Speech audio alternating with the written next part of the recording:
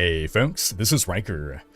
How we doing today? It is a Wednesday and the Lunar New Year event has just begun moments ago, and we're going to dive in now for the first time. Diablo 4 Lunar Awakening is what it's properly called. This is the second holiday event for Diablo 4, and we're going to see what it's all about. Well, we have an idea what it's all about, but we're going to get a better idea now as we dive into actual gameplay here. Hope everybody is doing well. So this is going to be my first time logging in. We'll see if anything fancy schmancy happens here. The event ought to have begun a few minutes ago. So we'll see if... Alright, Lunar Awakening, here we go. Speak with Yingyu and Kedbardu. Also, I've had a bug in my game ever since they introduced the WASD key bindings, that it always defaults me to WASD every time. Every time I log in, I have to go into my options and change back to the previous configuration. Alright, Kedbardu. Oh, look at these. Okay, the Whispers. Cleanse Untamed Scarp Shrine. Okay. So, right. A big focus of this event was to make things more in line with our actual gameplay, where we don't really have to go out of our way so much as we did with the, well, not that we had to go out of our way for the Christmas event, but for the Christmas event, the optimum strategy was to just run this region over and over and over, getting nothing but the cosmetics. Now they seem to be, okay, here, do some Whispers, because that's useful to you. Here, do some Nightmare Dungeons, that's useful to you. Alright, we got some over here as well. But let's go check out Kedbardu over here.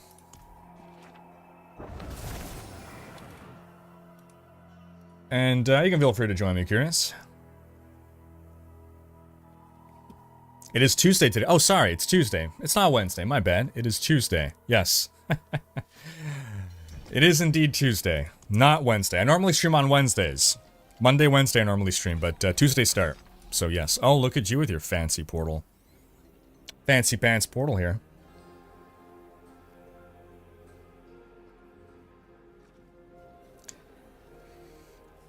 %, 50% XP for 30 seconds. Aha. Okay.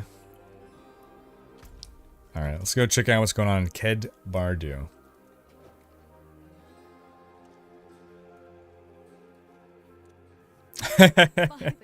That's fair. Lunar Night Market is the anchor of Lunar Awakening. Okay, so similar to the little zone in town for the Christmas event. What's going on? Are you seeing this? That moon looks ripe. Martini, 2-month resub.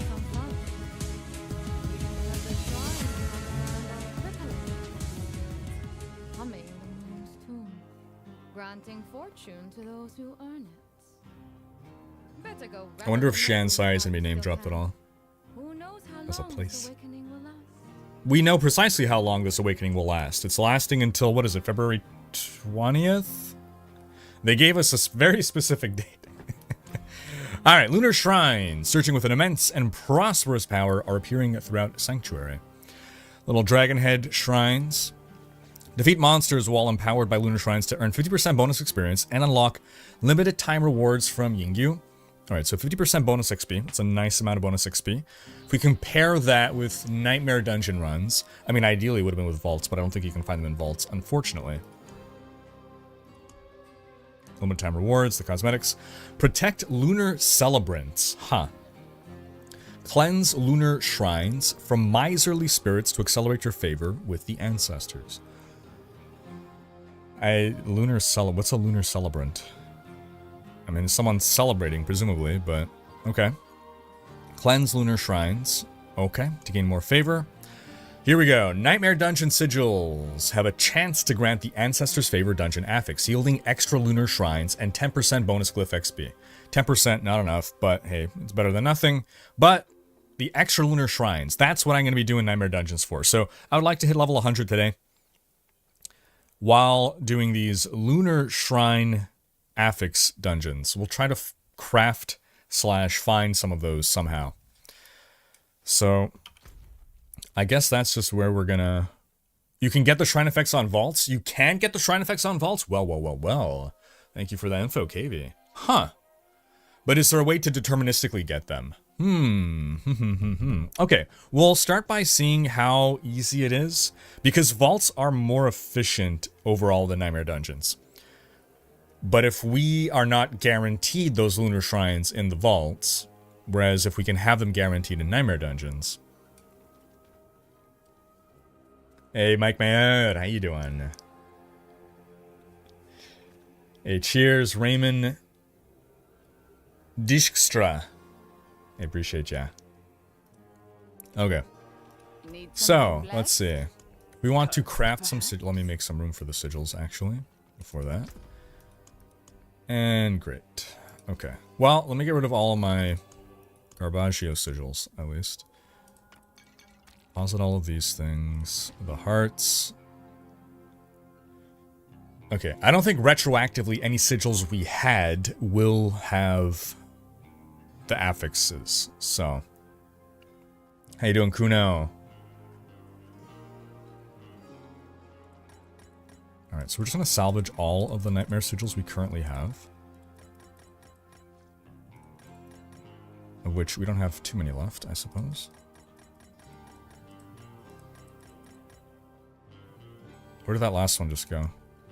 I hate that. I don't like this feature.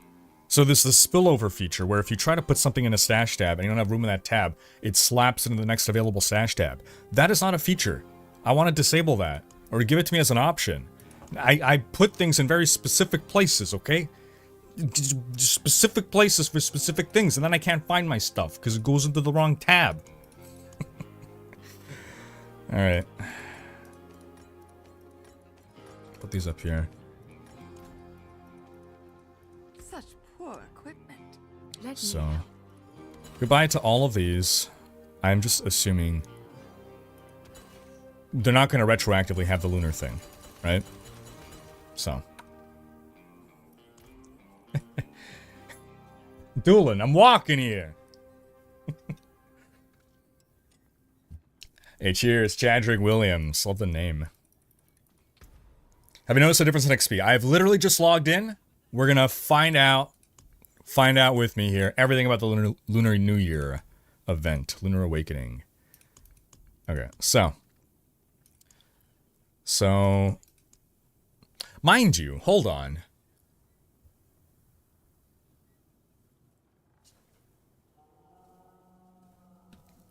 Is it possible that vaults could also get that affix? Well, I'm gonna start by just crafting. Oh, curious, what tier can we do? It's like 70 to 80, right? I think it's about good. What level vaults are we looking for? I'm next to Lethal and Conduit, both lunar. 60 to 70 is easy, 70 to 80 probably too. Okay, well here, let me do 170 to 80. I'm just gonna see.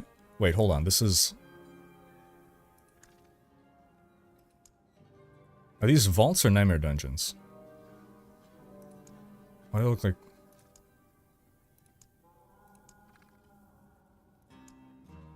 Okay, they are not vaults, they are nightmare dungeons.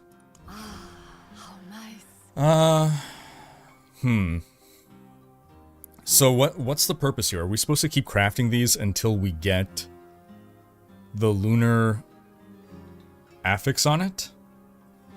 Vaults can get them too. Oh, okay. Well then screw that. We'll just do vaults. Wonderful. Wonderful. Ancestor's Favor! Got one! Okay, Ancestor's Favor. Boom. So we're looking for a green Ancestor's Favor. FNA. Nudging evade. Boo. Okay, well here, let's do one. You will be better. Let's start with this one. Stars do not lie. As it is a guaranteed. Let's see how this lunar thing goes. That's perfect. I thought it was just gonna be Nightmare Dungeons. That's kind of how they marketed it previously. This is a tremendously wonderful change.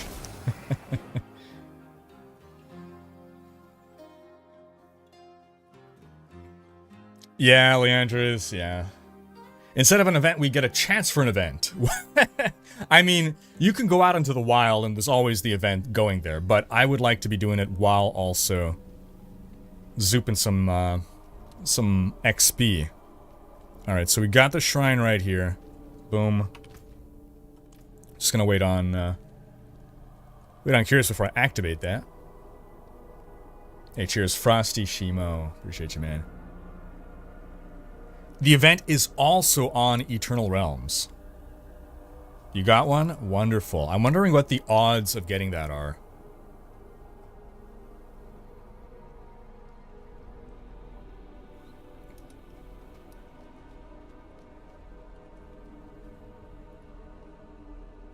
Oh, they tell you the monster level right there now. Oh, yeah. Great change. That patch went through. Awesome. Cool. 35 in total. Got 5 with the affix. Okay. It's not too bad.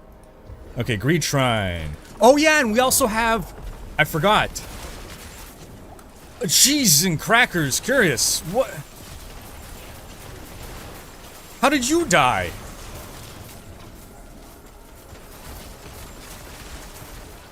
Okay, Treasure Goblin. That is... I love the way the gold just spews out of him. No, but get back. No, but get back. Oh no. I'm stunned. Curious, at this point I would just take the res. Yeah, okay, he's gone. Oh no, he's still here. Oh, I spawned another one probably. It's freaking stuns, man. Okay. Get back! I have no mobility skill! I can't keep up with you! Oh my gosh. Okay, well this is already, like, immensely chaotic fun.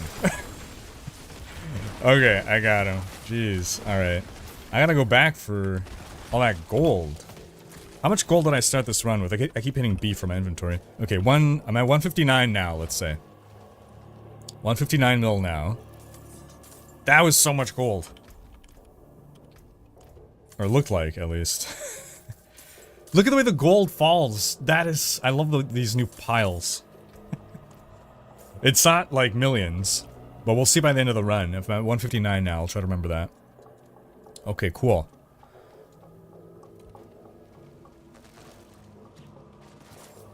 Yeah, I'm still in the enshrouded mindset. I'm hitting B for bag instead of I for inventory.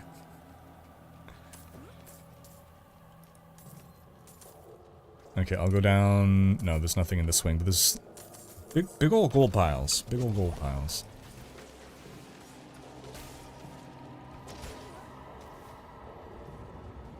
Oh yeah, alright. I think it's a bug. I can't see shrines. The location is empty. Huh. 1, 2, 3. We're gonna try just 3 stacks. I think 3 stacks is enough. I don't need 4. To get the full Zoltan's warding buff.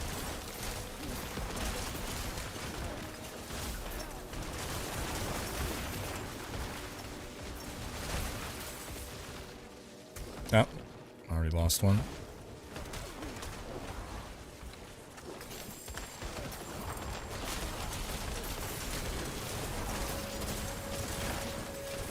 Okay, so we've only had 1 shrine so far, which is fine. It was eventful. That was a fun shrine. But yeah, so what I was saying before I started freaking out over Curious dying, we have Nemesis Bracers now. The shrines also give the Nemesis Bracer effect, so they will always spawn an enemy elite pack, which is phenomenal. Give us all that density, send it right to us. Alright, I don't even know which one I grabbed there. Critical strikes, okay, cool. So this is going to be also the auto insta-kill. 15% chance auto insta-kill, I believe that's the one. I don't know that I want to try to go in there.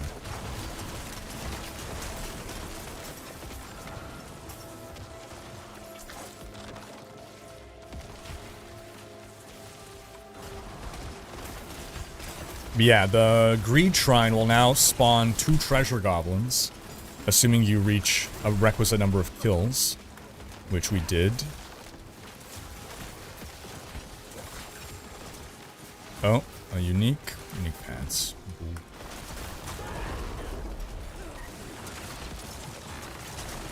Okay, well, that's gonna be the dead end. And I am finding a lot of sigils too. Hey now, knock that off. The thing is, are we getting... Ow. Actually, I didn't even get struck by that. Interestingly. So... I mean, we're getting the shrines, but we're... Are we getting what we need to actually, level up our things? To get our cosmetic stuff. If you know what I mean. Did you grab the, Yeah, we'll see if there's any progress on the board, Bear. I'm hoping you have that thing. Yeah, okay, you got the key.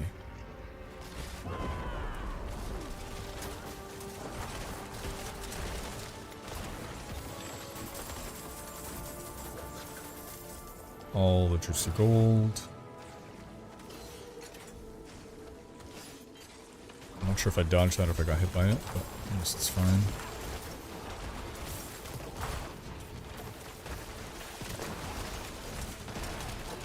Whoa, whoa, whoa, whoa. I'm taking some damage there.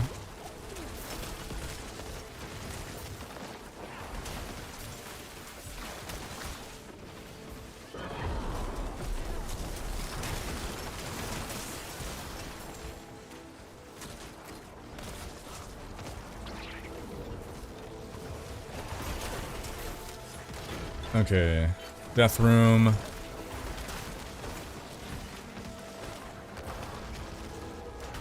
Hey now, don't do that. Ow. Okay, where's the... I need my safe space to stand in.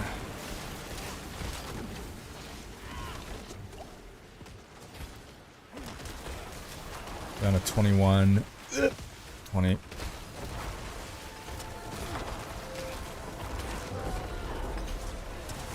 Oh yeah, I'm fine with them coming to me. That's okay.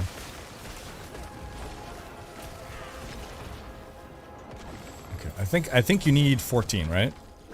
15. 15 total? Okay, we're good. We good. And again, we're gonna check once we've opened up everything. How much gold we got. I feel like we're getting a lot more gold, but it could just be perception bias. Now I'm paying attention to the gold. Let's go see what's over here. Okay, and we are at 161. So we got at least 2 million gold from that run. You don't see the difference in your gold? I got at least 2 million gold throughout the entirety of the run. That's nothing. Oh, let me actually remember to level up my thing. Sacrificial, here we go.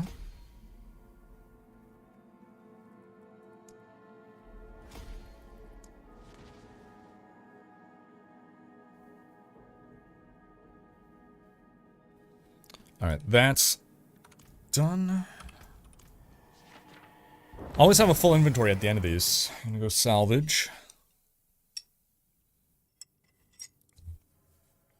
Simon saying kills whilst under the influence of an ancestral shrine count towards the cosmetics. Okay, so that's what it is.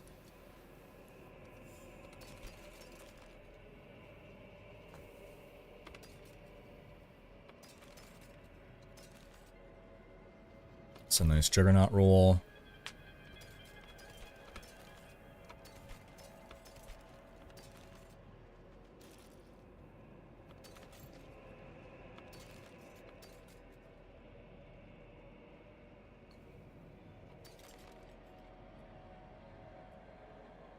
Tassets of the downing sky.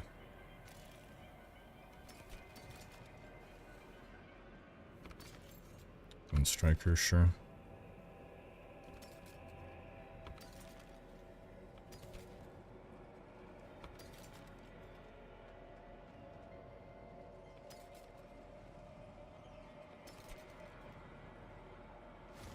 Did you get something?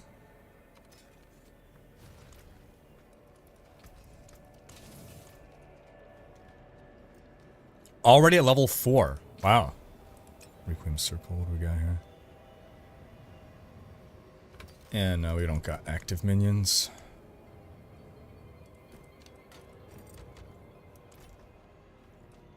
Okay, we gotta go back to Kid Bardu, huh? Also, I need to go, actually... Trio Whispers turn-in. Is there a 50% more XP indicator? I'm not sure. I wasn't able to see because I was in the midst of combat, but it should be every shrine that you're under the effect of will give you 50% more XP.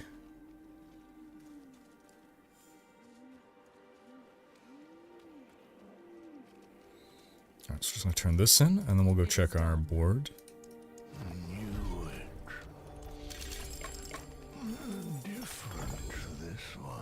Also got a bunch. Extra shrines. Does extra shrines mean... I guess it... Oh, Ancestor's Favor. Here we go.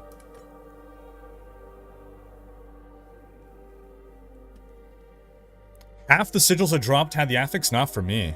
You got lucky, I think. Okay, I got an Ancestor's Favor there. Yeah, 2 of what I got have the Ancestor's Favor.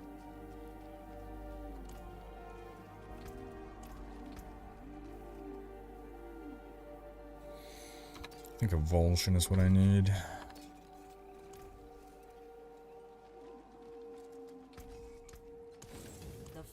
Alright, let's go see Kid Bardu. Hopefully I'm also level 4.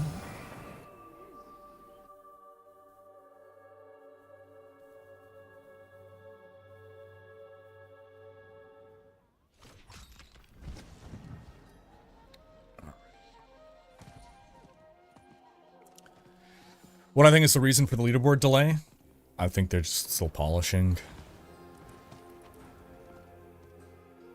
How are the ancestors feeling about me lately? I think the ancestors like me.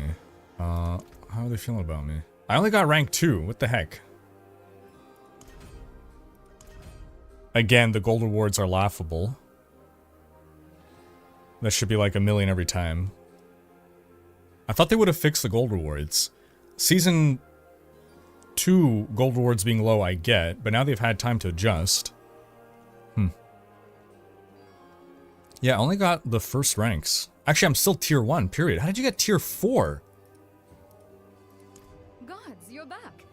I've been Or maybe I have to curiosity. first talk to her, What Ying was it Yu. like? Oh, right, magical, I knew. Magical. Dad would have loved to see all this. Who's your dad? Is it a character we know? You're pretty good at winning over the ancestors. For a demon slayer. Keep it up. The night's still young. Wait, I got something. Lunar Awakening complete. No, I'm still, yeah, I'm still tier 1. How did you get to tier 3? Were you playing in the 5 minutes before stream? Huh. Defeat monsters while empowered by lunar shrines to raise your ancestral favor. Okay, well, anyway. I guess it's only counting kills that you directly participate in? Like, you gotta tag the monster, I guess. Currently, 35 gold is enough for 1 drill run, so if it got any less than 35 million, then it doesn't count. Alrighty. Here, let me open this. What do we got?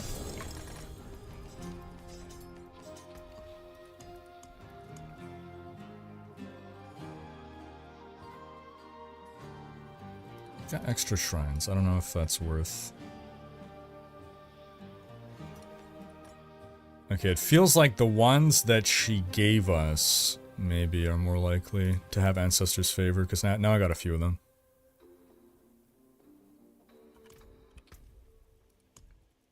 Okay, so here. Vault of Ink, this will give me 95. Heller saying, I agree with Rax, they should delay the gauntlet till season 4. I saw his video, yeah.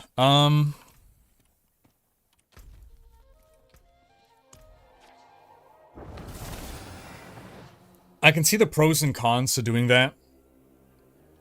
So we'll explore the idea of delaying Gauntlet for season 4.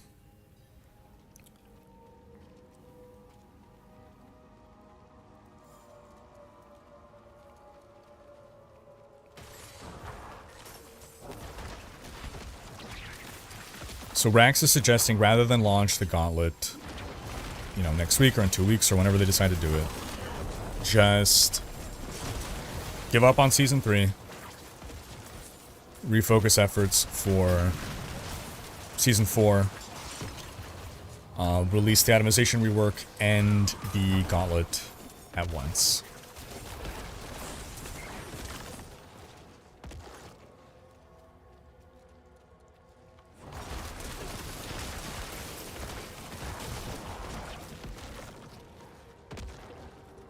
Getting the keystone.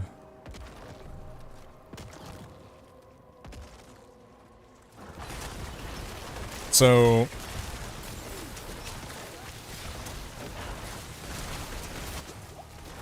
if you wait for Season 4, you release both, and both are excellent, then it was definitely the right choice. Well, definitely the right choice. Then you didn't suffer for waiting, I guess. Or, I mean, I guess you can debate that, but...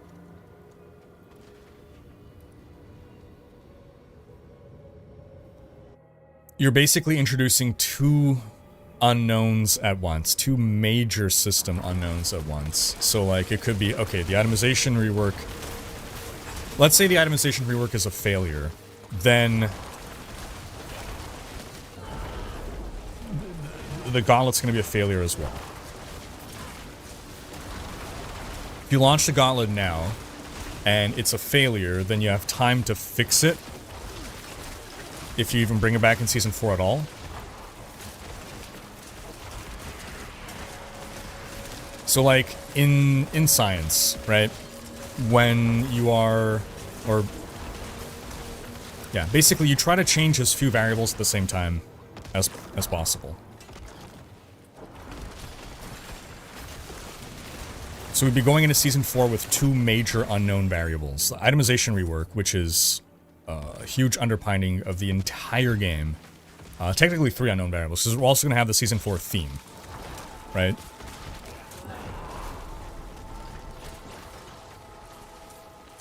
So I'm not suggesting not to do it, I'm just pointing out what is the disadvantage of waiting with the gauntlet. Like, let's say the gauntlet is ready right now. Let's say it's ready right now, and it would not benefit from more time.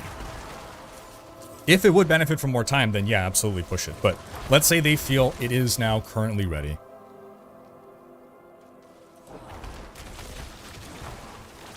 Then waiting for Season 4 is basically just hoping that the itemization rework is going to be a banger. The gauntlet's going to be successful, and then you're like setting up for Season 4 to be the best season, like I mean, obviously there's not been a lot of seasons, but like that Season 4 is going to be like hugely successful and awesome and wonderful and all that, right? But if we're not going to have PTRs, then why not let Season 3 Gauntlet be the PTR for the real Gauntlet? Why not let that be the testing grounds when the people still playing, right, are basically people that are more incentivized to actually play the game, even in a more flawed state. We be the guinea pigs for when you have the chance to bring back a lot more people.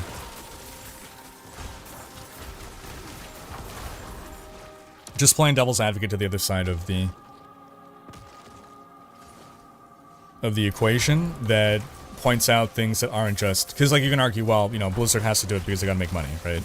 They need to sell their seasonal cosmetics, so they can't just give up on Season 3, right? They presumably just launched now with the Lunar event. I'm assuming if I go to the shop, you'll see the Lunar New Year skins.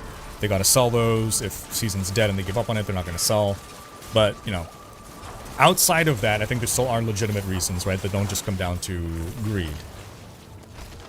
For why to not delay the Gauntlet. Because you could, by that logic as well, we could just say, well, they should have just, like, delayed everything. Like, don't even bother pumping out seasons anymore until the game is, like, fully fixed, right? And while that is a strategy you can take, well, who's playing the game in the meantime? And if everyone stops playing the game, then is there even a player base to come back when the game is presumably fixed? And that's banking on it actually being a successful patch. Because if it gets a bad launch, then it's just, the game is definitely dead. right? If you go 6 months with no content update whatsoever because you're waiting for this big rework, the big rework comes, and let's say it's another one of those situations where like, oh, well, the first week was a shit show, then it's just dead, right? Like, no one's gonna come back for week 2 for when they do an emergency patch.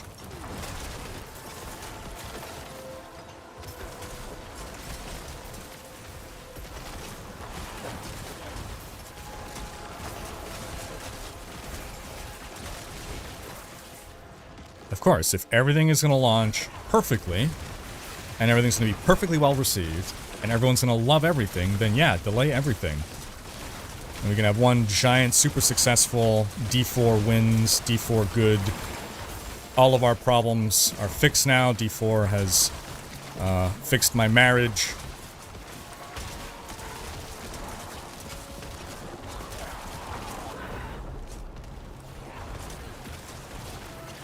And we can all celebrate the success of the game and the devs and the fan base and all have a wonderful, happy time.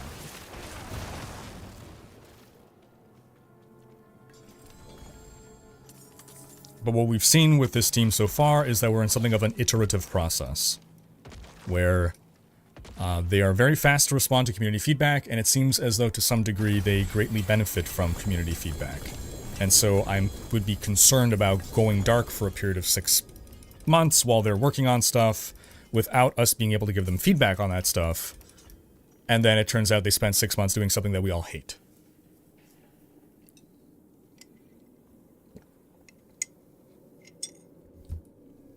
Which of course is why I've always been advocating for a PTR, like we had in D3.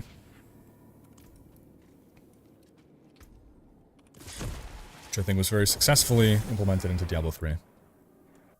Did I miss a raid?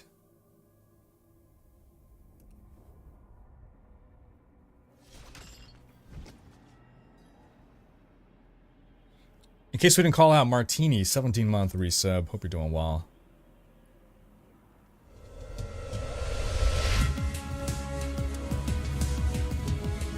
Icy Fan, thank you for the gifted subs.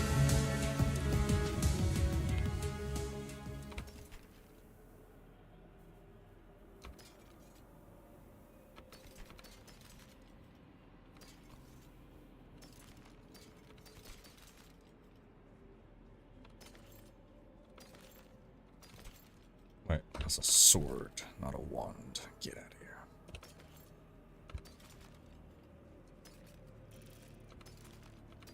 Lunar Scepter still can unlock cosmetics on a different class. Oh, look at that! Hey.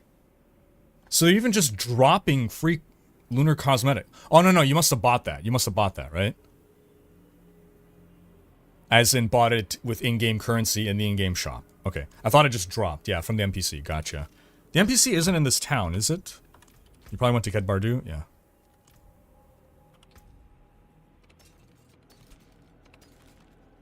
To Kek Bardu.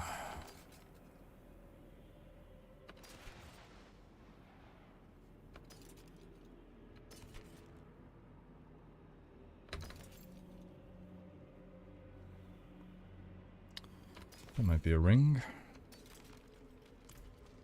A ring worth ringing? Okay.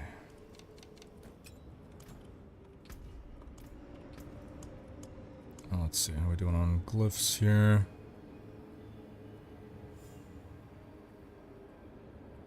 What I need, what I ought to do.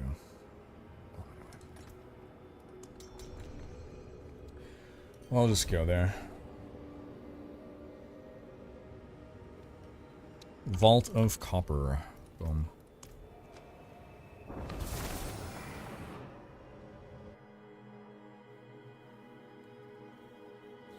Master of the Templars saying, haven't touched a game since Season 2. Is it worth getting back into it again? Why did you stop playing Season 2? That will affect my answer.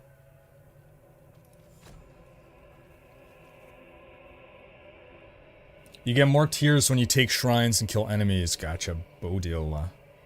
What's the best source of sigil powder?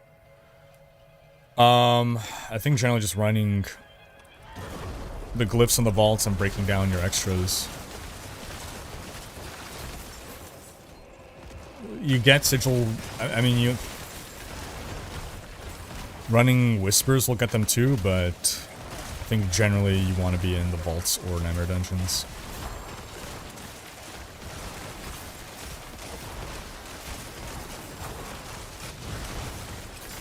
Unless anyone has differing advice, give a shout out. I do. Barbarian saying, I think releasing it in Season 3 will make sense so they can get feedback and improve it for Season 4. Yeah, that's kind of how I feel. Like, if we want to ensure Season 4 is as successful as possible, then test out new features here in Season 3 while we can. Like, if you're saying Season 3 is a shit show, then it can't get any worse, right? So...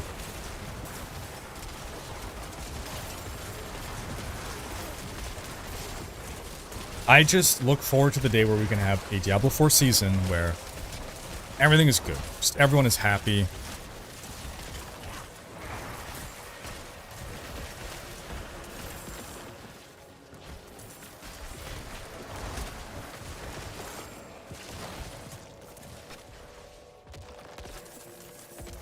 There's no complaints.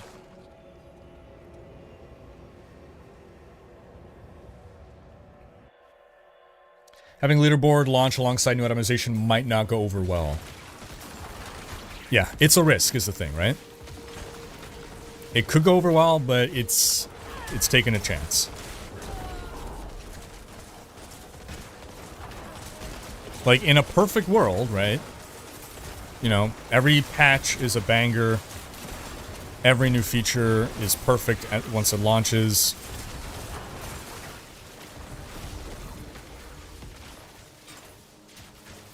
How did I dodge all those traps? Holy crap. I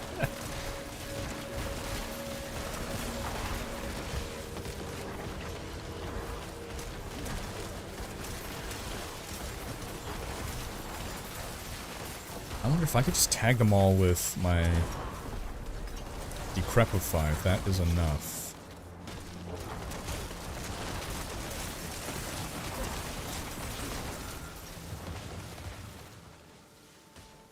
And this event's gonna run until when again? So February 20th? Is it just... I think it's just 2 weeks, yeah. Let's get to 100 and then do a massive turn-in. Oh, let's get you to 100. Yeah, sounds good. Sounds good.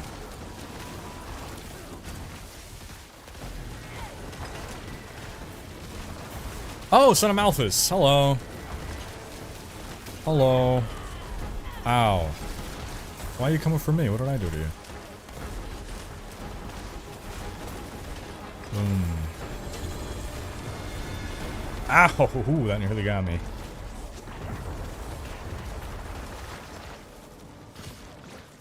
I hate that the tuning stones are the same color as rare items, so I can't just ignore all the yellow stuff.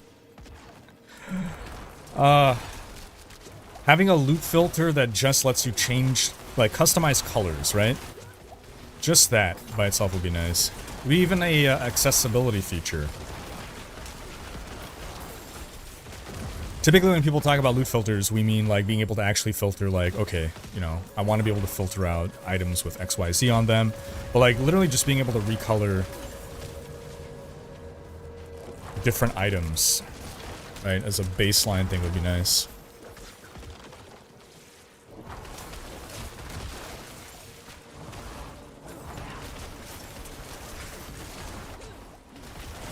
Son of Malthus always dropped bad loot. Rip.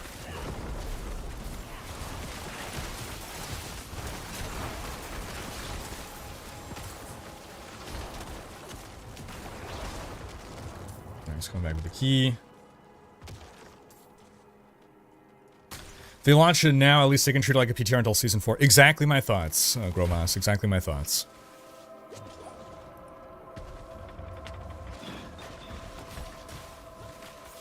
Apt. Got me. We'll try placing the HUD in the left corner. How do you find it? I prefer it like this on PC. I don't know. If on console it defaults to the bottom left corner, then I've experienced that on console. I don't quite remember, to be honest.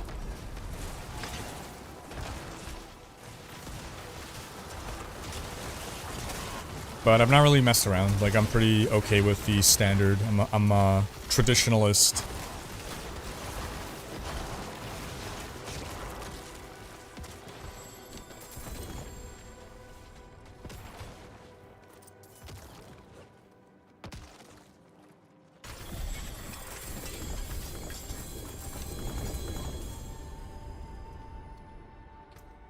$168, huh? Tuning stone. Yeah, like it's faster to just click on everything than to look and make sure I'm not picking up rare items right now. Because I don't want to miss the tuning stones.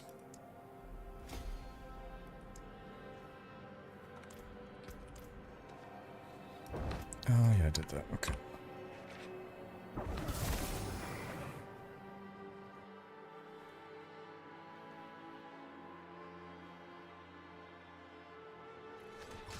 Did I try the Bone Spirit exploding item? Is it good? Yes. So I've moved off of it. I'm running a pretty traditional Bone Spear build now, but before I got my Lidless Wall, I was running Bone Spirit with the shards, and it was actually an excellent source of regaining essence. So when I was essence thirsty previously on this build, working Bone Spirit in, it shoots out the Bone Spirit and then a bunch of shards everywhere, and every time a shard hits an enemy, you get Spirit back with a specific aspect or something, some combination. It was really good. It was really fun.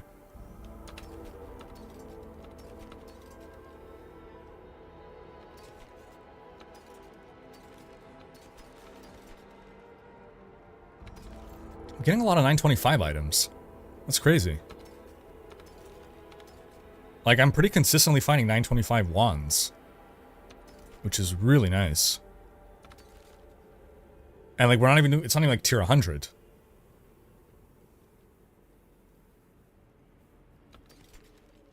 Yeah, tier 925 gear. Really feeling that buff to 925 items in Nightmare Dungeons, or vaults, or whatever.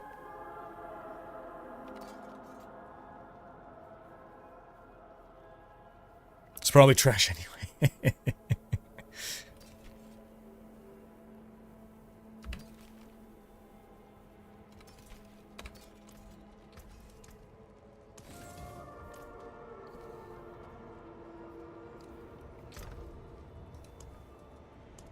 Oh, I should also be running potions. Silly me.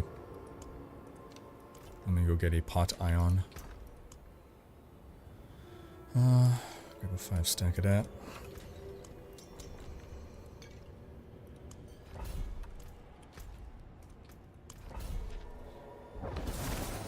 Is the event good or bad? Well, so far, I've been running the event by simply running Nightmare Vaults with the event affix on it. Forget what they're called, whatever. The modifier, Ancestor's Favor. And so, from that perspective, I'm enjoying it, because I'm doing what I was doing before, but now with Lunar Shrines, which are making it even more powerful, we're getting more XP, the shrines themselves are pretty cool. I haven't added any of the overworld activities yet. You don't like Nightmare Dungeons with this affix at the moment? Nightmare Dungeons or Vaults with this affix?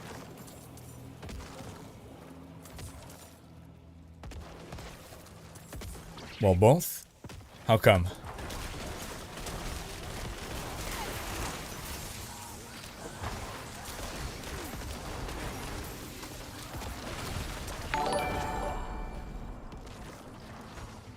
Aces Spade Shots, thank you for the raid. How you doing?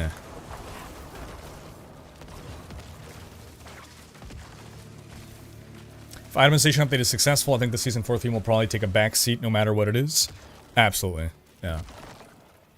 I'm already full on those sigils, there's too many of them. Additionally, it seems we only get 2 shrines per vault.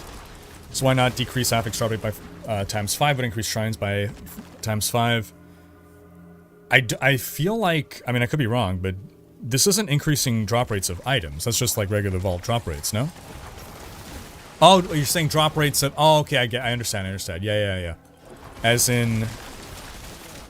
Make it more deterministic, or we're more likely to get the, right, I gotcha. Yeah, that's fair.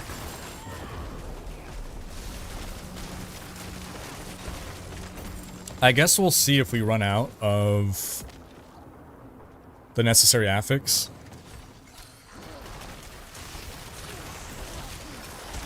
Anime Star, how you doing? Regdior saying leaderboard season 1 will be filled with glitch/exploit builds like Ball Lightning, Hoda Barb, especially without a PTR for itemization change. No shot of launch is free of exploitable bugs. Excellent point. 2 shrines don't make you feel much different, to be honest. Yeah, that's fair.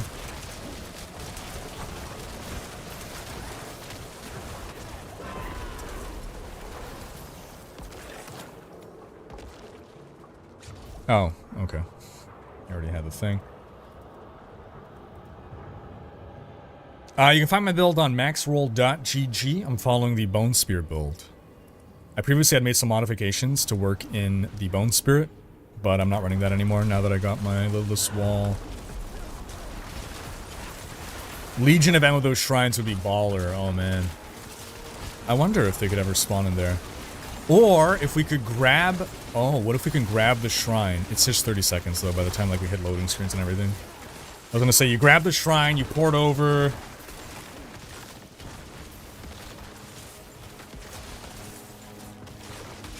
What's up, 509?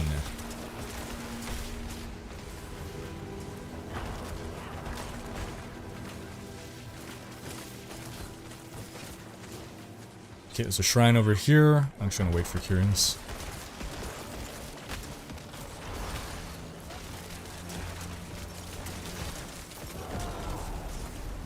Because I'm pretty sure it only spawns the champion pack one time.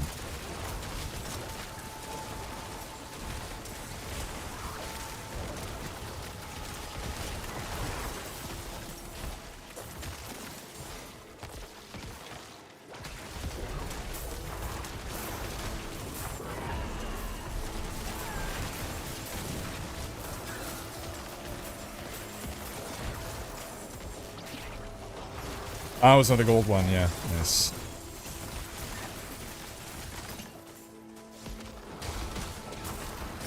So it's every 25 and then 50 kills. It'll spawn 2 goblins and then it's done.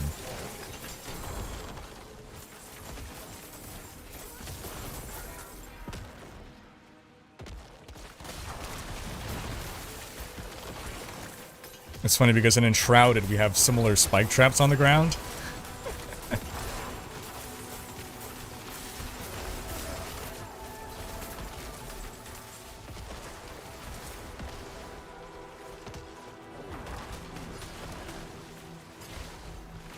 We don't have a glider here. True. See, if they gave us a glider in D4, then everyone would like the traps.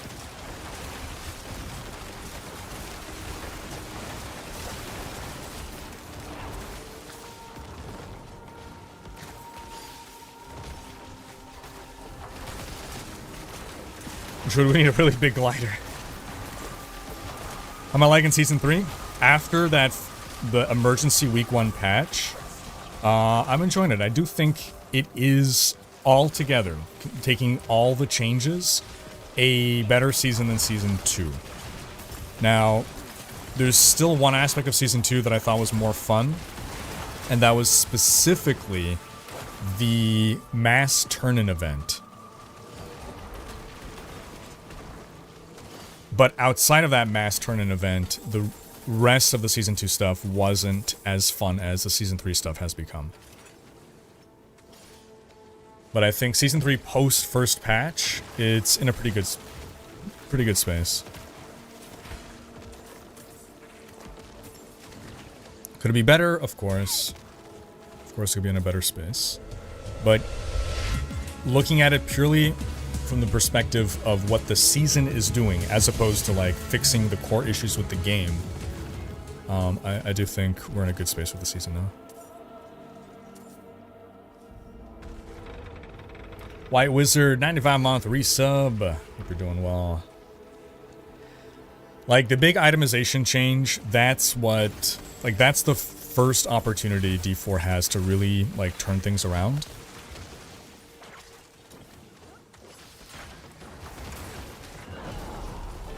If that is successful, then we're going to be well positioned to move forward with people, with the general narrative of the game being positive.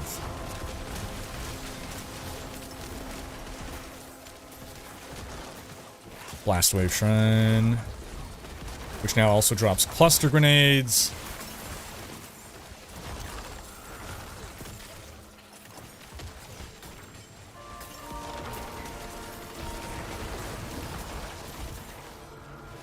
It's gotta be a path over there. Yeah. Oh, jump forward progress.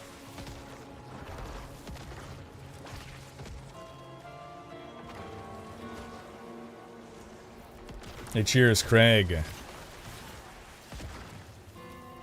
These traps are in there.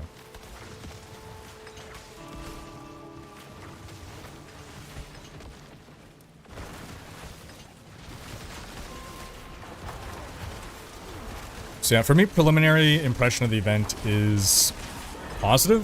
I've had nothing but a positive experience for now, but again, I'm basically just doing what I was doing before, which is running vaults, but now they're slightly more interesting in that they have these...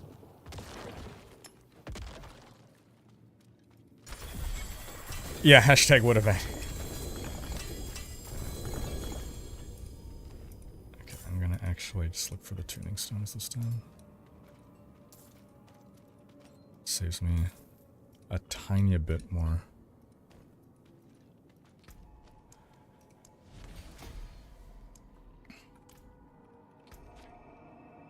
Glyph Master.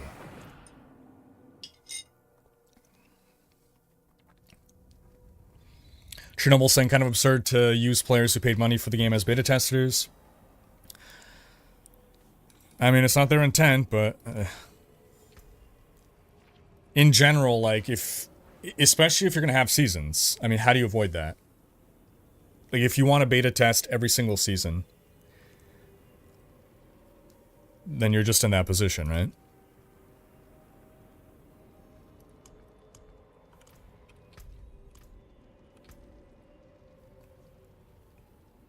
If the argument is this entire post-launch period has been a beta test, then that's fine. I mean, that's not their intent.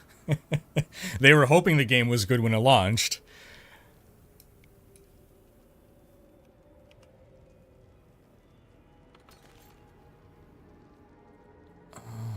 These are protecting. How many elemental cores do you have? Because we'll need like a lot of those if we want to get uber stones this season. I don't think I haven't played since the last time we played, so I think I have like one. No, I have 6. To add on to the ones that I have loosely. I highly doubt I'm getting the uber stones this season.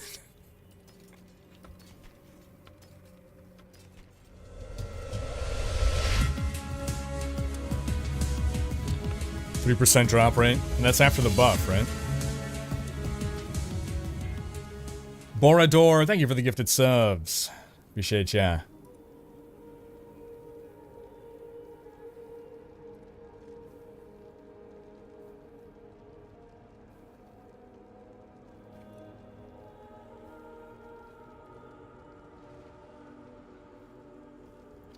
Okay.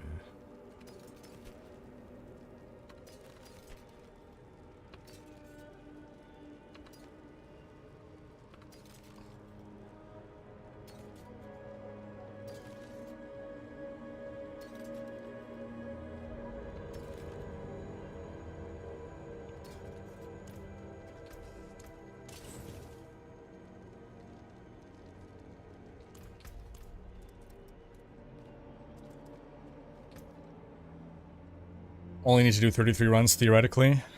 I don't know. With our luck, curious. I'm unlucky, and if I'm unlucky, you are the unluckiest man in the world.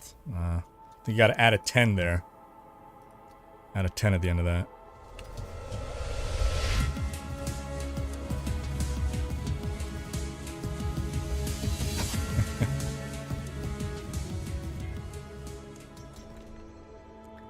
Alfred Alfredo Gallardo, 28-month resub. Appreciate ya.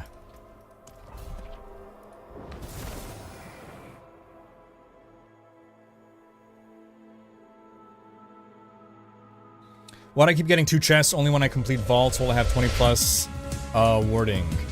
So the high, you need to get the maximum number of chests, you gotta be on World Tier 4 Nightmare Dungeons.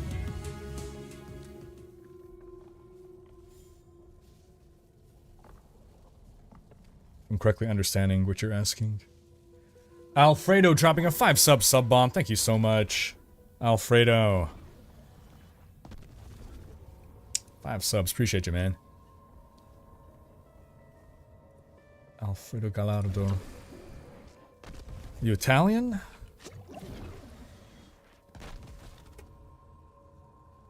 Hey, cheers, Craig.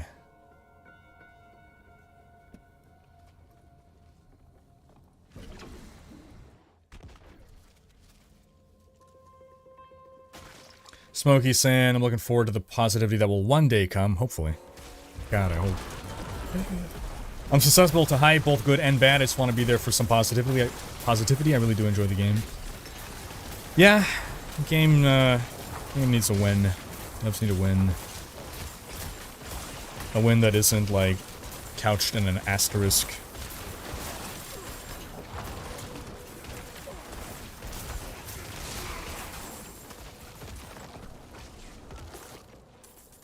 For a second, I was like, what happened to all my Zoltan's warding? I'm like, oh, geez, you're dead. That's not good. I got you. The mecha bees are killing you. Okay, at least this thing somehow didn't time out.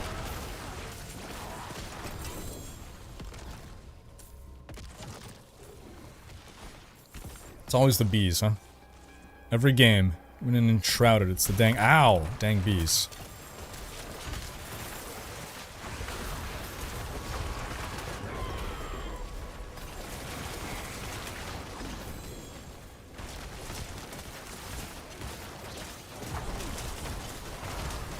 So I wonder if killing elites, like, grants more, or is it just, like, do we want to go for volume, or does quality also count for these kills? Turtsk, thank you for gifting the 2 subs. Enjoy the horse cosmetic.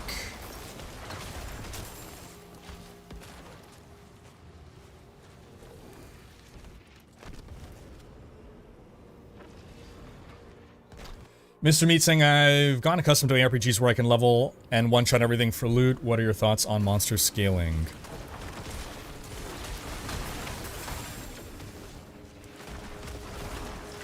I'm trying to correctly interpret the question here.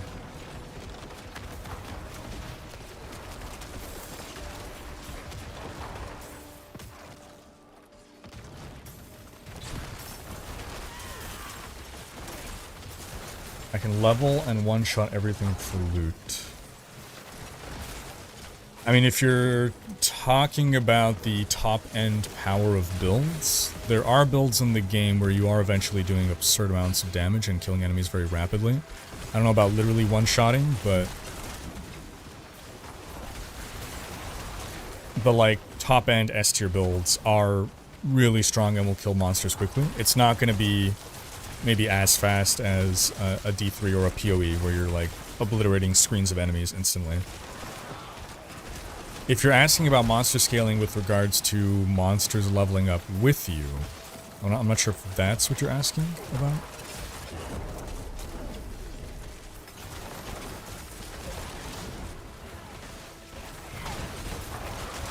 But, like, overall, when D4 launched, it clearly was intended to be a slower-paced game where you're killing fewer monsters less rapidly. And the community has pushed the devs towards speeding up the game, more monster density, shorter time to kill. The difference from now to launch is noticeable. Between now and launch is noticeable. But it's still not, like, we're getting there, but it's currently still not as fast as D3.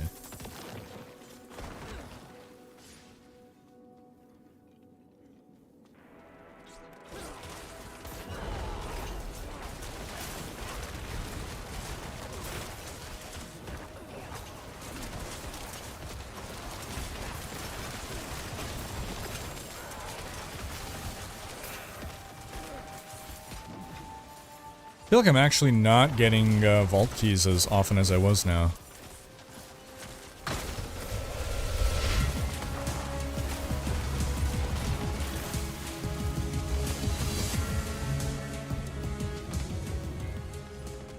The Demon, 2-month resub. Appreciate ya.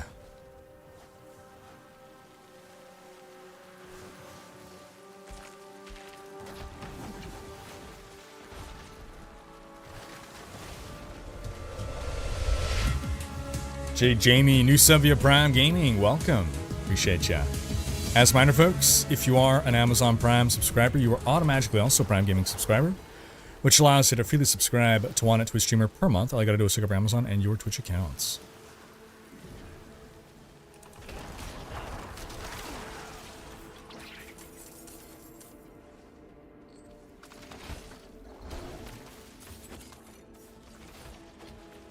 When the season began, vaults felt very bad. After patches, Nightmare vaults are the best part of the endgame, and I wish they would replace Nightmare dungeons. Yep. My only reason for not wanting Nightmare dungeons to go away completely is simply because we don't currently have enough variety in vaults. Like, there's like, what, 4 or 5 vaults? But if we had... Like, that's my only criticism of vaults. There's just not enough of them. At this point. Oh.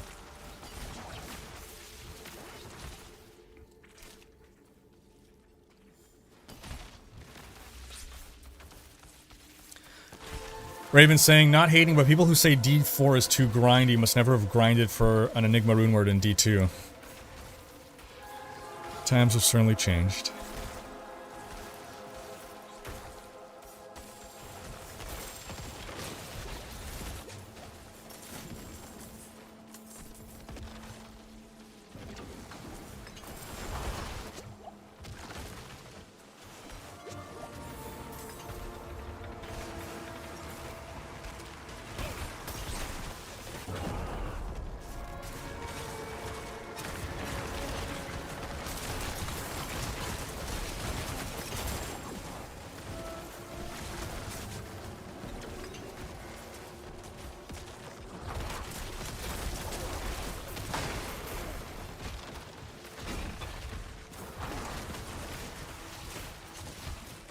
Salut, Tim Sideaway.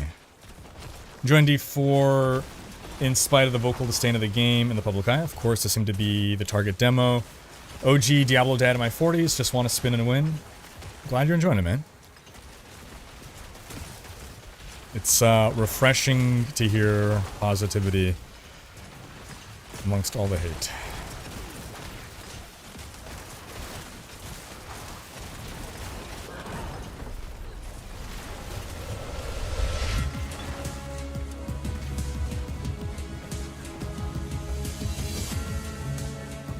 You can't stop me, new sub, welcome. Thank you for the sub.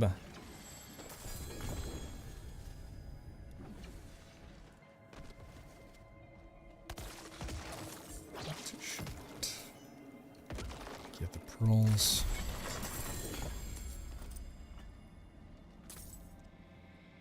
It's actually easier.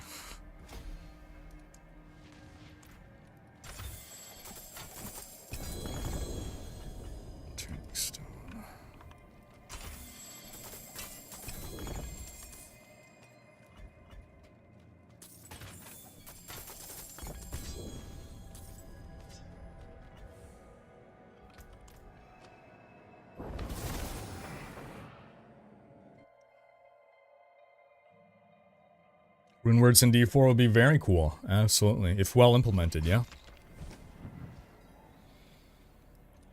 Yeah, I'm not saying, unfortunately, happiness is overshadowed by an overwhelming negative sentiment nowadays. What people don't realize is ridding yourself of negativity makes life much better. True. Yep. Being able to see the positive in things.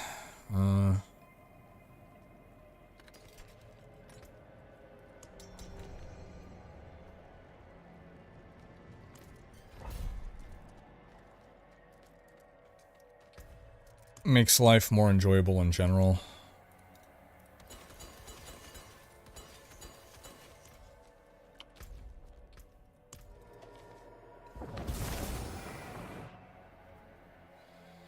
Yeah, I took a break from D4 to play some Enshrouded. So now we're coming back to level to 100. What is the best druid build right now? Isn't it, gosh. It's the new one with the lightning. What is it, Lightning Storm? Is it not Lightning Storm? Yeah.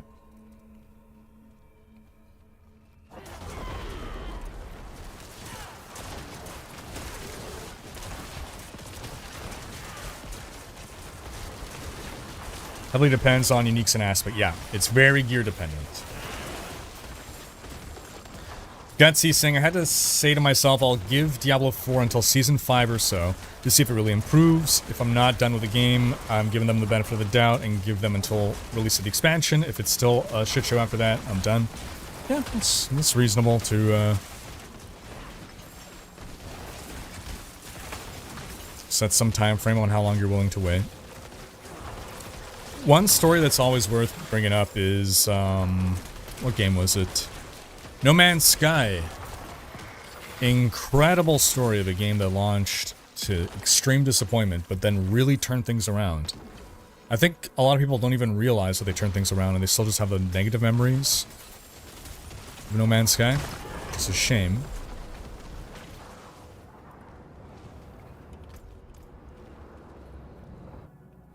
Hey, cheers, Savina Bertolini.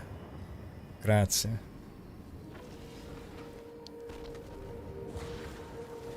Diablo Mom, hey. Awesome. Appreciate ya.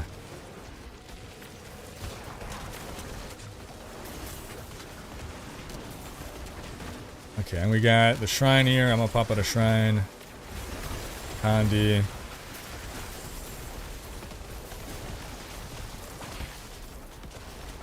Conduit's supposed to be buffed now. I wonder, can I get hit by traps while I'm a conduit? Nope. Nice.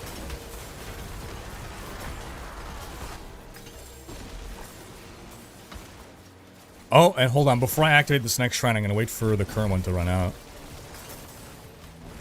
Okay, perfect timing. Here we go. Blast wave.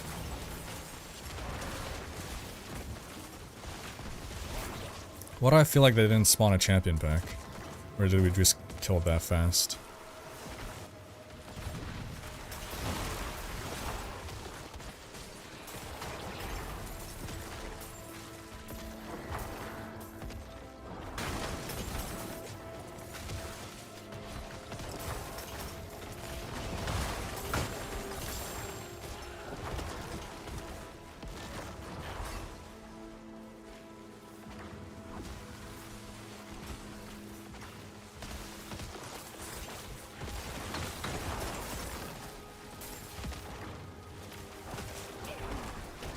Oh, looks like I'm losing some Twitch chat here. Yeah, so I'm starting to lose Twitch chat. I got too far behind on Twitch chat, and now it's just scrolling past a bunch of stuff. Okay, let me see here. Kale saying, I wouldn't be surprised if they delayed the item rework to Season 5. Oof. They've been working on leaderboard since launch and still aren't ready. The item rework is a newer and likely much more complicated issue. Absolutely, yes.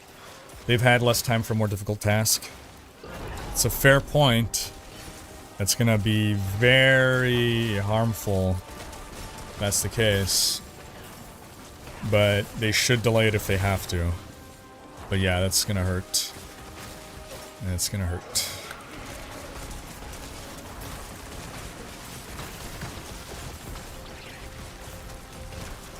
If it means getting it right, then it's worth the wait.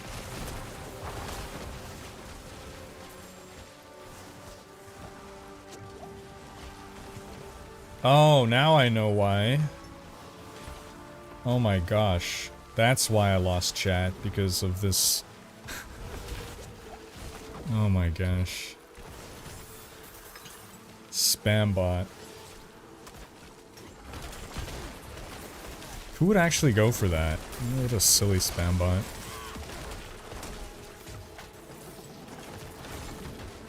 Like advertising some terrible service that, like, who would Oh, no, come on. What? On the basis of it being spammed in a Twitch chat, like... Maybe if you say it 80 million more times, people will buy your product. That's how it works, right?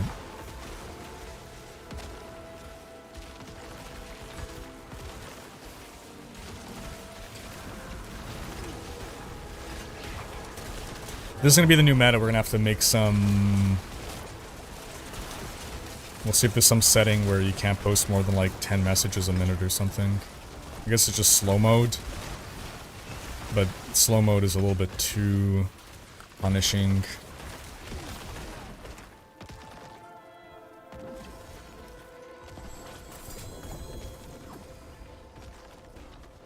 Oh shit, you're dead. I'm sorry. You looked like you were still alive.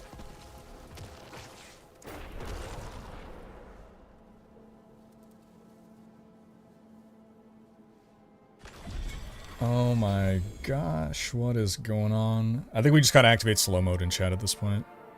Holy crap.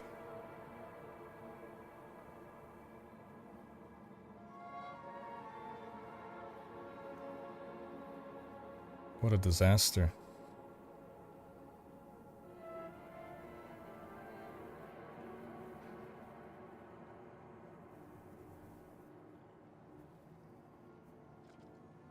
Yeah, can we... I don't even know if slow mode's gonna fix it, because it's all different accounts as well, right? Could we set some auto ban on anything that has the words view bot? 2 words, view bot. Is there some way to like emergency... I don't know if the spamming is still happening. Oh my gosh. Mohammed, hey, love you, buddy. Lou Waltis, what's up? First time catching you live. Hey, appreciate you. Thanks for coming on by. Twitch is at follower only? Okay. So, anyone who's watching on Twitch, we had to set the stream to follower only because we're getting spammed with illicit software. Thank you, Nemanigi. This is why we can't have nice things.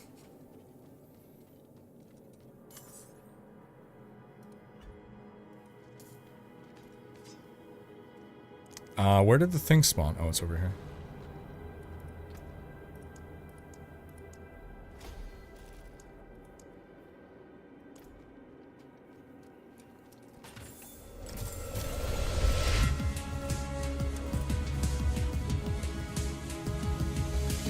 Duplex, new sub. Yeah, Prime Gaming, welcome, appreciate you. Also, did I call out You Can't Stop Me? I think we did, but just in case we didn't, You Can't Stop Me, thank you for the sub. As a reminder, folks, if you are an Amazon Prime subscriber, you're automatically also a Prime Gaming subscriber, which allows you to please subscribe to one Twitch streamer per month. All you gotta do is hook up Amazon and your Twitch accounts. It is a feature you are already paying for if you're an Amazon Prime subscriber. If you don't use it by the end of the month, it is lost. You cannot stack up 3 months worth. So if you're already subbed to me, I encourage you to go toss your free Prime sub to someone else. If you don't use it, Jeff Bezos is keeping some extra pennies in his pocket. He's got enough pennies.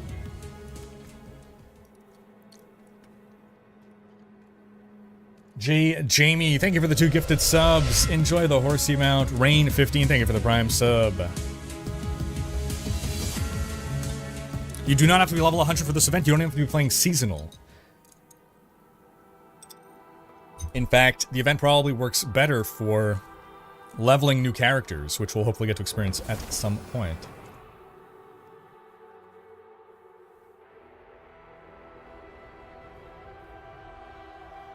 Okay, well, I'm still scrolling past all the spam. I'm at, you know what? I'm just gonna get caught up to current chat. Okay. Does subbing stop the 3-minute ads during your live streams? I think so. Howdy, Rhykker. Can anyone How goes the grind? Can anyone confirm whether subbing stops? Like, do subs still see those ads that Amazon just puts in or Twitch just puts in at the least opportune times? Yes, subs do not get ads. Okay. Thanks for the confirmation. Thunderbuns, 47 months. Hope you're doing well, Thunderbuns. Grind is going well. Working our way towards level 100 today. Mr. Mannix, 26 months. Hope you're doing well. And we are 60% of the way to a hype train. 4 minutes and a half left on hype train.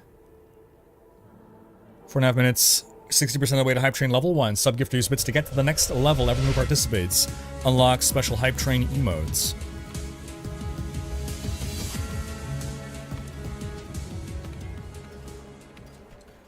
Papa Turt. Tim Sideaway on YouTube. This is pretty much all I use Twitch for. Ah, Tim. Enjoy 3/4 of a coffee on Mr. Bezos, less than 3. Appreciate you, Papa Turt. Thanks for tossing a prime to your Twitcher.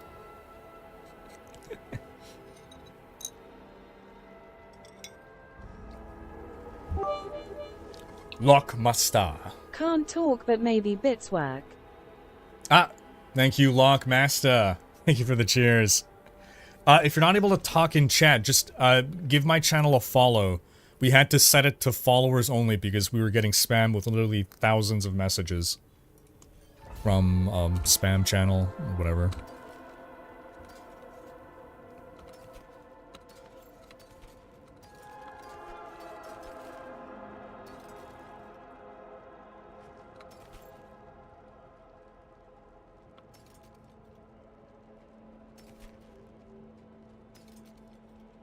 Nope, got another one of these.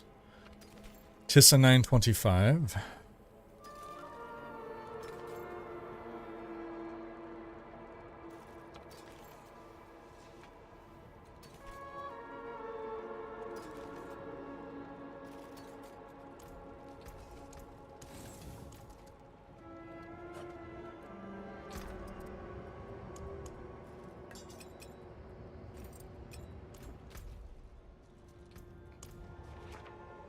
Mohammed saying before I go, thank you for the Nick. Hey, cheers, Mohammed. Glad to hear it. Thanks for sharing, man. Appreciate ya. A very good morning to you as well, Evan. Hope you're keeping well. I am. I hope you are too. How's the Lunar event so far? Hey, appreciate you, man. So far, so good. We've been basically... Spam, I love spam and ham. No. But what about green eggs and oh, geez. What is it? Green eggs and spam? No, wait. Stay a while and listen. Ah, hello. Good day. Good to see you. You've got quite a treasure there in that Roderick cube. I wish I had green eggs and spam.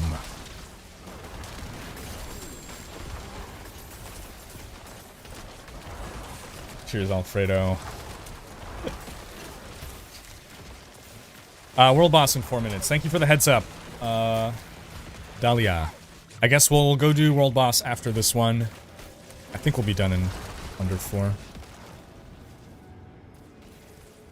Casual player here, my barb just hit 40. Should I try the new event, or do I need to be near max? Nope, you can absolutely start doing the event right now. In fact, it's going to help you level faster, too.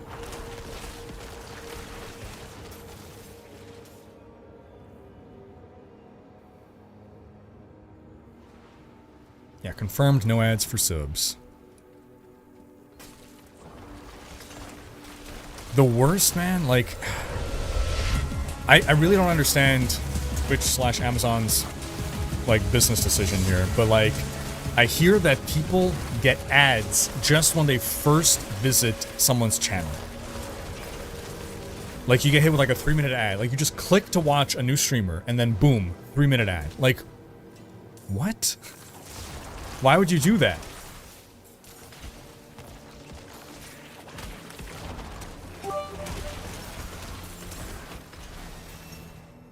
Uh-oh, uh-oh, uh-oh, uh-oh. Come on, unfreeze. Unfreeze. There we go. Oh, whoa. Froze again. Lockmaster, thank you for the cheers. Oh, we got Hype Train level 1. The Hype Train is so powerful. It's killing my entire computer. I don't even know if the stream is still running. Everything is locked up right now. Holy crap, what is happening?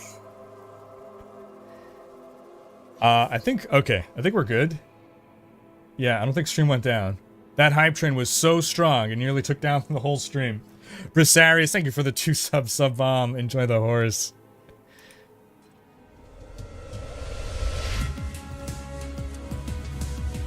Jason Bashar, a new sub to Prime Gaming. Welcome, appreciate ya. Alright, I'm grabbing this one.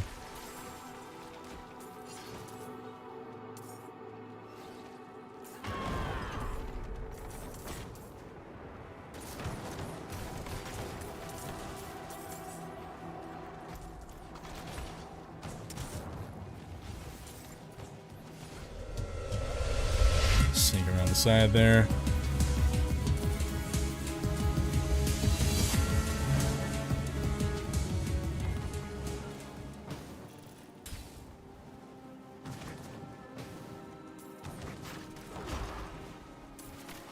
And that was just random oppressor over there.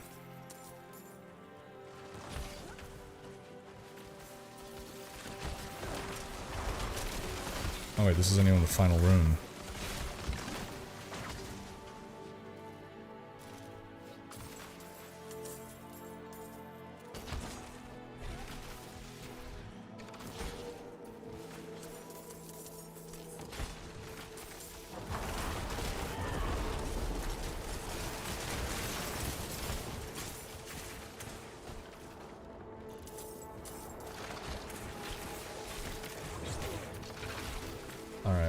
That was Nemesis 91 month. Oh, resub.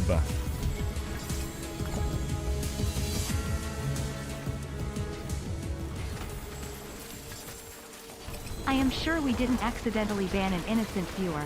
If so, there is always the unban request feature lol. Alright, as a PSA, thanks Nem and Iggy for taking care of the spam situation. If anyone happens to have gotten banned, 10 seconds to world boss? Okay, yeah, I'm not making it. Unless you're already there.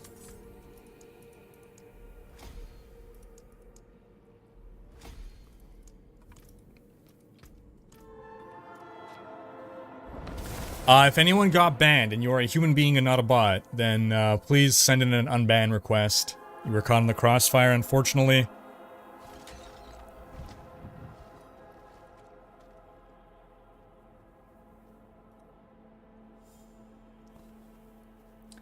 And Pharaoh's Greyback, thank you for the 2 subs. Enjoy the horse.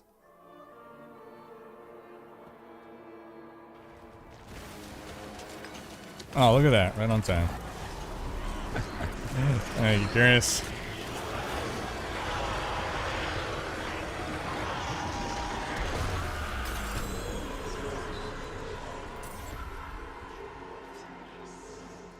Peak efficiency. There you go.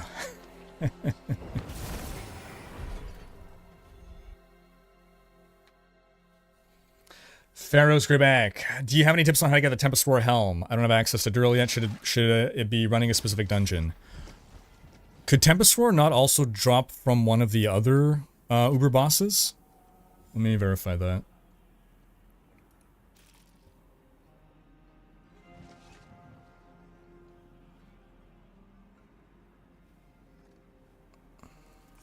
Okay, not from Beast and Ice. I feel like Echo of Varshan. No. No, I guess it is just Duriel. Dang. Yeah, there's no other deterministic way. There's no dungeon that's going to be increasing your odds of getting it. Just work towards getting Duriel mats, really. And when you do Duriel runs, do Duriel rotations, where you find 3 other people, and you each rotate through your Duriel materials 1 at a time. This way you're getting 4 times the Duriel runs. For every 1 Duriel run you have, you're doing a total of 4.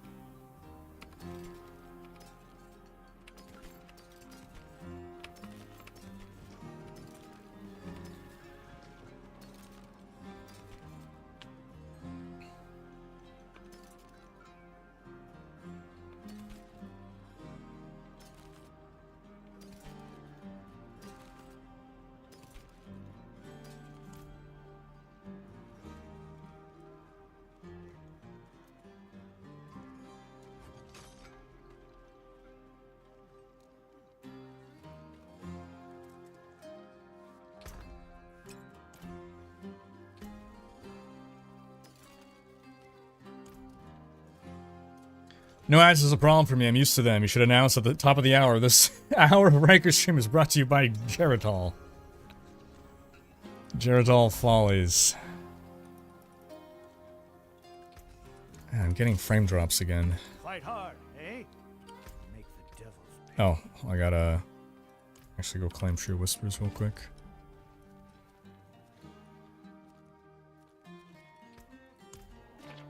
Tempest War is a target farm, but doesn't mean an item can't not drop from anywhere else. Imagine opening a random chest and finding a Shaco. Yeah. Yeah. But there's no other place to target farm it, so just go for Duriel and pray that whatever random thing you're doing might happen to accidentally drop a Tempest Roar. You cannot get it from gambling, though, at least.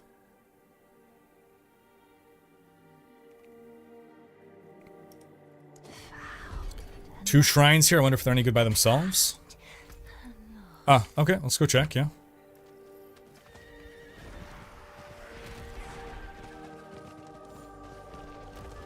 What? What?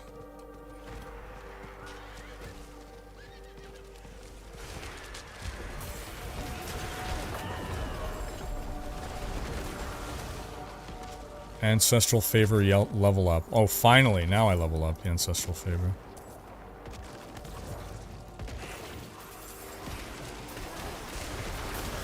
No is the answer, yeah.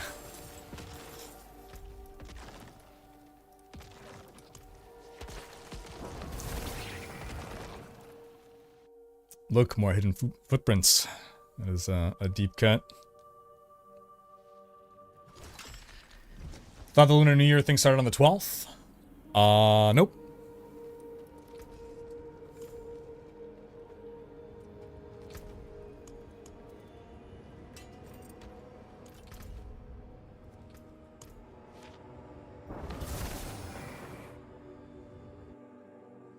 Maybe the actual Lunar New Year, I don't know, but...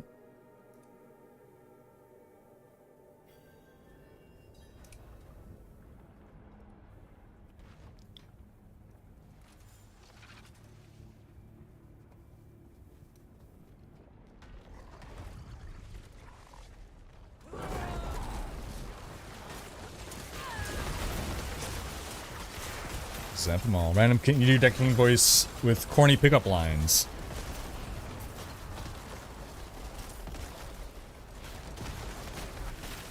Ah, do you wash your pants with Windex? Because I could totally see myself in them.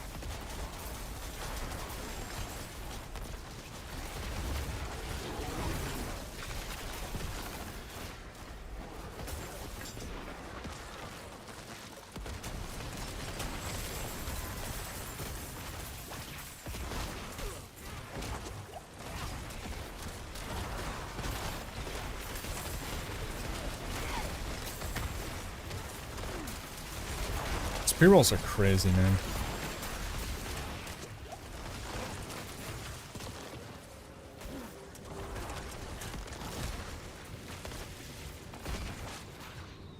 Yeah, I'm not sure why I'm losing so many frames.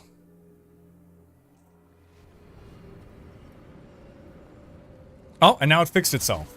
It's a weird bug with I lose frame rate periodically. Now it's silky smooth again. It's as soon as I verbally complain about the frame drop, then it goes away. It's crazy. Sir Duckfart. Beautiful name. Welcome. Thank you for the sub. Appreciate you.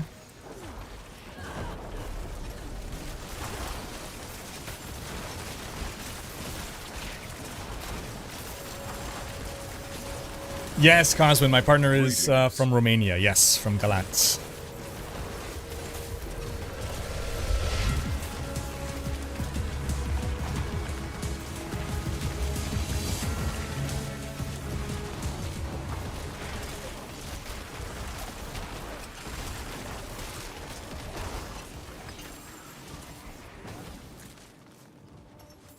Sid Alia.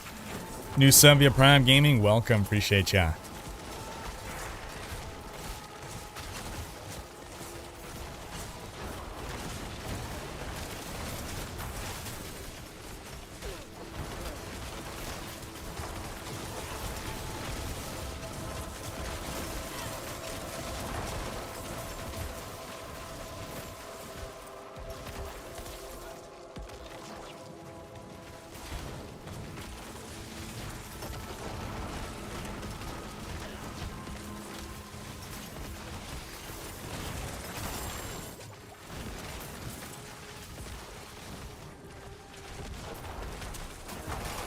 Does earn for increased shrine duration work with the event shrines? It ought to.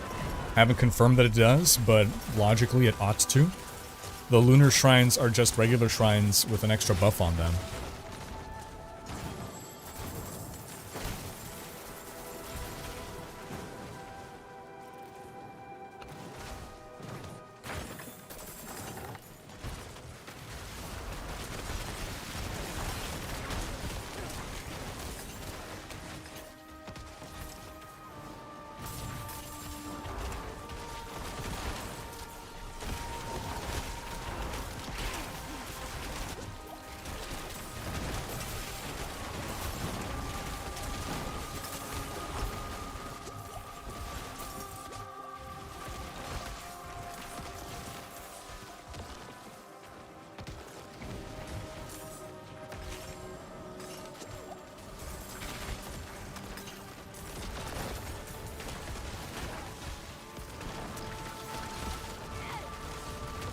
Cosmin.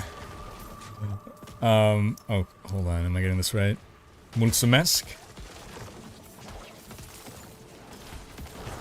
Yeah, I think that's right. Mulțumesc. Appreciate you, Cosmin.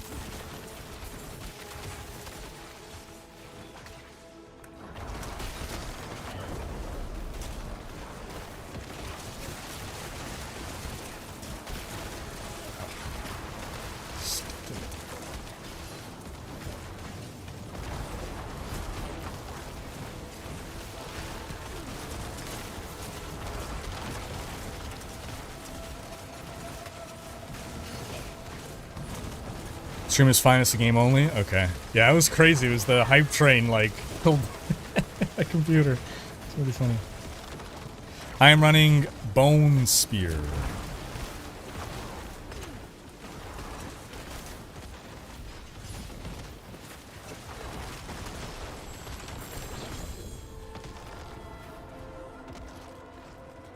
pretty sure I've lost my potion buff.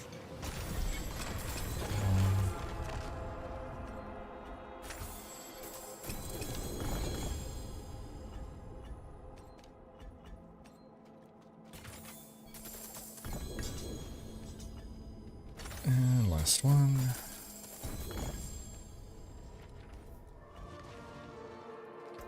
Oh, there's another tuning stone there that I missed.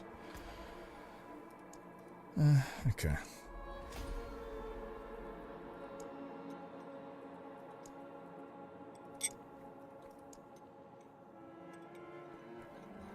XRP Boy Bradley, thank you for the dono. So how exactly does 50% buff work? Presumably, it's applying to monster kills while you are under the impact of a shrine. So once you click a lunar shrine, you should be getting twice as much XP. Sorry, 50% more XP for monster kills. No, she's from Galatz. It's a small village.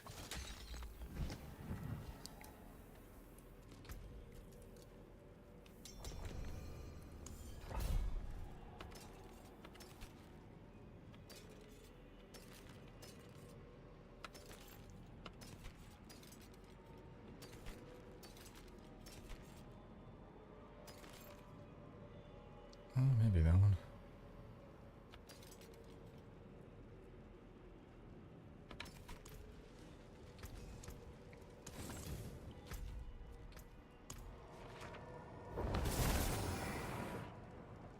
Wait, Cosmin.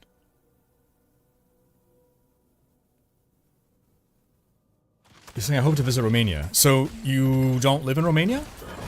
I thought you were Romanian. Is it that you're Romanian, like your parents are from Romania? Bonjour, Golgoth, ça va bien? We're doing well. Where's the shrine? Click at the shrine. Get that nice density, boom.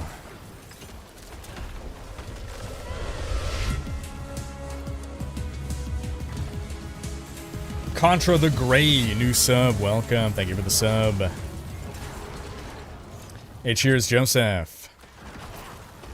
Oh, you picked up Diablo 1 off Battle.net? Nice.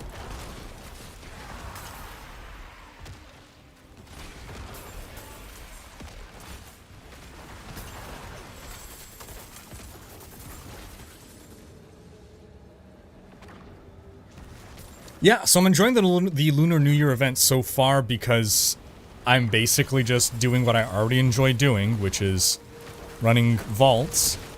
But now I additionally sometimes get these powerful shrines.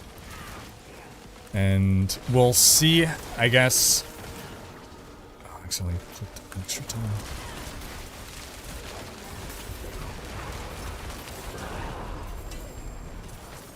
We'll see if we run out, or if we can continue to chain these.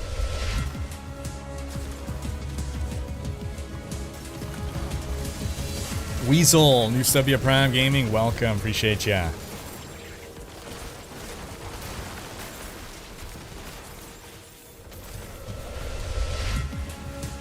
Yeah, in theory we might run out of vaults that have the required affix on them.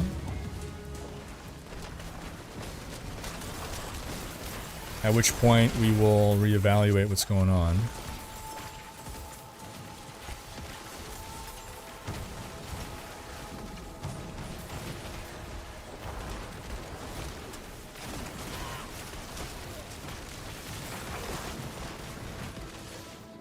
Hey, appreciate you, Cosmin. Ying probably has some for us. Ah, true. Right. I do hope that, because I do hope my progress is continuing even though I haven't turned in. Like, that's typically how things do operate in D4. So it's probably the case, but I have a little thing niggling at the back of my mind saying, well, what if? What if?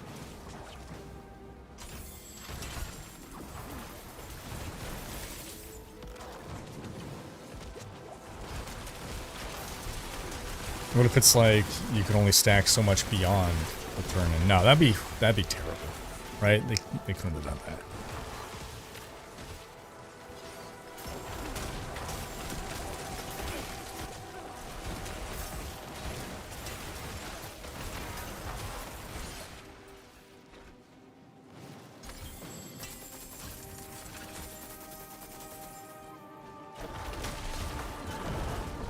What we can stack is a ton of crafted low-level vaults for alts. Ah, yeah, true.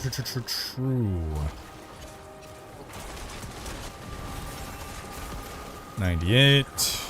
2 more levels.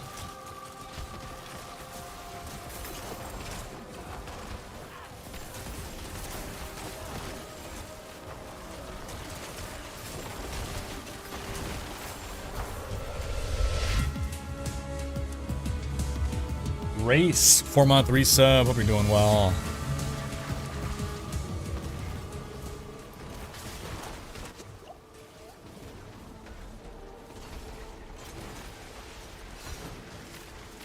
Hey, cheers. TNAKN SPNAK.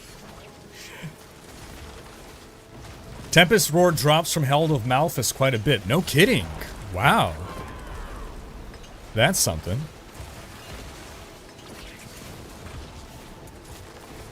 I've not gotten any of the uber unique governing stones or tuning stones, no. Haven't done too many Echoes of Malphus. Been playing Enshrouded.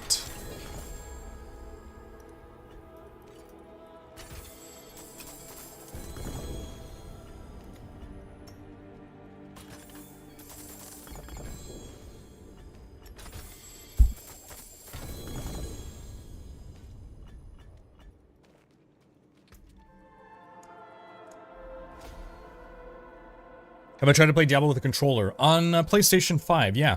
It works surprisingly well. I low-key was kind of annoyed that it actually works really well.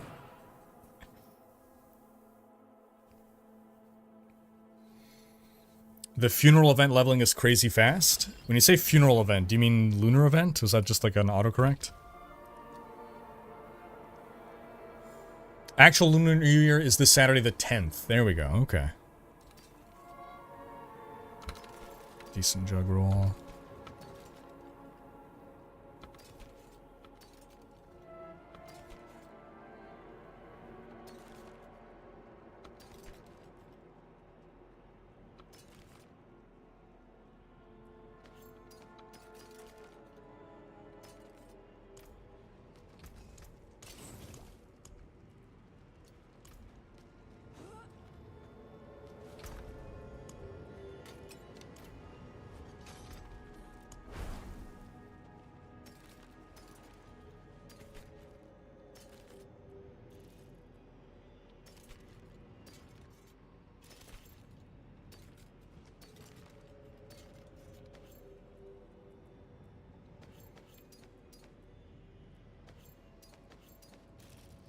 chest.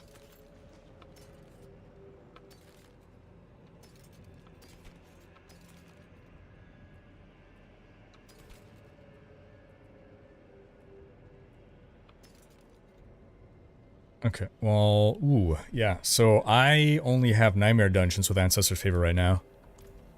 Are all boots rolling Shrine duration more often now? I haven't bothered to pay attention. I don't know.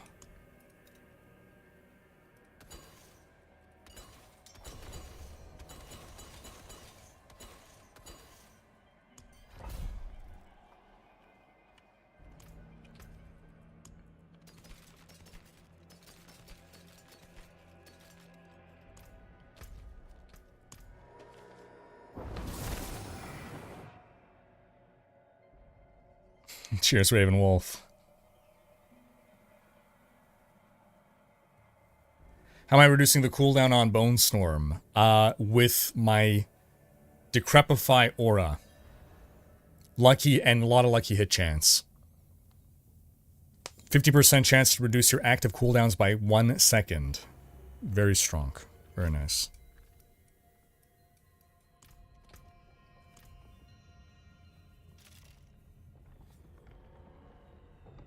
Hey, cheers, Cosmin. Appreciate ya. Mulțumesc. Bună seara. Tell her... Safiti, Fericiti. Fericiti is be happy. I think Fericiti being the two of us happy. Impreuna. Vaiubim. I think Vaiubim is like be well, go well. Like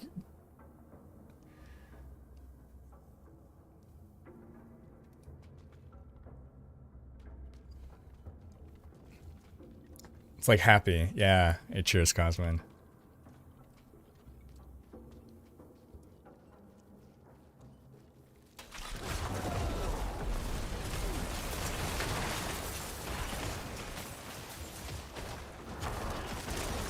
Daniel, she was, yes. Yeah. Part of the 97.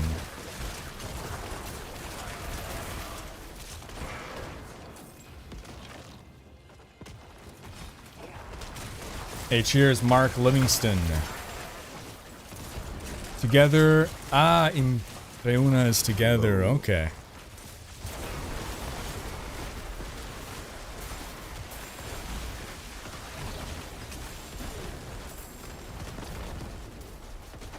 Hello from Bulgaria, Kostadinov. Hello, hope you're doing well. Are you in Sofia? Pesto Barilla. New sub via Prime Gaming, welcome. Thank you for the sub, appreciate ya. The Pesto Barilla, like the pasta? The pasta brand?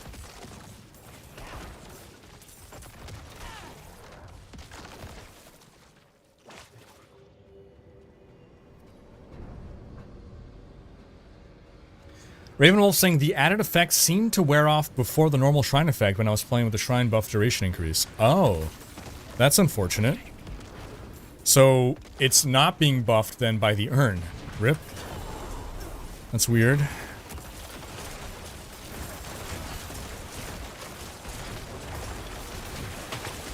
Greetings from Greece. Hello. Nemakayas. Oh yeah. That'd be too much fun. Can't have that. I wouldn't say I speak Romanian. I know some words because my partner, she's from Romania. So her parents are like, I hear her talking to her parents in Romanian.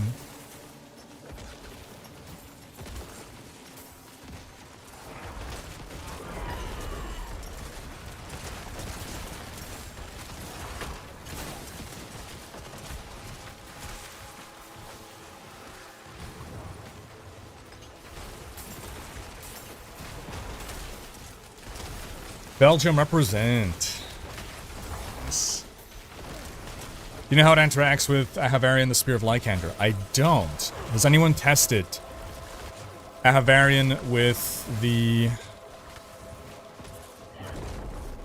Lunar. Oh shoot. Okay, I'm coming for you.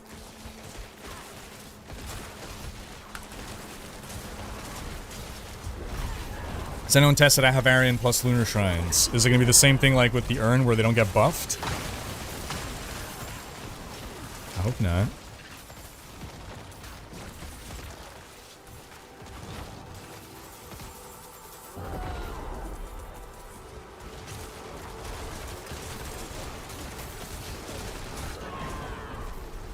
Do you know Maya? It depends. Possibly. Depending on what you mean by that.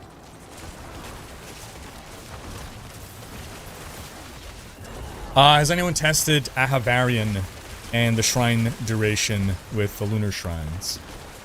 How do we get the XP bonus? The XP bonus should be applying as long as you are under the effect of... Oh, I get it, curious. Oh. The shrine of the extra XP should be working as long as you are under the effects of the Lunar Shrine. Unless I misunderstood.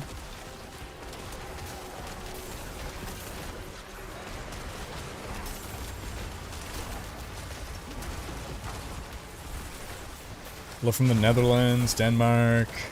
Ahavarian seems to have no impact. Okay, so I think what happened is, however they flagged these new shrines, they're not like properly flagged as shrines, which is why anything that buffs shrines is not buffing them. Hello, Rhykker. Hello. Galatefika, 8-month resub, hope you're doing well.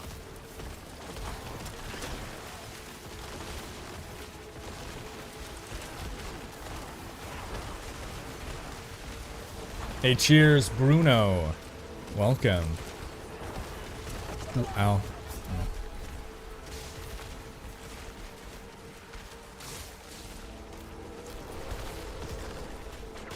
Okay, it does continue, so it's fine that we're not turning in. It will continue the progress. Das ist gut.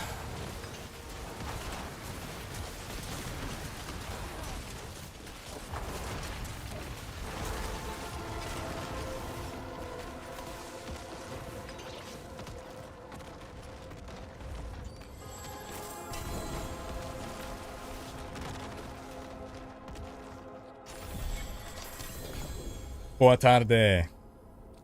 Hi from France. Salut. Hello from Brazil. Hola. What do you mean run out of vaults with the right affix? Where, when does that matter other than for the whispers? So for the lunar event, we are getting affixes called Ancestor's Favor. It's just an extra affix that could potentially roll on your thing. And these give... In the world I go to the map location for a shrine to cleanse and there is no shrine there. What is the trick? I don't know, Falloon. When I go to the world map, trying to cleanse. We saw a shrine once, and it was where it said it was. Roger that, curious. Could go check out what you mean. Does anyone know, has anyone experienced what Faloo is talking about? He's saying, I go to the map location for a shrine to cleanse and there's no shrine there. What is the trick? Oh, could it just be that it's saying there's a whisper there, as in somewhere in this region, cleanse a shrine, but it's not pointing you directly to the shrine? That could be what's happening.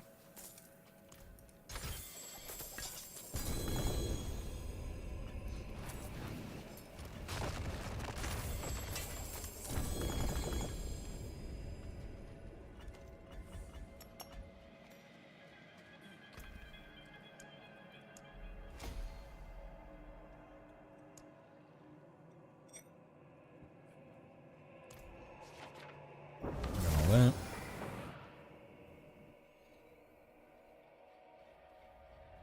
How much shrine runs until we get the event mount? I don't know. We'll see if by the time I'm level 100, I'll have enough. We'll have a fair sense of the pace at that point.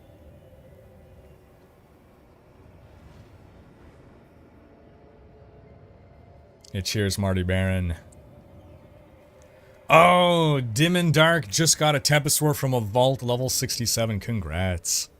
You can get the new shrines inside of vaults. Yes. Confirmed.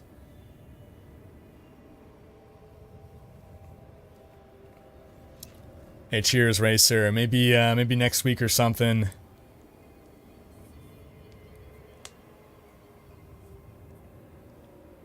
Woozy Banker. I'm doing well. I hope you are too.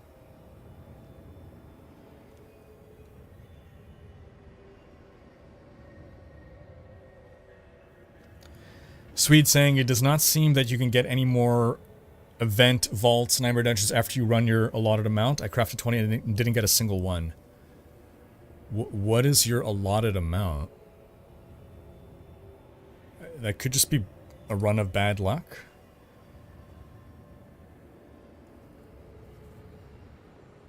Ah, there you go. You got one. Yeah, I think you're being really unlucky.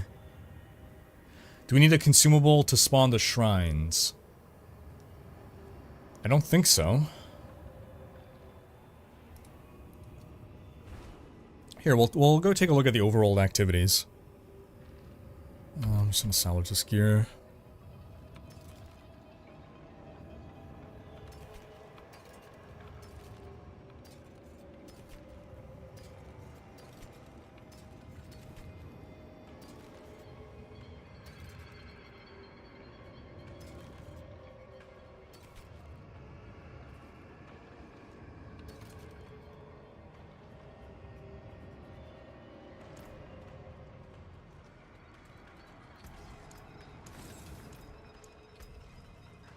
Okay, gonna apply our 16.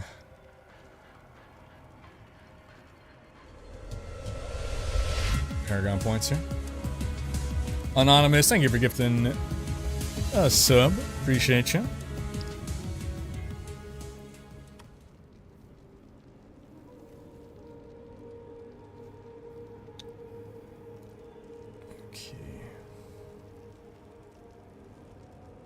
How you doing, Pesto Barilla? It is. Oh, it is from the Barilla pasta brand. Beautiful. Okay, let's see here.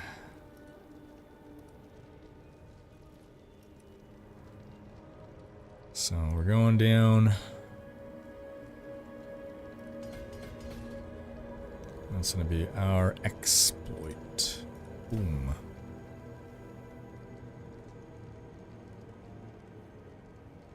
And, now we got it. Plus 35.6% vulnerable damage. Yep. Up to 10x.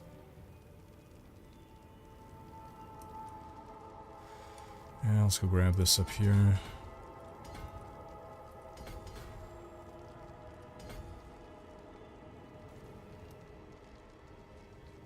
Cool. Since we're around here, we might as well grab the last nodes around here. Okay. Glyphs I'm running include Control, Corporeal, Essence, Sacrificial, and Exploit. Oh, it's a Grim Favor. I see. Alright, so... Okay, here. Cleanse Lunar Shrine of Miserly Spirits. Yeah, so I'm assuming it just means somewhere within this entire area you're going to find a shrine.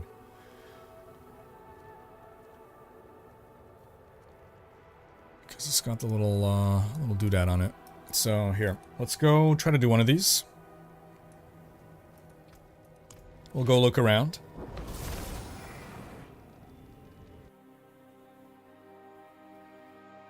It's like the Herald of Malthus. It's not exactly where the whisper marker for it is. Okay. T-dubs. Thoughts on the efficacy of running a Blood Summoner Necro, either non-seasonal or seasonal. So, Summoner builds are viable, but distinctly weaker than pretty much all other Necro builds. Can you make it work? Yes. Can you get to level 100? Yes. Can you do all the content in the game? Yes. Can you do all of that a lot easier on a... See, the shrine should be right here. Protection shrine, right? So that's the thing, just saying that there's a shrine in the vicinity. And we'll go see if this actually lines up with where it is. It ought to. Yeah, so Summoner can do all the content in the game. Yeah, so it does match up. Here we go. Where are the monsters? Hello? I thought I was supposed to spawn a monster pack. What happened? That's weird. That's super weird. Was I supposed to do something to interact with this thing? No, I got it.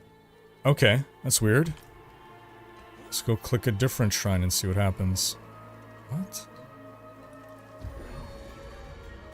What? I thought I was supposed to spawn enemies. Am I getting it confused with a different mechanic?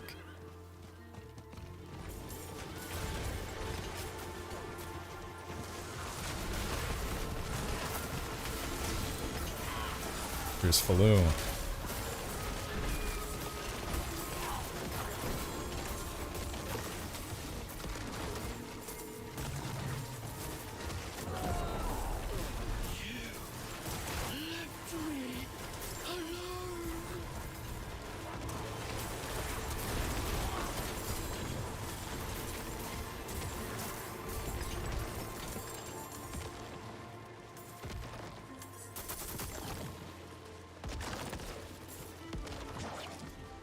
Alright, so I think we've made about 11 million gold since when we started stream.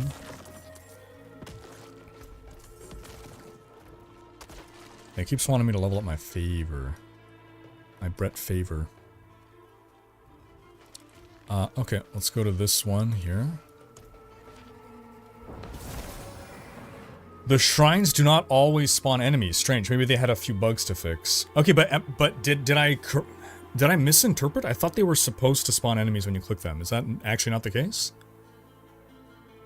Worse is when they trigger the event first and you get the buff and no enemies.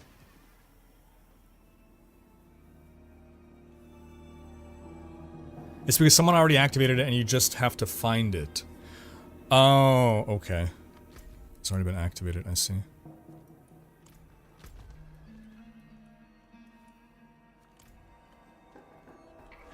I guess there's a cooldown on...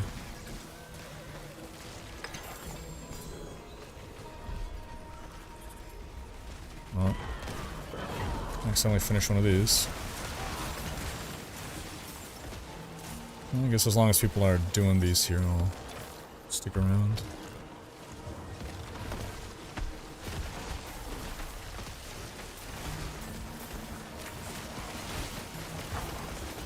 Okay, they did say they would spawn enemies, gotcha. Event it's fast, been playing for around 2 hours and just missing the last 2 rewards. That is a big change from Christmas event. Wow.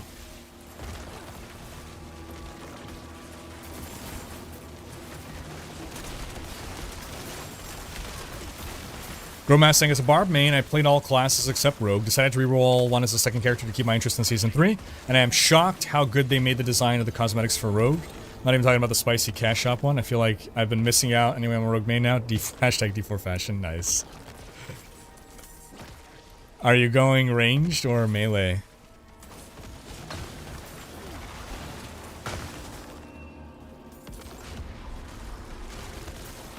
What do you think of the event so far?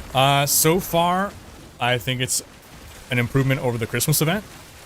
Like, it's just been worked into my regular gameplay loop, and it has made my regular gameplay loop even more enjoyable. I'm now trying to explore a bit of the Outer World event, because I was just doing the in-vault events.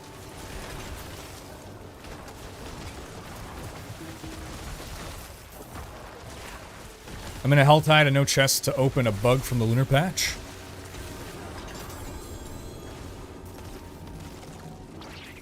Is it coinciding with a Lunar zone? Okay, I'm gonna go back to Trio Whispers. And then just got a level and a half. Has anyone else experienced that? No chests in a Helltide. Low-level range rogue combat in World Tier 2 is so good and satisfying. Kiting and dodging constantly. Shame later on it won't matter anymore. I think you still gotta kite and dodge on rogue. You will not become a tanky boy. Yeah, exactly. My regular gameplay loop is pretty straightforward right now. The Lunar event seems glitchy, shrines disappearing from the map, and I've had no monsters spawning from the non-Whisper event shrines outside of Nightmare Dungeons. Yeah, so it's sounding like... I know that in a party, there's certainly like some kind of a cooldown on when... Like, if I click a shrine, it spawns monsters, and then if my party mate clicks it, it does not also spawn monsters, and then vice versa. So what's probably happened is someone else clicked in the outer world, clicked on that shrine, and now you cannot activate it until, like, I don't know, 30 seconds or a minute or something, but there's no way for you to know. So it's just manifesting as I click the shrine and nothing happens, which is not a great user experience.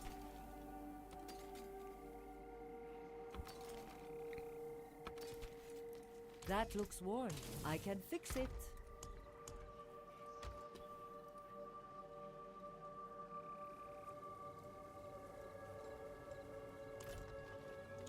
Okay, do we have...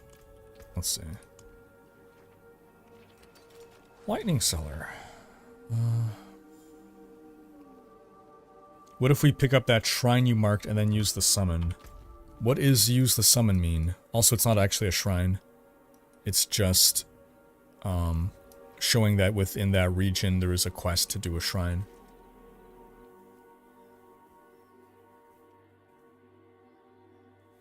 As a Green Bay Packer fan myself, I found that Brett Favre joke amusing.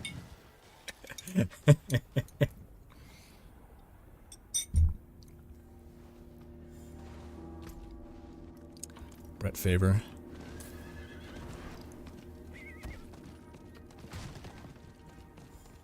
There are those altars that summon heralds of Malthus and monsters.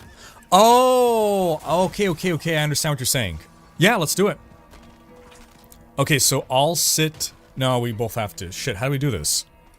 Do we gotta scoot our butt over? Okay, there's the artillery shrine over... I see a shrine over here. What's gonna be the closest... We run really quickly. Okay, which is the closest? I guess it's... Yeah, this one, huh? Okay. Let's do it. You ready? Blitzen. 30 seconds, counting down. By the time these things even... Oh, good. Did he already do something? Good. Good. That is convenient timing. The issue is that the monsters aren't level like 130 whatever, so it's still going to be slower, presumably, than doing vaults for XP. It might be good for just leveling up, actually, the... You know what it is? Actually, it's probably better, not for XP, but for getting the event completed. So I think maybe let's continue doing vaults until I'm 100, and then we'll see if I'm not fully finished the event. Then we can see how fast it is to just blast these. Because I think you might be onto something there. Got a tree, yep. That'll happen. That'll happen. Contra the Grey, thank you for the gifted sub. And Capped Wit, 4-month resub. Appreciate ya.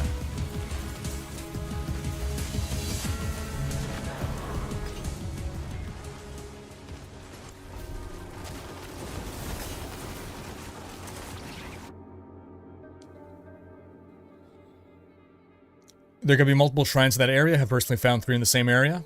Makes sense. Makes sense.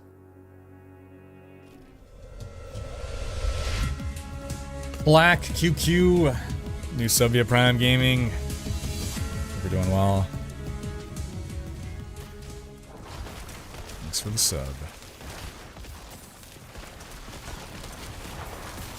What do I think of all the D4 drama going on? Which one? Which one are we talking about now? The Gauntlet start date?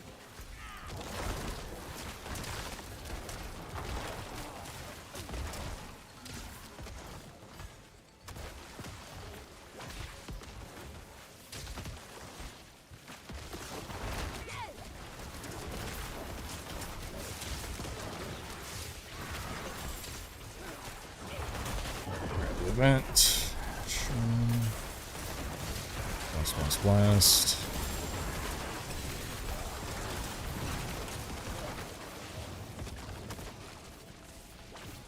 Get back here. Fucker. Dang, he distracted us. Wasted our time. Killing more monsters.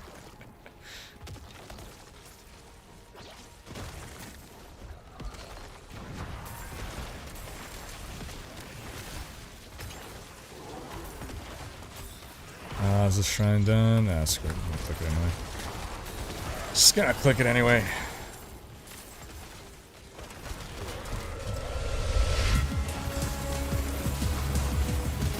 Contra the Grey, thank you for the gifted sub. Enjoy the horse mount.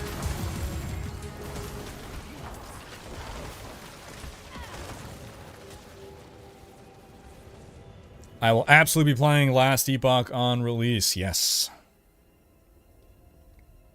Hey, cheers, Riddle.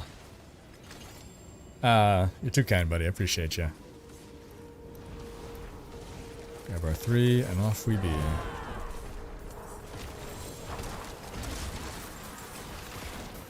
Yeah, I'm gonna have, so I'm leaving tomorrow on a business trip to Europe that I'm excited to share with you folks about in the future. Can't tell you just yet. But, I'm gonna be out the rest of the week. So the news video this week is actually going up tomorrow. So the Saturday news video is gonna be a Wednesday news video.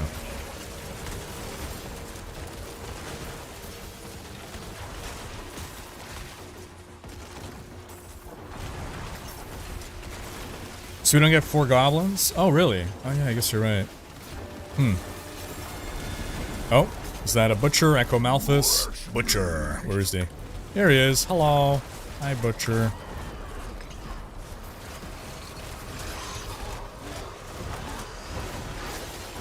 That should count for, like, a bunch.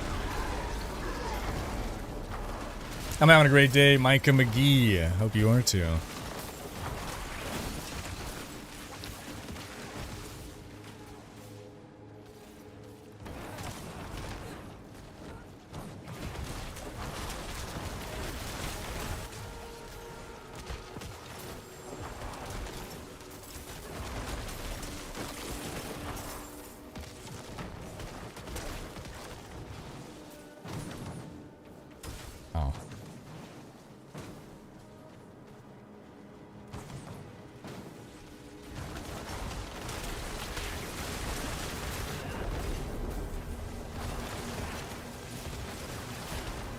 Rod T. Joe. Hey, cheers, man.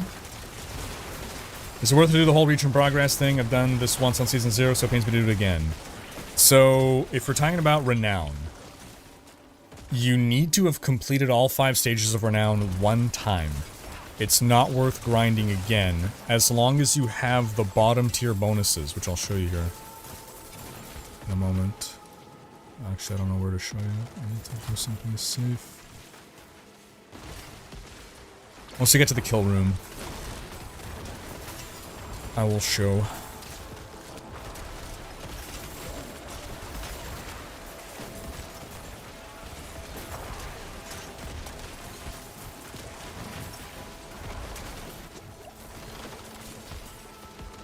Okay.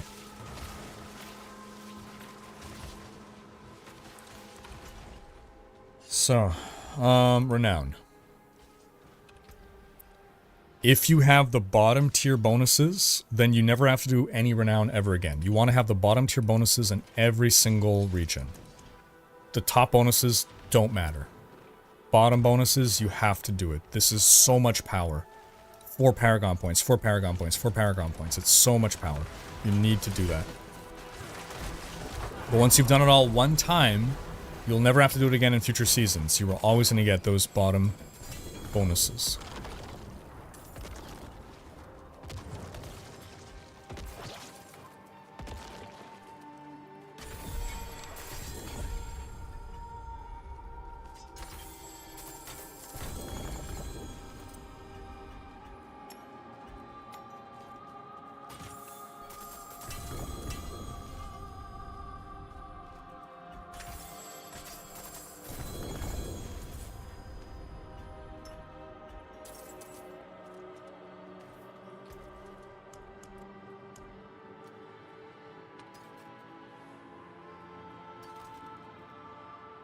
I'm going now. About time, but I should go town first.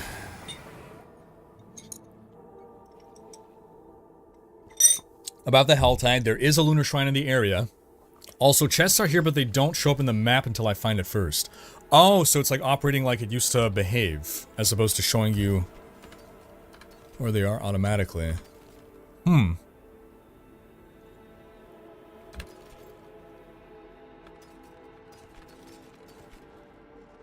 That is odd.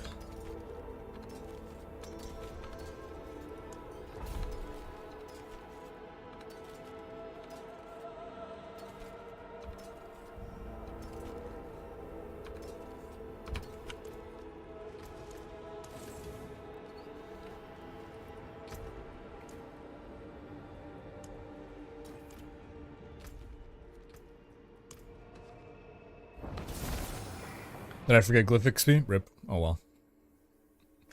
Thanks for reminding me, Sapper. Too bad I missed it.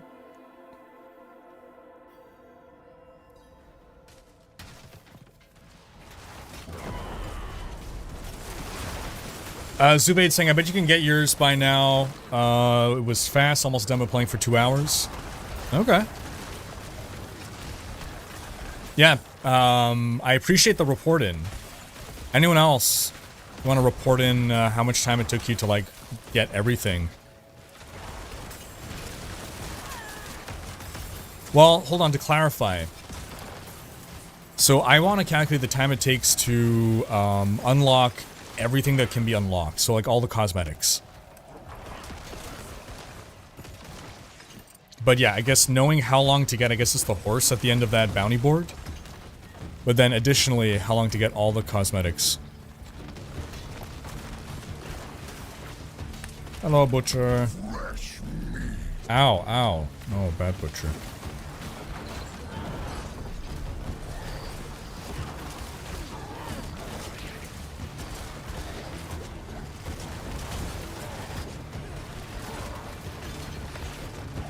How much year per hour at your job? How much time will you have to work to buy all the transmogs?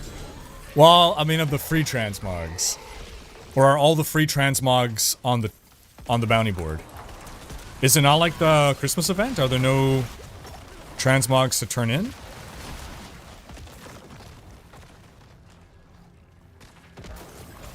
There are? There's a few? Okay.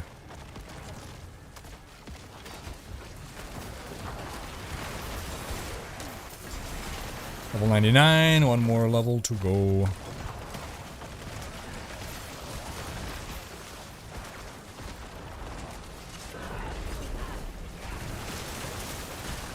Oui, je parle français. English is my first language, je suis anglophone, but lived all my life in Montreal. So I went to school, it was like half French, half English. I learned the same French that was taught in French schools.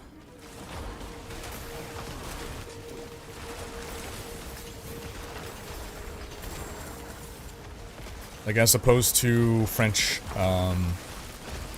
learning French as a second language. We were taught français langue maternelle, like it's our mother tongue. So like half my courses were in, you know, in French, like geography and whatever, different classes just in French. As opposed to just French class.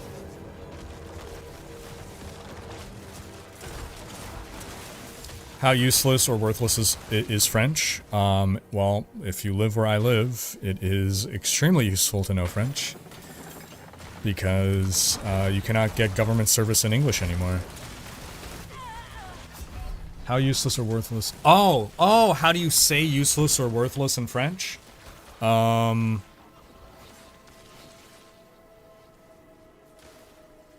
no, we're both dead. Okay, you go for the res. How do we say useless or worthless in French? Is there a single word? Ça vaut rien, it's not really conveying the spirit. Ça vaut rien is literally saying it's worth nothing, but that's not the meaning. Inutile. Inutile, that's it. That's useless, thank you. Bon à rien, good for nothing. Inutile is the operative word for...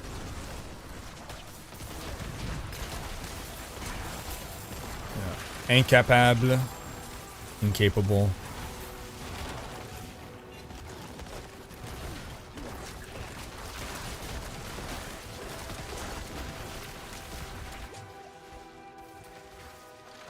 I was looking for a name for your next alt.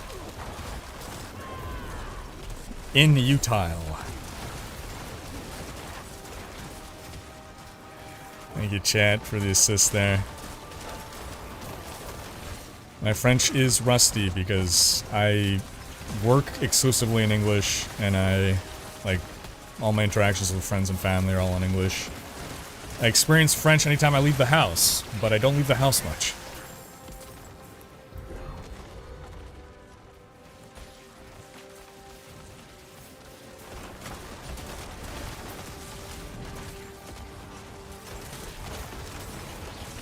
Sans valeur. Without value, I guess.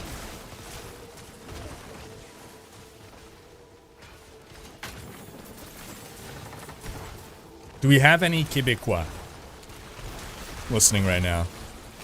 Because if so, what would be a nice joie way of expressing that, like a real pejorative, like this thing is useless or worthless? Donne-moi un bon, là.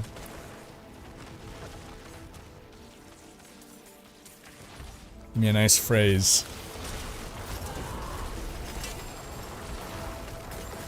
Do you and Pio hang out? I don't know who Pio is, so no.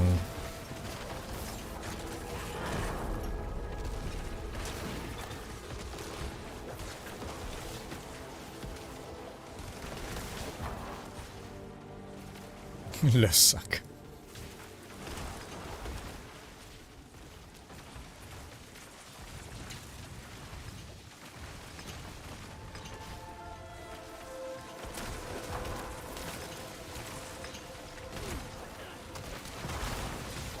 Zuvade's betting I'm done already. I guess watching you play Rogue or even Woody and seeing how easy you delete the content with it late game made me think that. Alright. Yeah, I guess we'll see.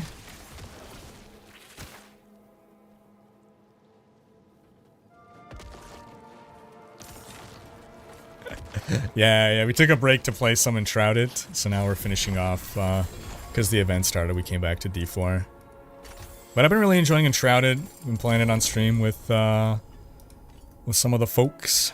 Been a good time. Okay, this time I'm not gonna forget to do my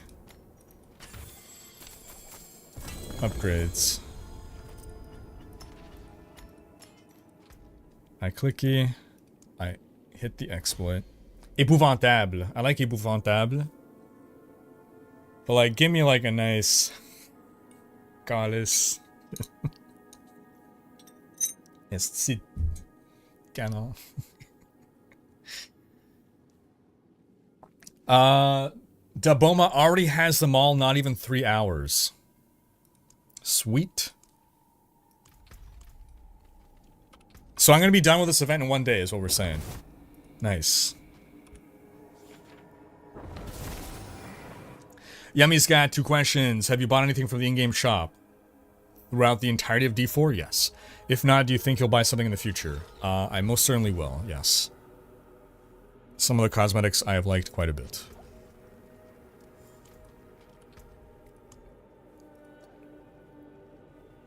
How to make a good event? So the less I have to play the game, the better.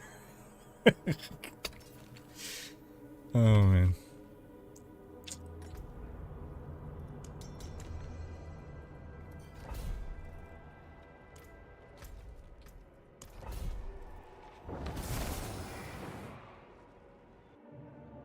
Yeah, just craft vault sigils until you get one with the event active, exactly.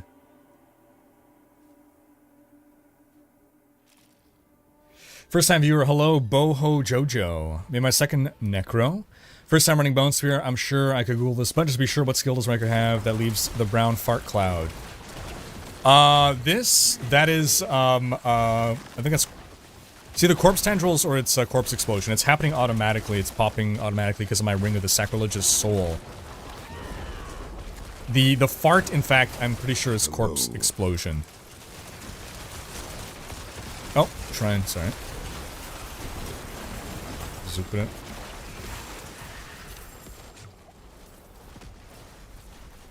So how bad does your damage go down when you turn into a shrine? Curious. So you're no more bonking. My damage actually goes up. It's nice.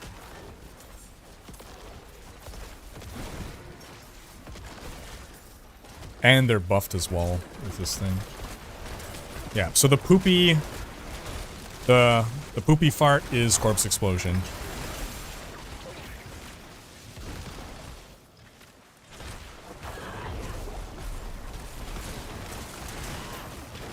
Blighted corpse explosion, specifically. Good call.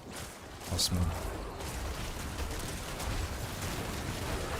Cheers, Rod TJO.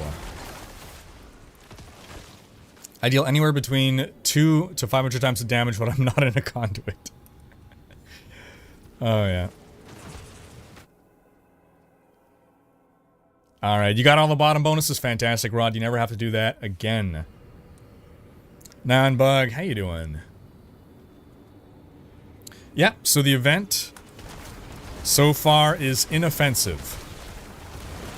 It is turning up the fun on an activity that I'm already having fun in, which is doing vaults.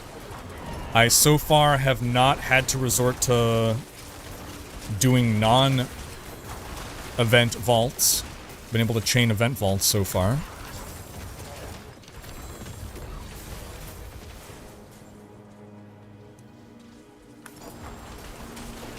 Is it some kind of like crazy new activity to participate in? No.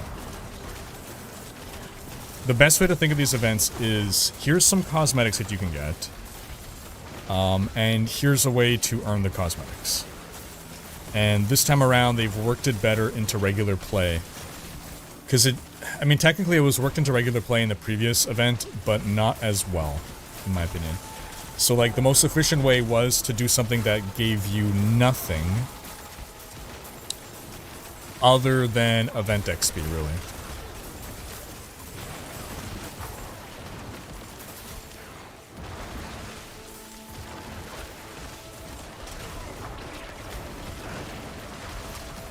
Lagging hard.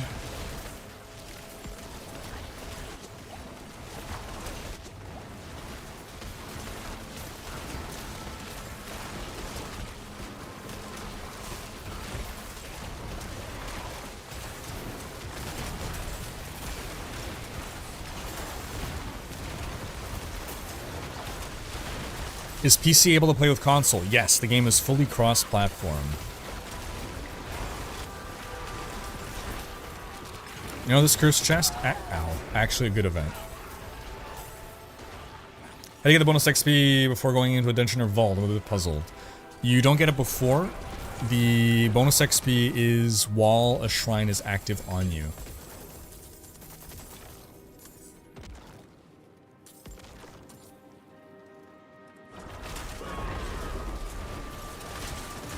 Okay, we're halfway to 100.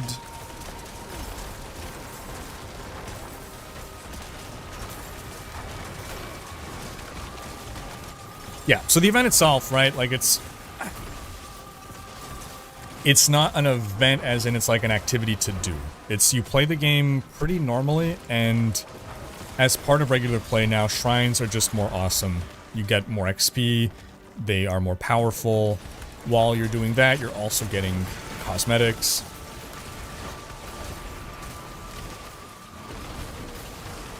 So like it's a good opportunity to level up another character and stuff. Those events are ads to promote seasonal cosmetics inspired by real-life themes, let's be honest. Yeah, I mean, true.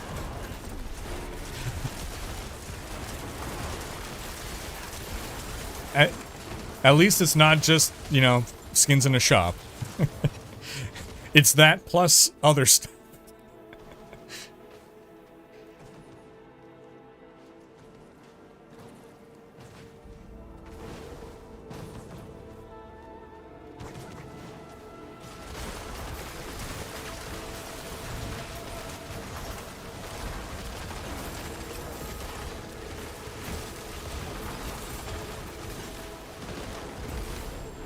Zaeith is on the last 2.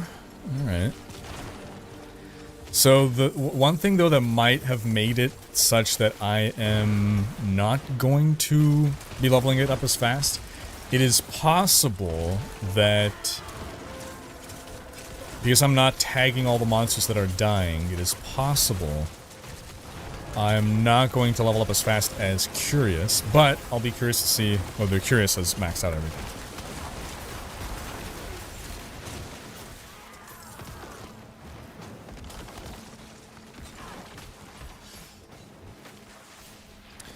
Am I into the Montreal Canadiens? So I'm a terrible Canadian. I don't follow hockey, but if I do ever cheer for a hockey team, it is definitely the Habs, the Montreal Canadiens, yes.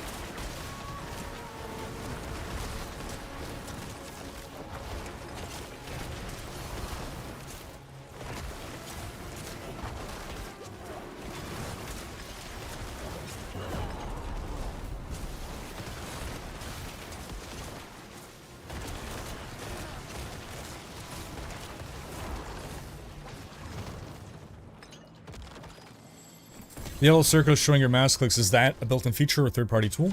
It's built in. It's because instead of clicking to move like this, I have bound my force move to my scroll wheel, so I'm scrolling to move, and scrolling simulates clicking 80,000 times a second. Worst event of all time? You preferred the midwinter event? Do tell why.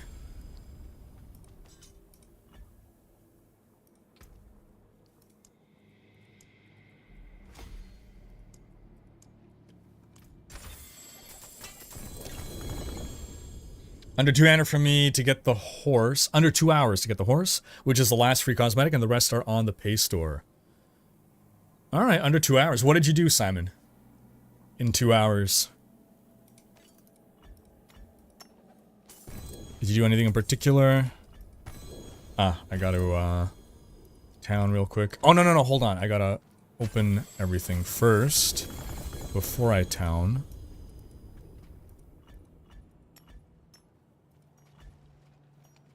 In fact, I think I can just count on the rest getting mailed to me.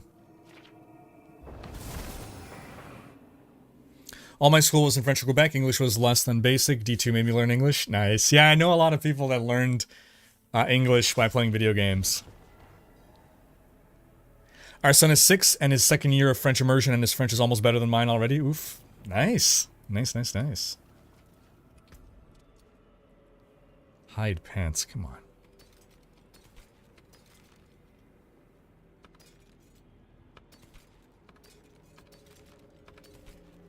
Yeah, 1 or 2 more vaults. I think 2 more vaults will get me to 100. Do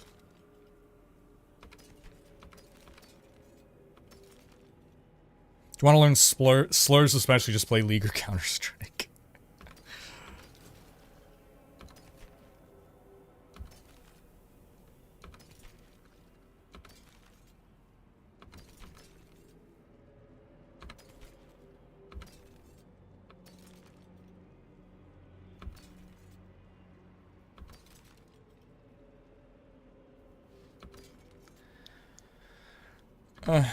Okay.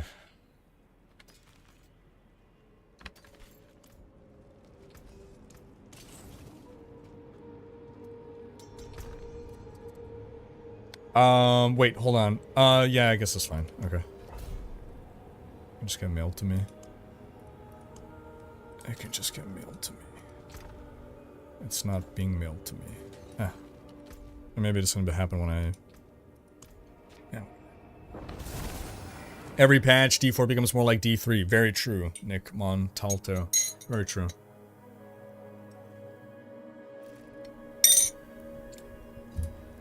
Von Hollising had French for 7 years in school. Now all I can say is my name is, and I want a beer. What more do you need to say than I want a beer? In fact, that's all you need. Conduit? Wait, where's your corpse? Oh, okay.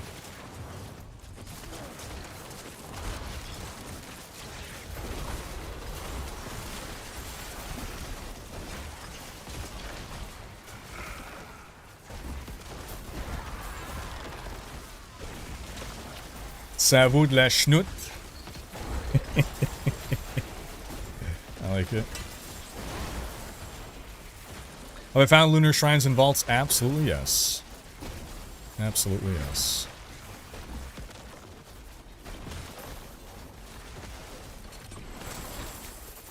Pop in another condi, and then we doubled it. Double the number of conduits.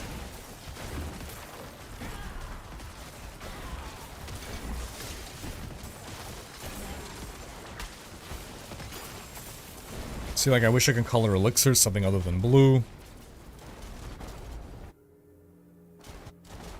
What will be next, Charge Bar or Rogue? Yeah, that's the question. It's between those two. It's between those two. Right now, I'm kind of feeling Rogue, to be honest. Which is sort of crazy.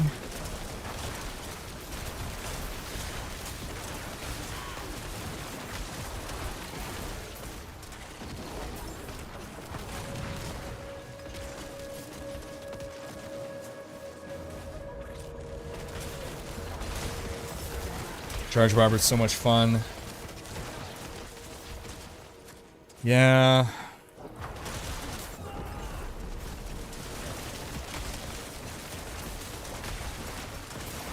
French Canadian liturgical curse words are the best, right? Right? Haven't played since Season 1 since they nerfed everything. How's the game feel now? The game feels so much better. Since Season 1 nerf, yeah, the game feels so much better now. Absolutely.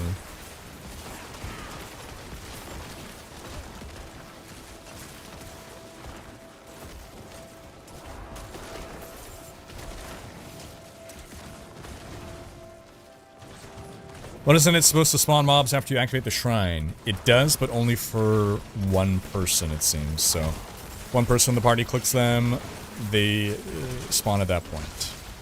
And this also seems to work for randos in the world.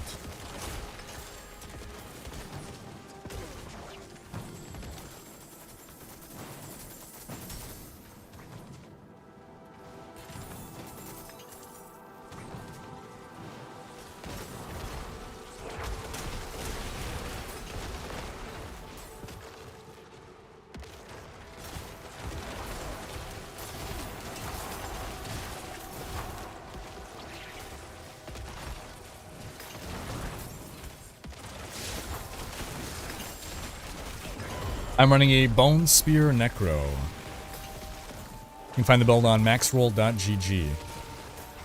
Oh, shoot. Yeah, I'm gonna have to empty out my...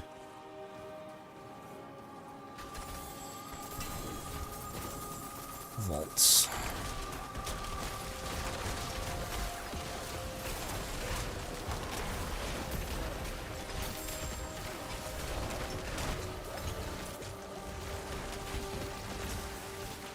Wonder, could I actually get level 100 on this run? I'm half a bar away. Can we squeeze out half a bar more XP from this one?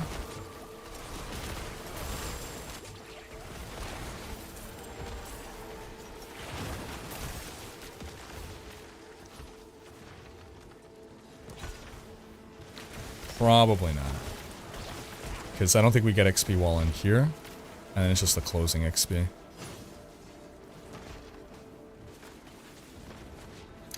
Nick's really looking forward to the Gauntlet Day 1 in Season 4, though. The Atomization Overhaul, especially.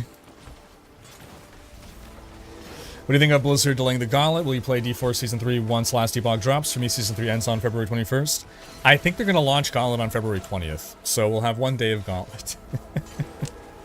Well, okay, maybe 2, because it's possible that the Last Epoch servers are going to be in pain and dying on day 1. I mean, I hope not, but we'll see.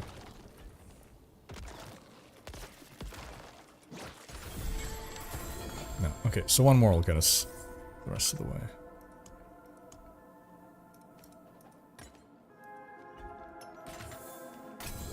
Ring of Red Fury, even Varshan rings drop here, there you go. Don't need to do anything else. Just run vaults.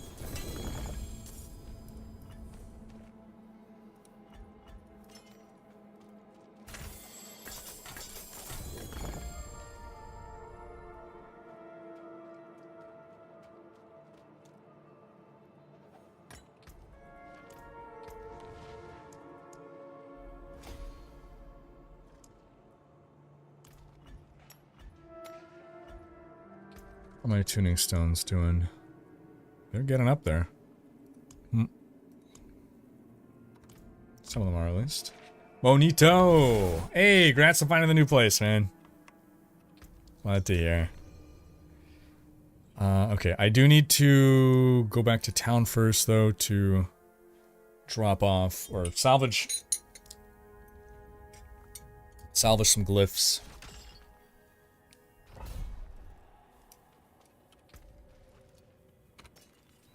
I got a Godslayer crown. That's funny. That's funny.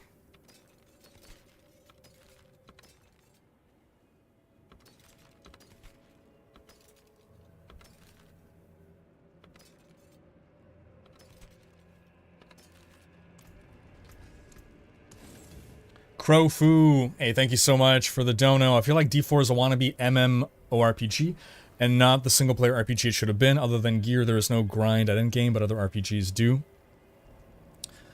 I think if and when they add a more robust crafting, or a crafting system, period, then there might be more grind at the endgame.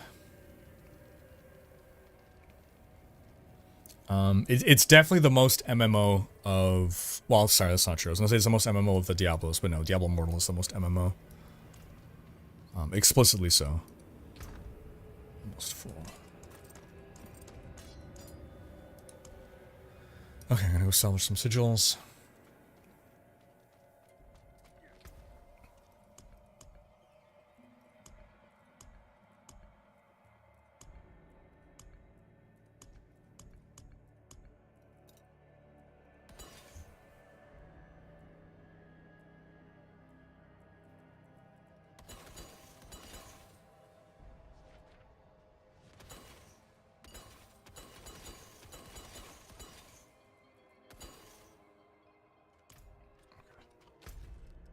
Alright. Into the gungeon. Hey, congrats, Zubaid. Leandro saying, if all event cosmetics can be allocated in one dedicated evening of blasting, then I'd say event is a relative win because it's only 2 weeks long. For example, you're off on a business trip, I'm off to a hospital, there are all sorts of circumstances that limit opportunities to play a short-timed event.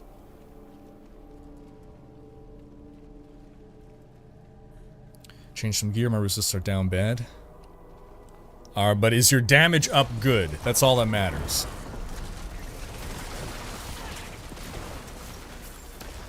Yeah, I mean, if an event is just going to last 2 weeks, then being able to finish it in one dedicated evening, not unreasonable, yeah. Or spread out over a few more, you know, casual days. Nick saying, last epoch is better than D4 on almost every metric. Animation and graphic polish, wow factor are where it falls short. Perhaps story too, but D4 story is now functionally relevant. Yeah, a lot of the systems, like the meat of last epoch, I really like what they're doing. I think the only potential concern... Yeah, so like I know for some people... Like, for some people, graphics and that sort of stuff, like visual, is a deal breaker. Not that last epoch looks bad. It still looks very good, but... I mean, you have to admit that there's some difference in polish between a AAA or a quadruple A company and an indie company. And outside of that... my only other, like, I guess you can say concerns would be, I hope servers are stable. Like, I really hope that multiplayer turns out great. It's really difficult to launch a multiplayer game that doesn't have, like, exploits and server outages and stuff like that, so I'm really hoping that that has been tested sufficiently so that we don't have a disaster on launch. Because if we can get past that, then the only thing left that I have as a hang-up is potentially the trade system. Maybe is not going to be seen as enjoyable as it could be, but that's something that they could change and balance quickly. And I don't think it's a deal breaker for the game, or either way.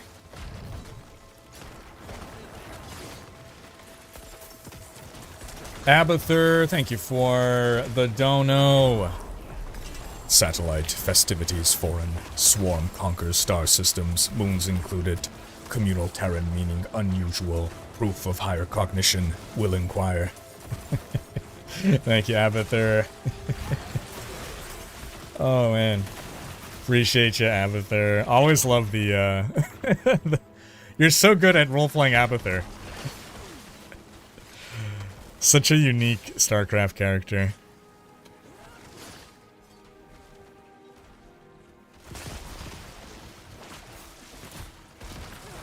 Nick's saying, I've greatly enjoyed Season 3 despite the optimization issues and the inability to balance various builds.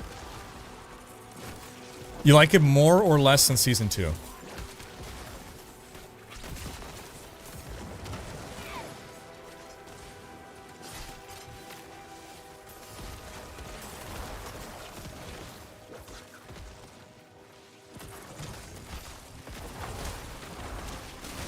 Nick Montalo plays a pure summoner in D4 because I like minions, and the absolute trash tier state of the build makes the season have more legs than playing a barb that can do 30 trillion damage with their pet. Alright, that's a nice way of looking at it. Did I share my Season 2 stats anywhere? I did not. No. I think I got an email about that.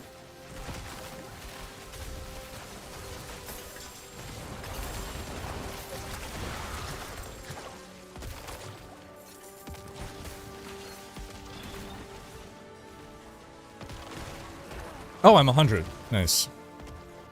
This should be like a celebratory fanfare. Alright, so after this one, we're going to go turn in and see if we are complete, if we are finished with the Lunar New Year event.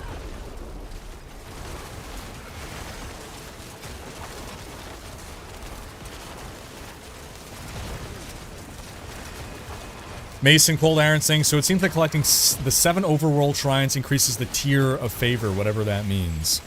I think it's just like you're progressing your bounty board. You're like, in more than Season 2, vaults are better than dungeons? Absolutely, yeah. Absolutely, vaults. All the way. Oh! I forgot to grab the Zoltan's Warding. It doesn't matter. It doesn't matter.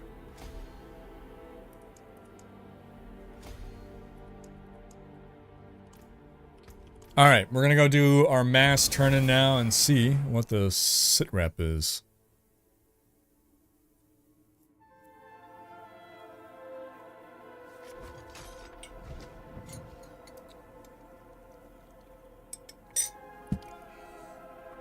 Oh, we can do another, Okay, let's do another vault. Let's do another vault.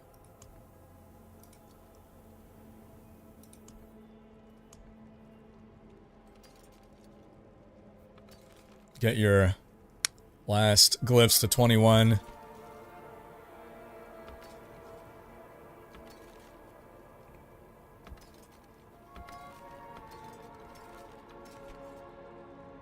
Don't have any more sigils? I should have. Ancestor's Favor, boom. What's up, internet user?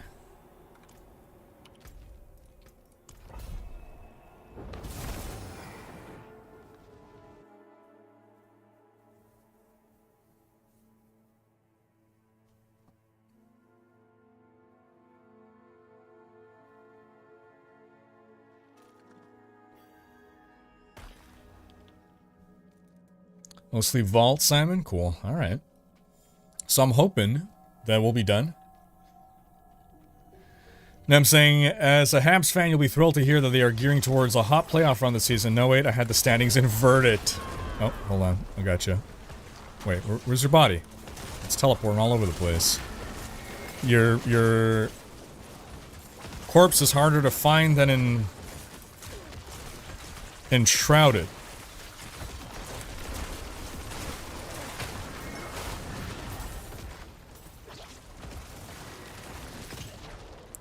Was in around level 90 Nightmare Vault, so I don't know if that has any impact on it.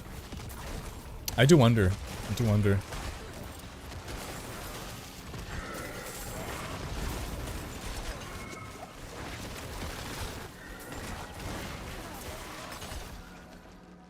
I gotta do the charge barb. It's a season highlight by far. Okay. I guess I can always do ranged rogue in the future. They're not gonna nerf ranged rogue, right? If anything, they're gonna buff it. They're definitely gonna nerf the charge barb. Am I getting some frame drops? Probably. My performance has been kind of weird. I get this like weird bug almost where like my FPS drops, and then it just randomly resets and it's good again. Turco, thank you for the 2 subs. Enjoy the horse.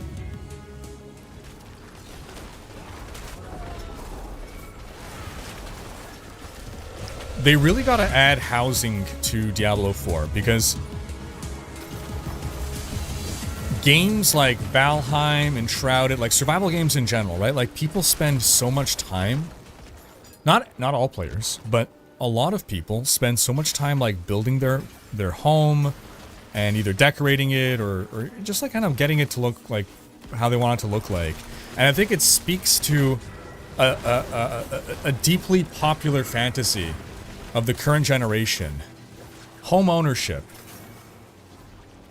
Something that few people really get to experience these days. It's almost as fantastical as a dragon.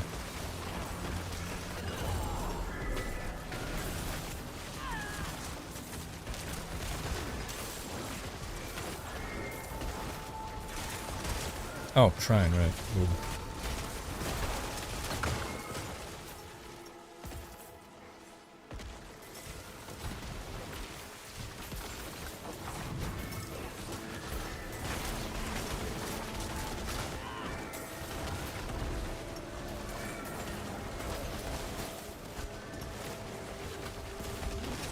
Will I say now the last T-Bug will be the most finished RPG when it launches? Yes. So, hold on, most finished? It's gonna have the most content. So prior to last Epoch, I said that Diablo 4 was the ARPG that launched, that had the most content at its launch. Once Last Epoch releases, Last Epoch takes that title. Last Epoch will be launching with more content than Diablo 4 had at Diablo 4's launch. Arguably more content than Diablo 4 has now? I'm not 100% sure on that. It's very probable. But I am not 100% familiar with all the content in Last Epoch because I wanted to wait for it to release and not get burnt out on the game before it released.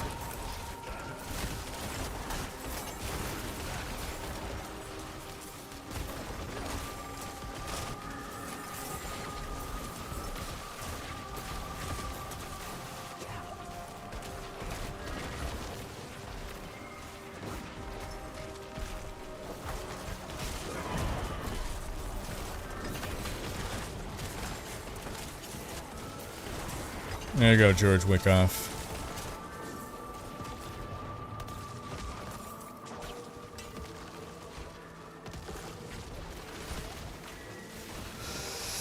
Us living in Canada, home ownership, what's that, right? Housing prices have gone crazy. I hear it's also horrible in Australia. I don't think it's that much better in the US. Yeah, we got a real housing crisis in Canada.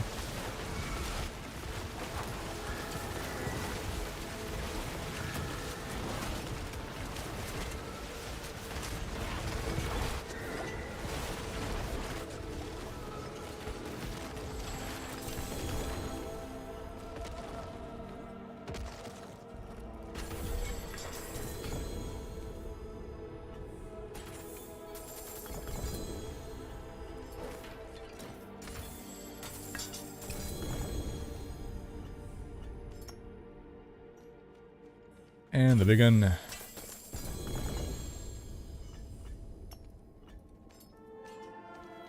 First to take away my video game ownership, now they're taking away my home.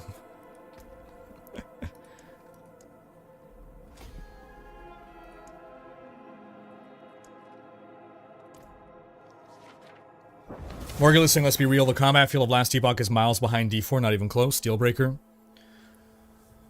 I mean, miles is a harsh way of putting it. I do believe that Diablo 4 has the smoothest feeling combat of any ARPG.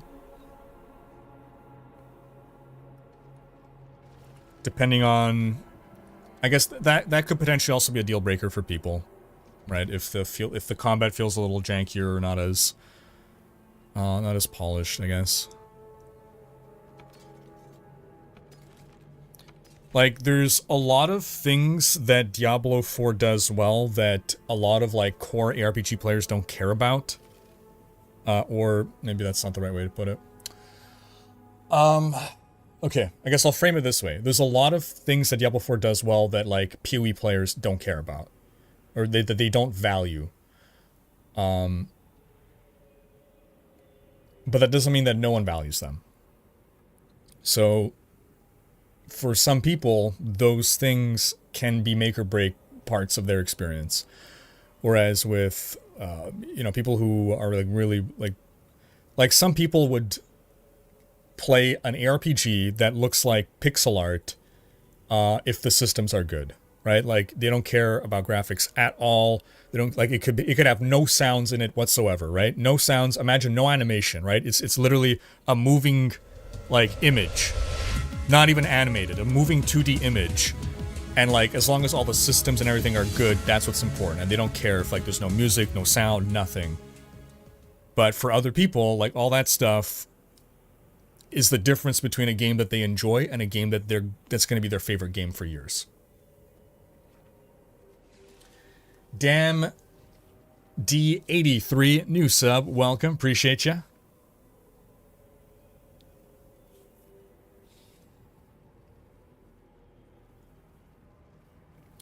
Okay, so we're going to finish up these.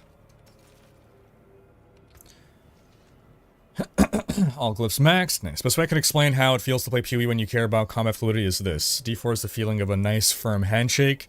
PoE is that awkward, cringy feeling of a messed up handshake that you need to fix 4 times. Oh, I just felt that.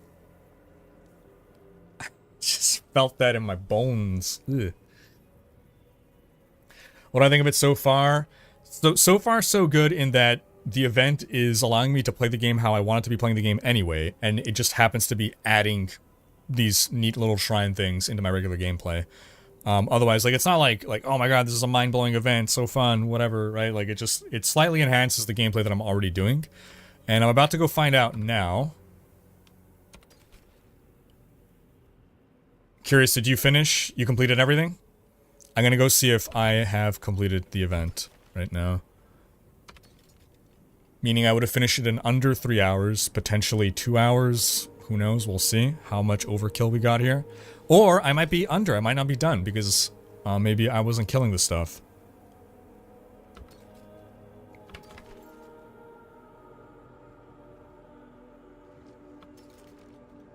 I bet we finished an hour ago. I mean, it's another way that they replied to feedback. Ooh, Evulsion. Ooh, cooldown. Well, well, well. I may have just found my new amulet.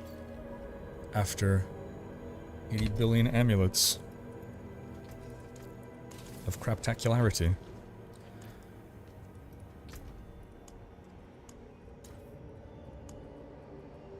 Okay, so before we go find out if the event is over for us, I need to go fill up on some water, so I will be right back. Stay tuned to find out if we're done with the event.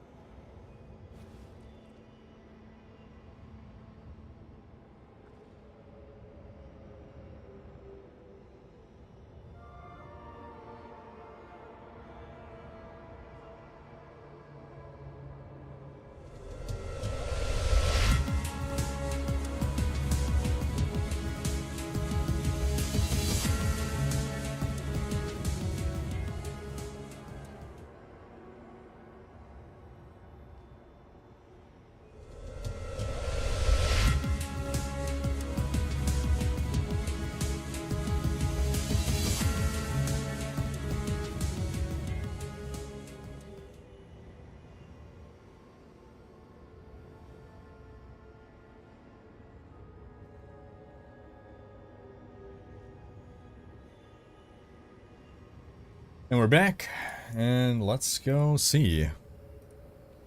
I got enough. In old Kid Bardu. Off we go.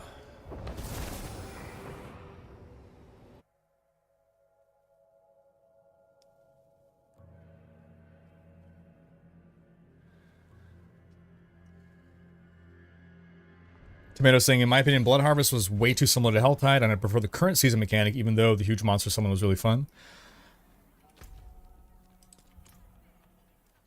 So I overall prefer the current season mechanic.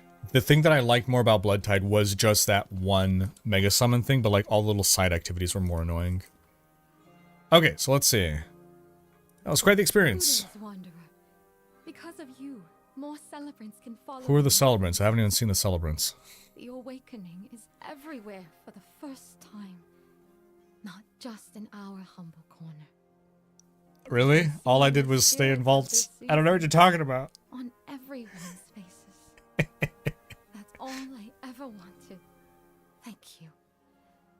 Gods, I can't wait for next year. Oh man.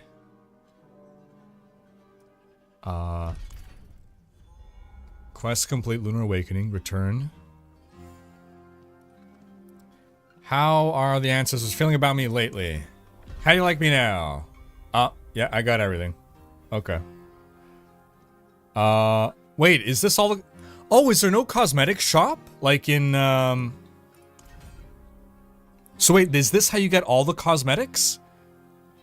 There's no currency to grind to buy any of them. They're all part of this. Oh, okay. It's a lot more straightforward this way, to be honest. Okay. So I'm just gonna get everything from this then. Huh. Because in the previous event, you had to do this and also grind out the cosmetics. That's it. Okay, well done. All right, we're done. The lunar event. That was it. Probably 2 hours or less. Okay, cool. I feel like there were more cosmetics in the other one. In the Christmas event. Is that not the case? Okay, I got the wand. Now for these, I need to hold on to them. Mount trophy. Okay, and a mount. What are in these things? Hopefully those are sigils that actually have the thing on them. Okay. And let's open this one.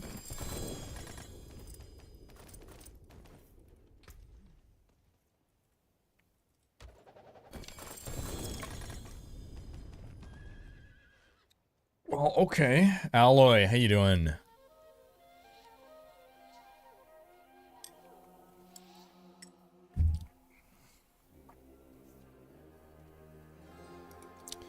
Alrighty.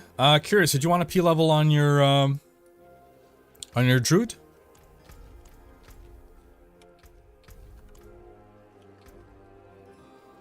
I think I'm not yet ready to make my barb because I need to spend half an hour customizing the appearance.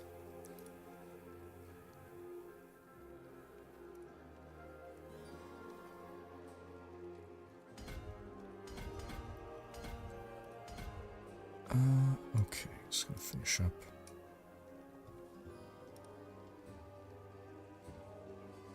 I give him an exploit there.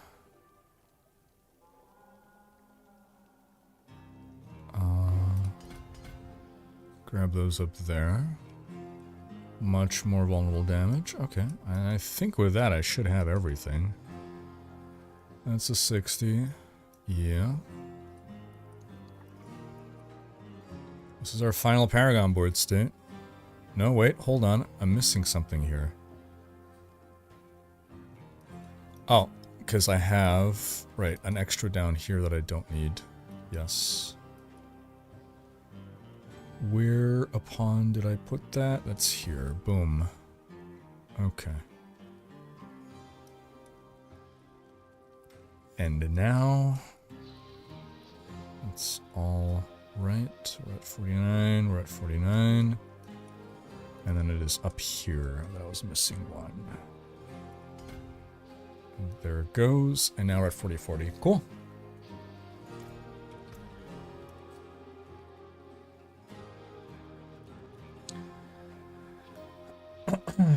And I'm saying that I missed here, or did you mention the Season 2 stats email? I did. Yeah, the stats that the game tracks but don't show in game, and you need to be lucky to get the email. Not everyone gets it.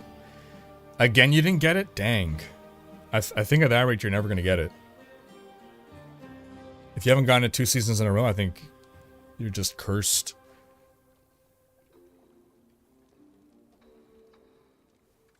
Yeah, even PoE has the hideout system. Exactly, yeah. Low blow. Yeah, Vez. He's saying housing would introduce insane amounts of cosmetics in the shop. Exactly, right? Like, it's all the more reason for them to do it. A win for us, a win for them. Leandra saying, I think there's a vibrant and whalish building community in Fallout 76. The devs are very keen on house showcasing. There you go.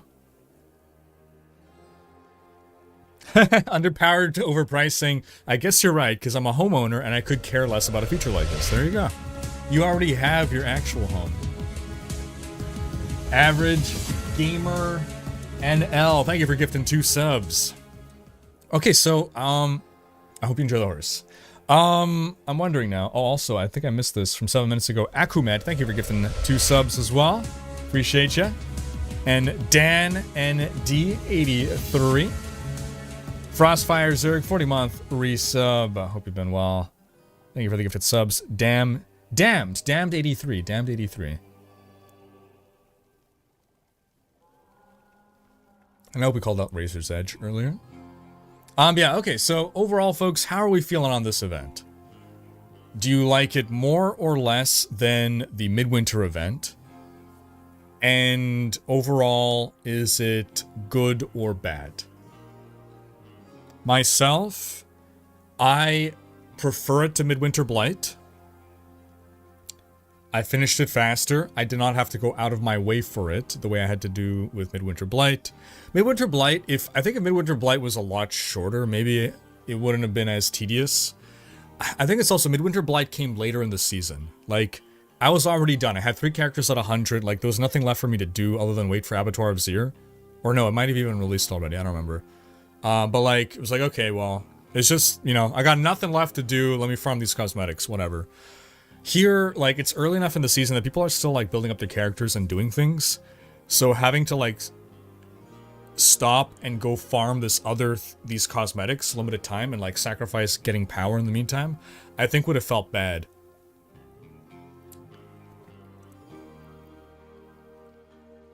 Patrick saying it's lame, I just want the cosmetics. I guess to some degree, is it at a point where it's like, just give me the cosmetics and don't even bother having an event? Like, is that how people feel?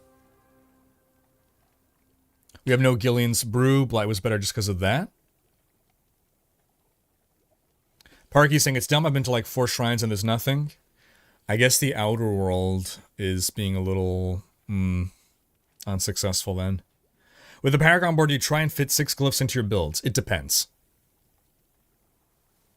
Not all builds benefit equally. Some builds need to prioritize other things. Like in my build, I have 5 glyphs. Visitor saying, I still enjoy Fallout 76 and have since release. When you said earlier you've chained event shrines and vaults, what did you mean? I haven't seen one in any of my vaults. Okay, so what I meant was Ancestor's Favor here, Dungeon Affix. Vaults and Nightmare Dungeons can spawn with Ancestor's Favor as an affix. Just like there's other affixes, right? Like extra shrines, increased healing. Ancestor's Favor is the one that will be the Lunar event. Those will give you at least, I think, 2 or exactly 2 Lunar shrines inside of that vault or Nightmare Dungeon. And so what I meant by chaining them is that between just a party of 2, we got enough drops of sigils that had that affix that we didn't have to, we never ran out and had to craft more.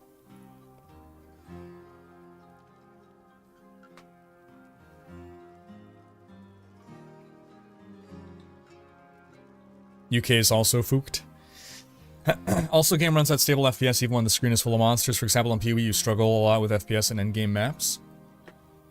Yeah, so like there's a lot to be said about, you know, the optimization and like of a quadruple A title. In the case of PoE, they've made improvements over time, right? But like things were rough at the start, right? You know, it's their first game. Netcode is really hard. Cheers, visitor.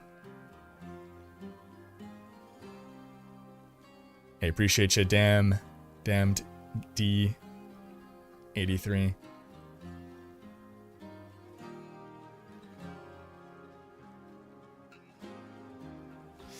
Marty Barron saying, I strongly disagree. Homeownership is out of reach. Anyone who wants a home and has a job can buy a home with all the first-time homeowner programs. Yes, but can you then afford? I don't know. It depends on where you live. It depends on where you live. If you're willing to move to a remote area with cheaper housing, then sure. I fully disagree that anyone who wants a home and has a job can buy a home. That is a complete false statement, at least where I live. Minimum wage, a singular minimum wage job is not enough to... I don't think you wouldn't even get approved for a mortgage.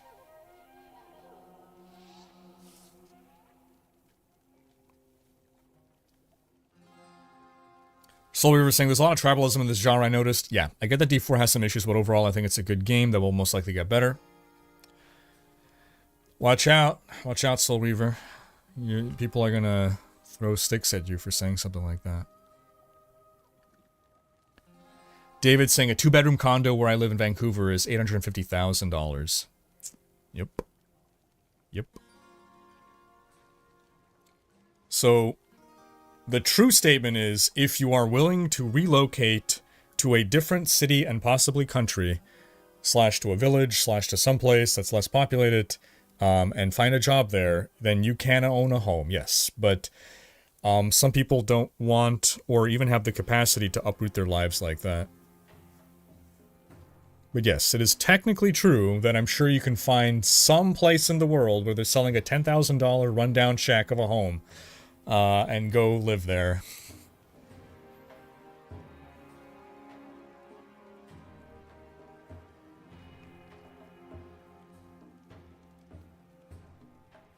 What exactly counts towards the event? You need to be killing monsters while under the effects of the shrines. So it seems the most effective way to farm the event is to run vaults that have Ancestors' Favor. Alright, so this is a pro tip. If you want to farm these things as fast as possible, Nightmare vaults with the Ancestors' Favor. And once you click the shrine, you kill monsters as fast as you can.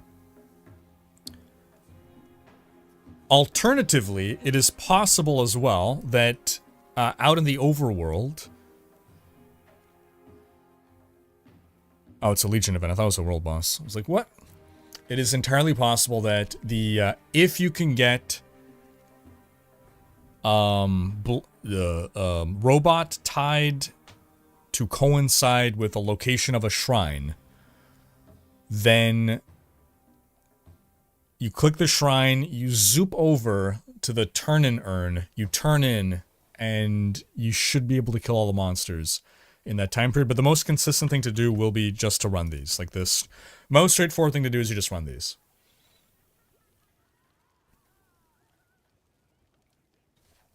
Patrick Smart saying, yeah, Canada is a big country. There's lots of affordable places where no one wants to live.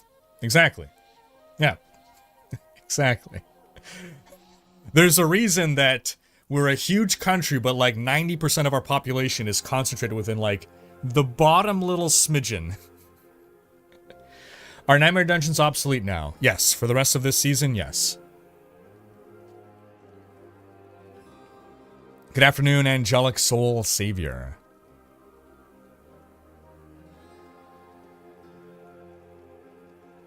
Yeah, so the shop has special ones, but you can't farm it. I mean, we'll look at them. I try not, I don't like to open the shop on stream, but So these are the ones that you can pay for. Let's see. Interesting choice. Necromancer.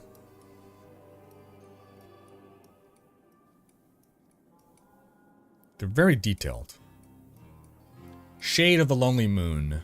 Hail to the spirits of ancestors past. Ah! They did mention Shanzai. At the start of the stream, I'm like, I wonder if they're going to name drop Shanzai. And they did. Cool.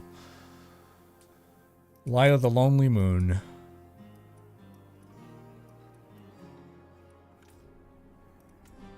A powerful So they're really well made and detailed. I don't think I'm going to get any of them, but...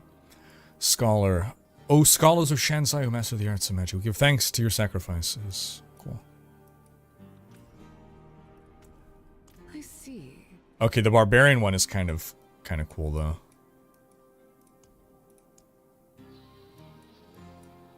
I kind of dig that helm and like the spiky hands.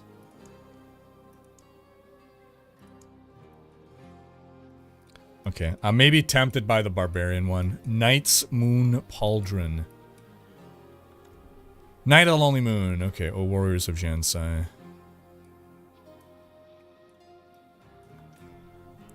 Rogue, huh? Is this a rogue? Yeah. Dancer of the Lonely Moon. Interesting face, man. I want to see the helm a bit more. Okay. Okay. Beast of the Lonely Moon. That's a cool helmet. And let's see, the Sorcerer. Oh, wait. Did I skip the Sorcerer? Oh, yeah, no, I didn't. Okay. Yeah, so the only one that I'm kind of tempted by is the Barbarian, maybe. Interesting choice. The horse, they already gave us a horse. Or is this horse armor? Oh, it's the armor for the horse that we got. I see. I already have horse armor that fits, I believe. Let's go try that horse. How much would these be in Canadian dollars? Whatever you're seeing, because I'm in Canada, so. Oh, it doesn't tell you because it's only in. Oh, I don't know. I think 2,000 platinum is 20 US dollars, so 23, 24 Canadian, I guess. This horse looks best without armor because armor covers up the paintings. Ah, okay. Let's go take a look-see.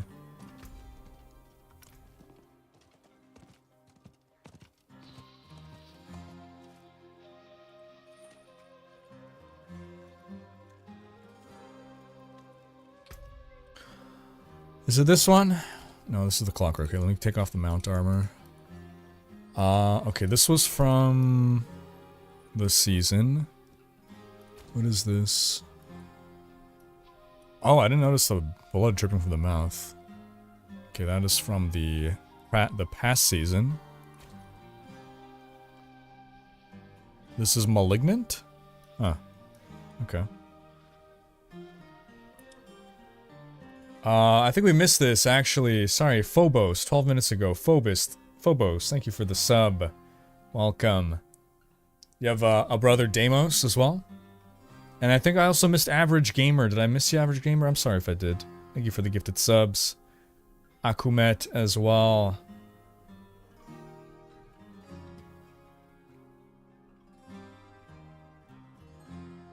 How many vaults have I done? Curious, if you had to estimate, how many vaults did we do there? Bloody Liquid Steel. That's really cool. I think that's just from in-game, right? Brimstone, this is the Duriel mount. This is my favorite. Was it just 10? It must have been more than 10 vaults. 10 vaults in 3 hours? No, what is it like? That's 180 minutes, right? Let's say maximum 5 minutes of vault. We did like maybe 30? We did like maybe 30 vaults. I don't know. Maybe 20.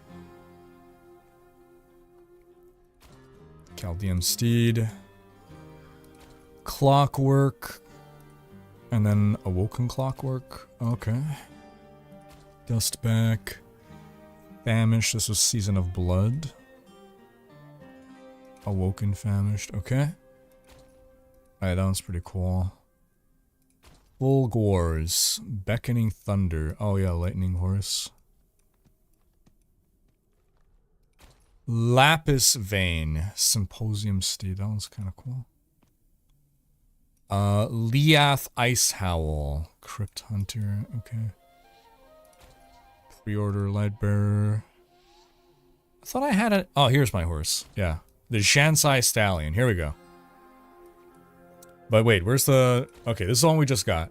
Moonborn Stallion. Ah, yeah. It's, nice tattoos. I think, like, they're reusing the dreads. Are they not reusing the dreads? Whoa, what is this?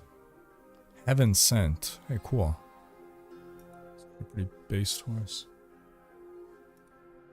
Gore DM. Thank you for the sub. Appreciate ya. This one is still really good, though. This one is, like, one of the drops from the, world bosses there. Oh, what is this? Patchwork horse. That is cool. I don't know where half of these horses came from. That's from base, like collector's edition or something, or pre-order or something. Returning champion. Happy Loony Lunar event. Happy Loony Lunar event. Heavy Harmonies, hope you're doing well, 54 months.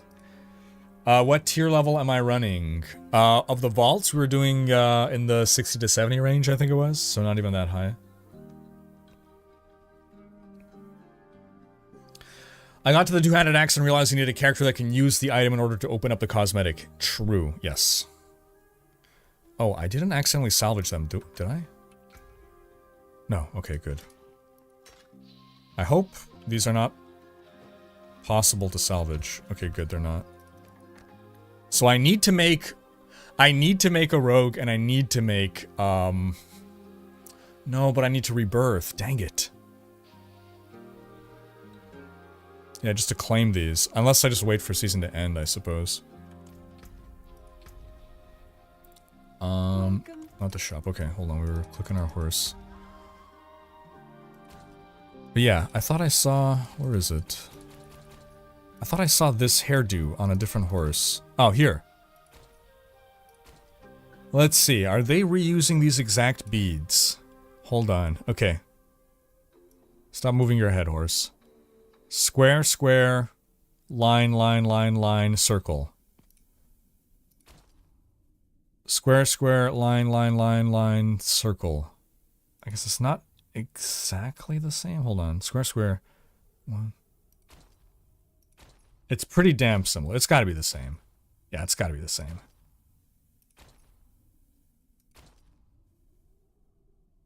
All right, there's like a key there. Key. Yeah, it's the same. Okay. I know I'd seen that hair somewhere. Oh, is it also on the tail? Yeah, same exact positioning on the tail too. Okay.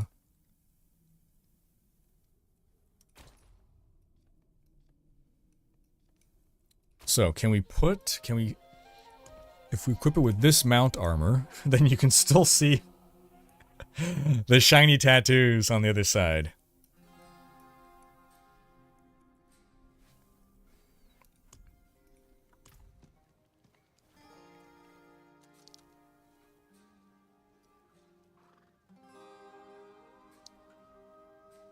Three hours for Rhykker is like 1 hour of not distracted by chats player. True. This is very true.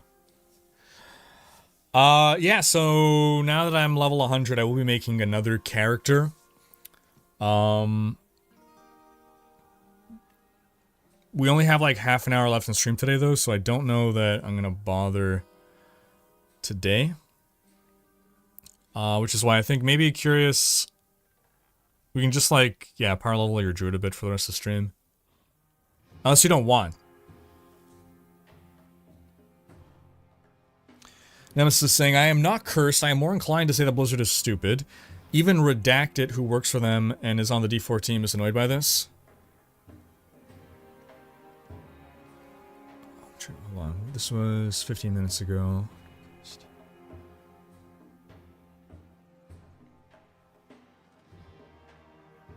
Oh shit, what was this in reference to?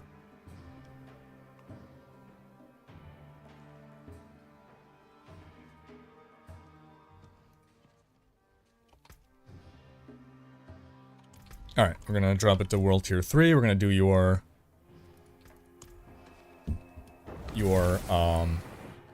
capstone. Pesto Barilla, thank you for the 2 subs. I want some pesto, man. I think I have some Barilla pasta as well in my cupboard. Enjoy the horse. Wanderer.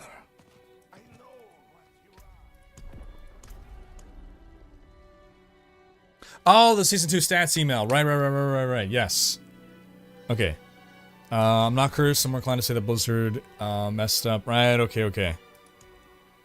Yeah. Okay, I'm gonna make you party leader in case that's necessary to do your capstone.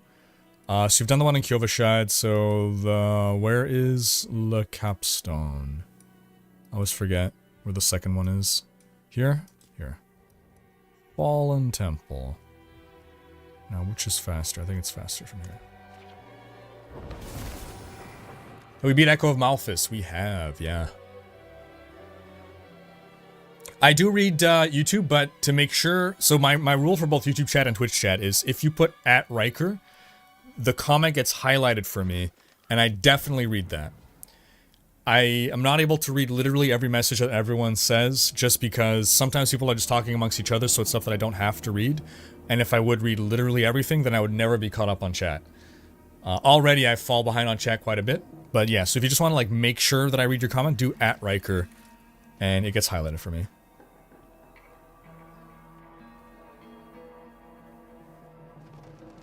Yeah, I think we'll wait for next week to level my new character at this point.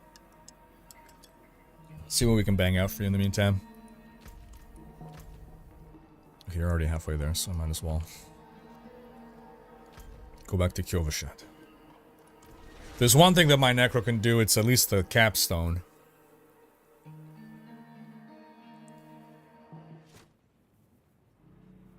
Muffin saying, it's not homeowner, it's homeowner. You can never hear it different again. Oh shit. Is level 73 too early to farm Varshan? Nah, you can go for it. Might be a little hard. I mean, it depends on your build, but it should be possible, yeah. What's your favorite class so far through all of these seasons? Ooh. Rogue. I like the Rogue playstyle so much. But maybe that's going to change now that they've nerfed Rogue. I don't know, we'll see. I'm going to be making a Rogue at some point, probably this season. But we'll see. Average. Gamer. Hey, I appreciate you, man. What's my wish list on the 2.0 update? Oof. That's not a short answer, but to, I guess, simplify.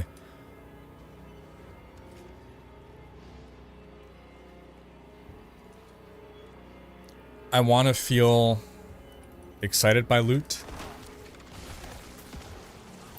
I want loot to be more interesting. As in, I want affixes on items to be more interesting. I want it to be less tedious to have to sort through items at the end of a run to see if this is worth keeping or not.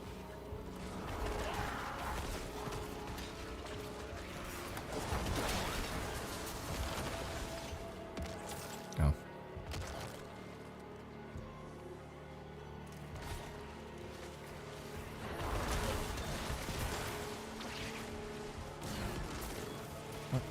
Oh, it's almost the entire other way around.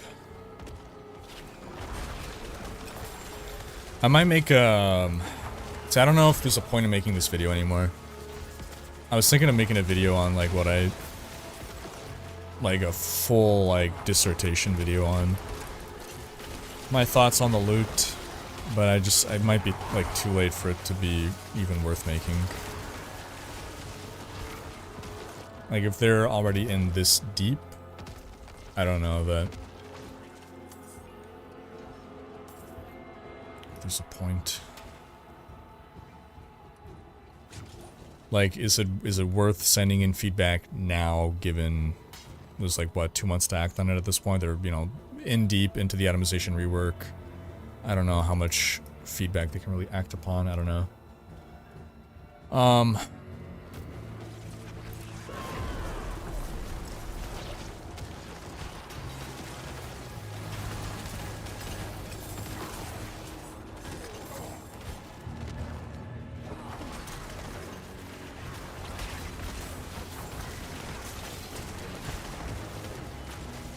What are my plans for the gauntlet? So I am not a competitive player, so I don't really care to push leaderboards, but the way they describe the gauntlet, it just sounds like it's going to be a really fun new game mode, so I want to play it just for the fun of playing it. I want to try it out, see how I like it. Maybe it'll encourage me to try to push a bit, I don't know.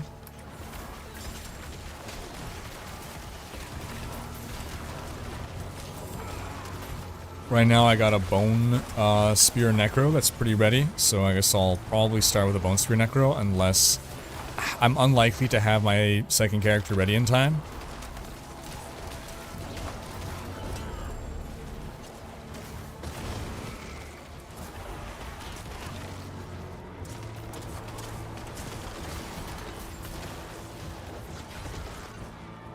Can't wait for last Epoch in a couple of weeks. I assume you're going Rogue Falconer first. I'm going Acolyte Warlock. I don't know. I haven't decided what I'm going to go with first. There's a number of builds that I haven't yet experienced in last Epoch because I want to save it for when the game actually launched.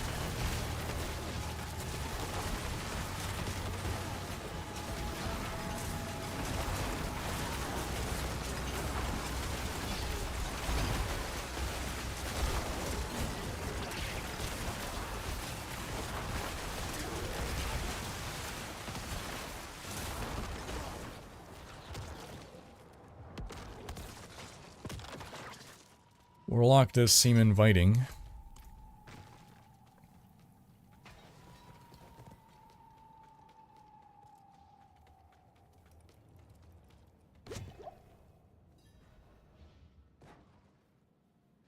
Groma is saying, buying cosmetics with event currency and winter event was unnecessary UI interaction. I'd rather unlock them automatically like now in lunar event, but maybe a bit more grind. Oh well, still better event, I guess. One day they'll get it right. I guess the only advantage to the alternative way is that if you don't care about all the cosmetics, you can just farm the ones that you actually want. Like, let's say it's for a class you never play or never intend to play.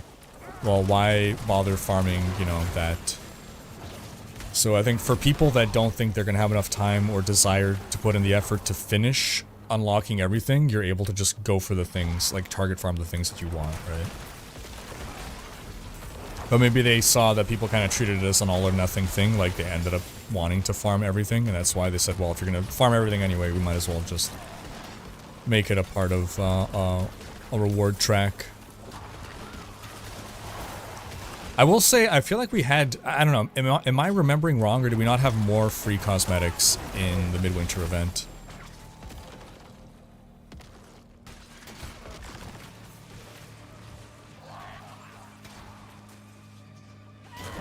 Apparently the Lunar Lady gives you only Ancestors Vaults.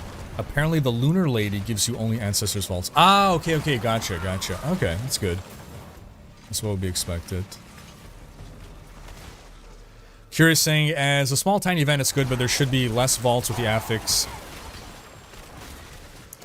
But affix should give you more shrines. Not just 2. Yeah, that's fair. I think I would like it more if there were even more shrines. Like, they can have 4 shrines easily. Legion events should also have those shrines. That would be boss, yeah. World boss too, because why not? Sounds fun. There should be no fear effects.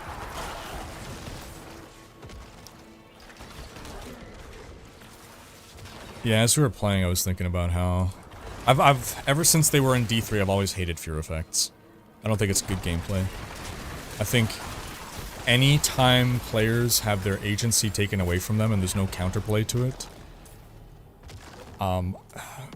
in particular where, like, something takes control of your character and does stuff with it, like in the case of a fear effect, I don't think that's good gameplay.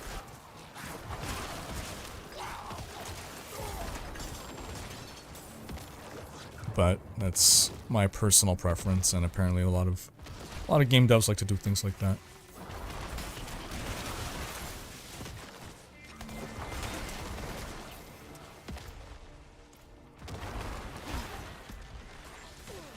Where's the rest of the Atlas? Is it gonna be in here? It might be in here.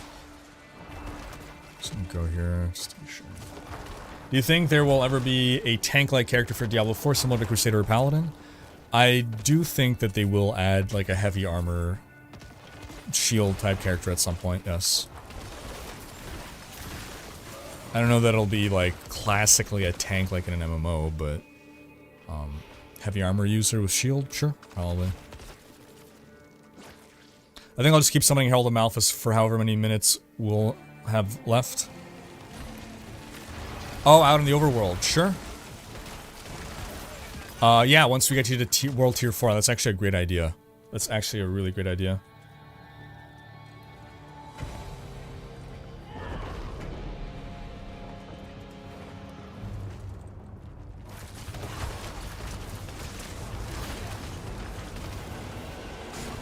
Assuming you can survive. Fair. I'm hoping I have enough crowd control that you should be able to survive.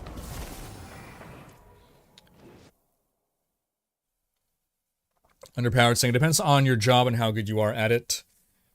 Well, sure. Yes, if you make enough money, anyone can own a home. I agree. I agree. If that's what we were talking about, if that's what that comment is in reference to.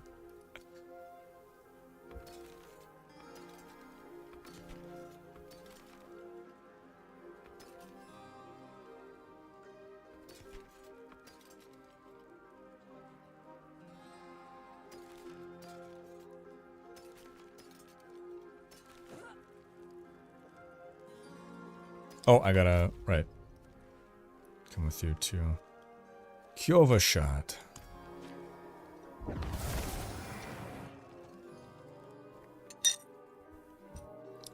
So it looks like I'm clicking fast when I'm moving because I've bound my force move to the scroll wheel and I am scrolling to move.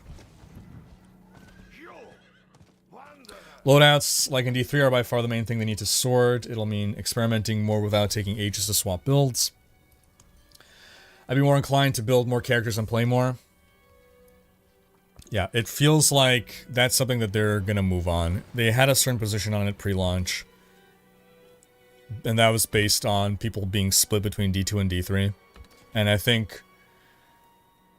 So when D4 launched, it was trying to make D2 players and D3 players happy. It succeeded in pissing off a lot of D2 players and pissing off D3 players in different ways. Not all players, but like there are things in the game that pissed off D2 players and things in the game that pissed off D3 players. And I think they've just abandoned trying to make D2 players happy at this point. It feels like largely D2 players have just abandoned D4, and now they're making D4 more and more like D3 because the player base that remains keeps asking for it to be more and more like D3. And so one of those things will be loadouts, and I do believe loadouts will come.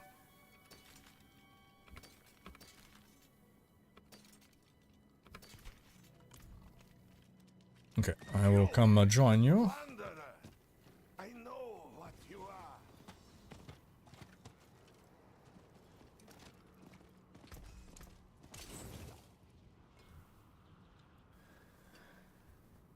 are. Okay, and I'm gonna port 2. Curious. Bought our first house at age 19. What are y'all buying? A $3.99 realty record that shows your dad bought it, much like the company you run. That's a nice screen. So I have a bunch of turn-ins. Are you farming up turn-ins, or are you just heading over to the thing? Okay, he's just heading over.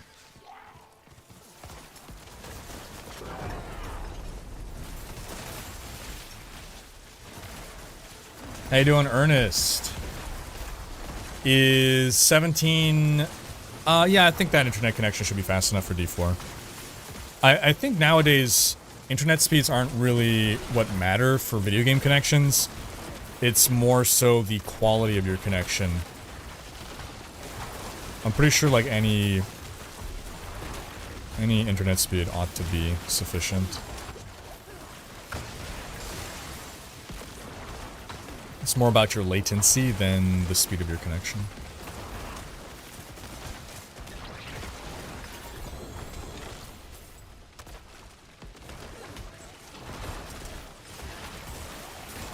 Hide under the hill, there you go. You're one of the underhills, huh? Iron Valor, what's up, man?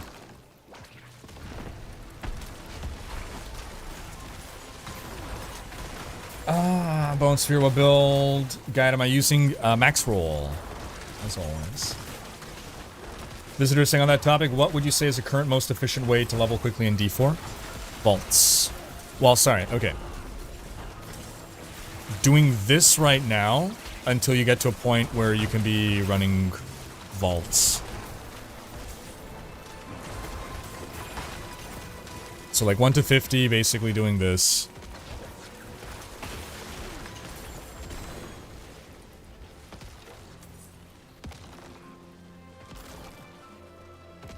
I mean, technically, it's doing half of the dopamine tunnels dungeon over and over, but if you're doing that, then you're not going to be getting the glyphs that you need, which you're going to be getting in spades from this. This is just going to overall benefit you more.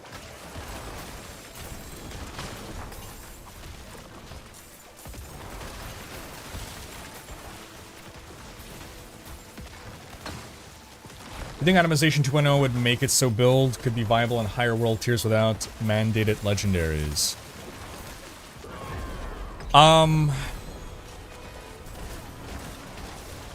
No.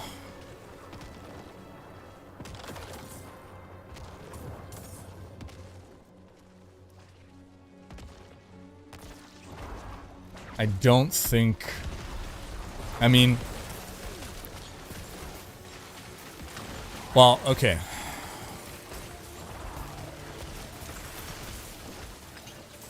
I guess it ultimately depends on what you mean when you say that.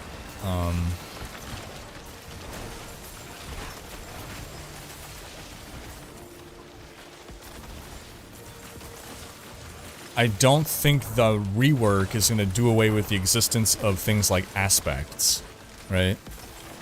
Like, I don't think they're getting rid of all the aspects. That's still gonna be in the game, and as long as aspects exist, like, what, you know, what could possibly be competitive with that as an affix? I don't see us moving away from, like, I think our gear is still gonna look like this, basically, right? Where it's all legendary and unique gear in the end.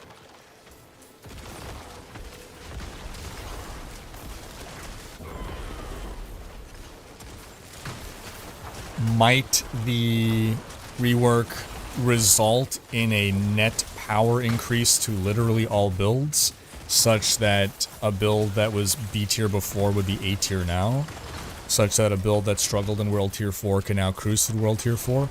Possibly, but that would be more incidental than anything, and then, you know, they could potentially just raise the bar of what World Tier 4 is, or add a World Tier 5, and then we're right back at square one. I don't think the itemization rework is going to rework the core balance of the game, and like there's just the reason you have this discrepancy in the power of builds and why it's altogether so difficult to balance an ARPG is because the difference in power between someone who is like randomly assigning skills and randomly equipping gear and someone who is super optimizing all the broken combinations is several orders of magnitude.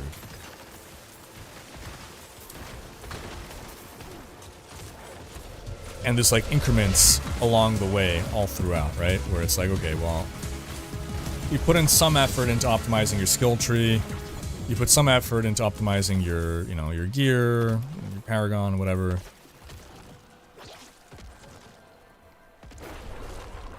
Caldora, 6-month resub, rocking that half-year badge now. I feel like you're not getting much XP.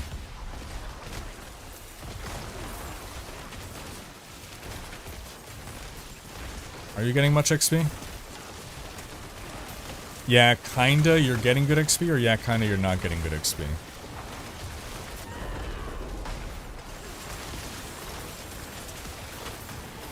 Kinda not, okay. Yep, absolutely up for a vault. Omatic, I'm doing well. How are you? I am enjoying Season 3, yes. Having a blast on Hoda Charge Barb. I gotta make that next. I guess I gotta make that next. I'm just if I do that, then no other class or build is gonna be fun afterwards. What new class would I like? Okay, so if I could pick my own class and I had to pick something, because typically my answer right now is like, I want the devs to add a class that is new so that they leave their signature. Because like so far the classes we have, they're all classes that have already existed. So I want the devs to be able to express their creativity and add a new class to D4, which I think is what's happening with the first expansion. My second answer would be I want to maximize the happiness of the player base, and it seems a paladin is what would do that. So then my final answer is some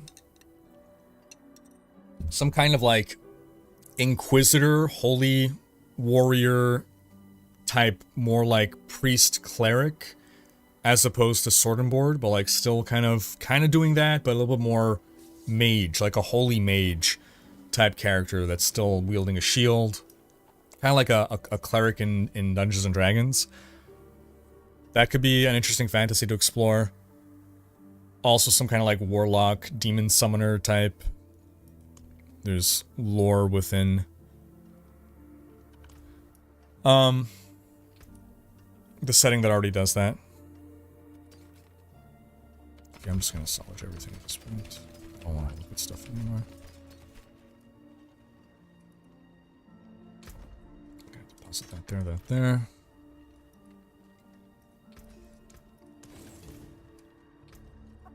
Okay, so let me see if I have a suitable... I'll have a tier 1. Can I do a 67 by myself, is the thing. I don't know how well I can do that. Here, I'm gonna put in a lower tier.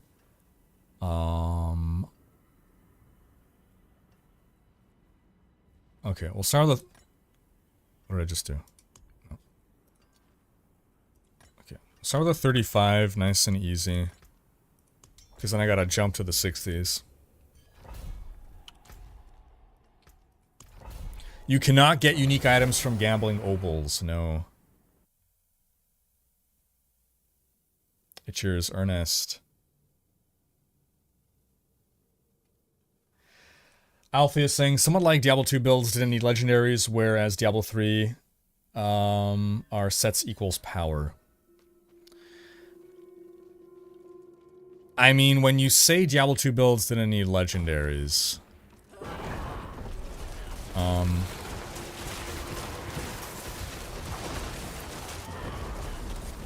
Okay, well, I mean, here's the thing. Like, you would have to basically throw out everything of D4 in order to reach that point. Like, we have this aspect system.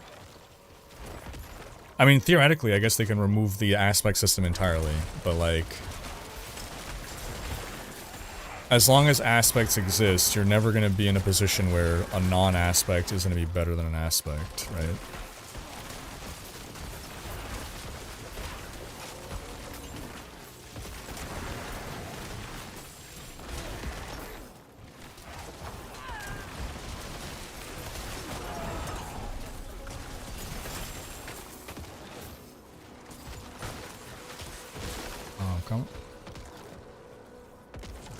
So like Diablo 2 endgame itemization, you will have some items that might just be rares in your build, right?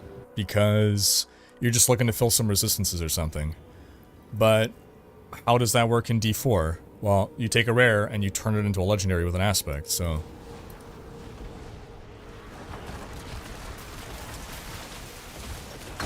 Without removing aspects, is just... I don't see how we get to a point.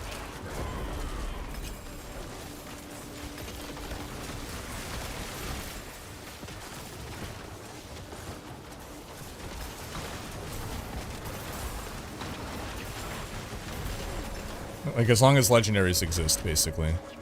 Because in D2, it's like, okay, well, what can I put in this glove slot? Okay, well, I don't need life leech, so I don't need these gloves. Like, you look at all the unique gloves, and like, okay, well, none of these gloves actually do something good for the build that I need, or that I'm running, so I'm gonna use it to, like, fill in my magic find, or, fill in my...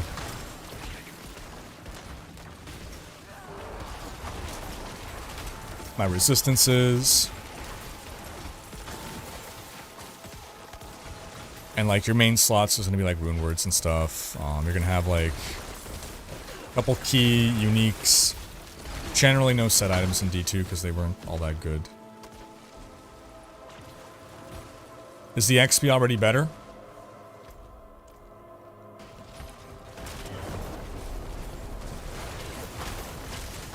Yeah. Oh, these level 89 monsters, yeah.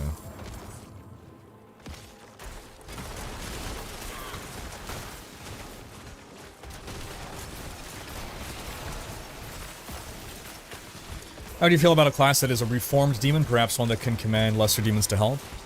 So, Fallen Angel, Reformed Demon, these are like cool ideas for a story about a dude.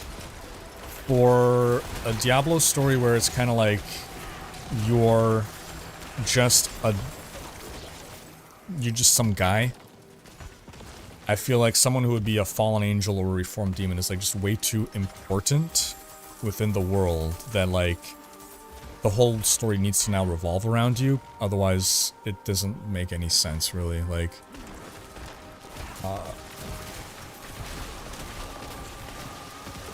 it's something so anomalous that it would need to be a major story point.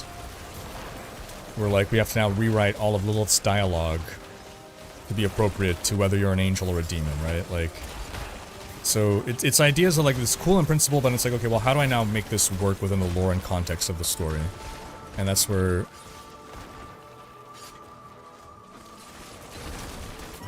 a lot of problems arise, where if you've not already built the game from the ground up to be able to accommodate that, it's like, well, now I don't know what it actually means.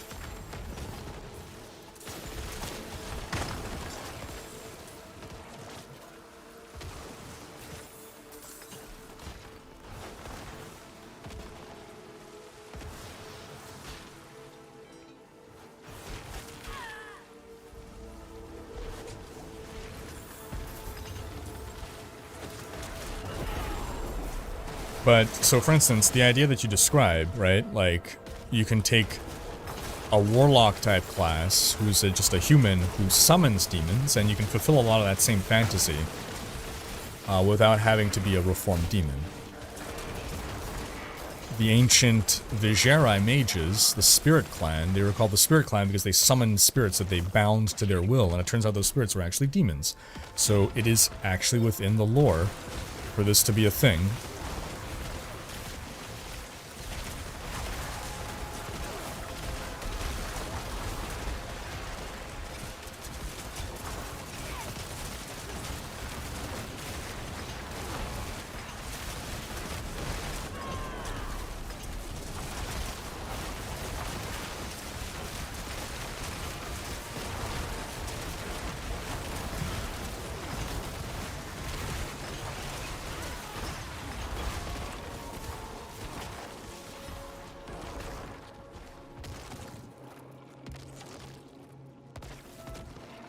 Althea saying, I guess my issue was more that I couldn't find my aspects that I need for my build, but felt too weak to do content without it, where in D2 I can get to level 100 with just rares and stats to plus to skill. So how would you feel if they gave you more better ways of getting the aspect then? That's something that I think could theoretically happen.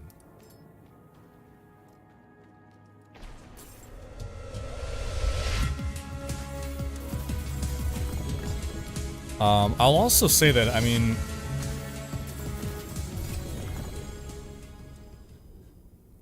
reaching level 100 ought to be, well, yeah, so it depends on what build you pick. Some builds are more dependent on getting specific aspects than others are. But there's certainly builds that you can reach level 100 with just Codex aspects. Jeffrey Kevin, new sub via Prime Gaming, welcome, appreciate ya. Can't help but say the new event is nothing short of terrible. Damn, Spoops. Big disappointment. What do you feel is terrible about it?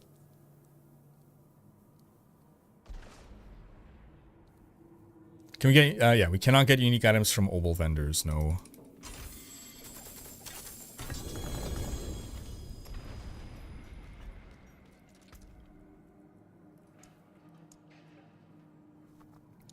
Grumpy Sue saying, if you're willing to spend 5 to 8 years to educate yourself in a desired field and are willing to focus for another 2 years to save money for a down payment on and pay off your debt, you too can own a home. There you go. No content, weird vibe. Okay, yeah, there's basically no content. I like that I don't have to go out of my way for it. So, I guess, I think some people just have different expectations of these events, I guess. For me, like, I always look at it like, okay, they're giving away cosmetics. And you have to do something to earn the cosmetic. There is no, like, event, I guess, is one way of putting it. There's no activity to really do. Can't even get the 50% XP? Are you sure that's not working? You can find my build on maxroll.gg. Maxroll.gg.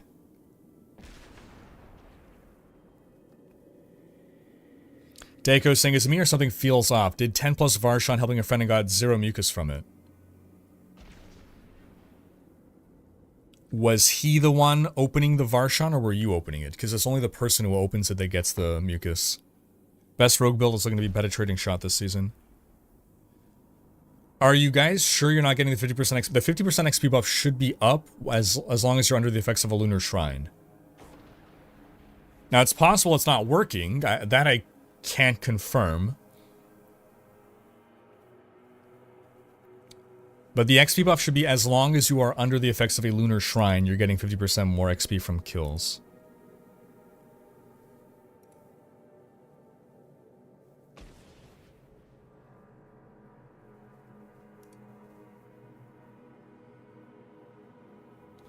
Target farming the aspects would be nice. I tend to play tanky builds or pet necro druid as I mostly play solo due to my work hours. Thank you for the input. I think as well, like, if we can get crafting into the game, it's more determinism, right? Like, it doesn't have to necessarily be about crafting aspects, but like crafting stuff maybe could be a step towards feeling like you have some agency to fight bad luck and help yourself towards a path of power. Your lunar shrine goes away in like 5 seconds. Oof.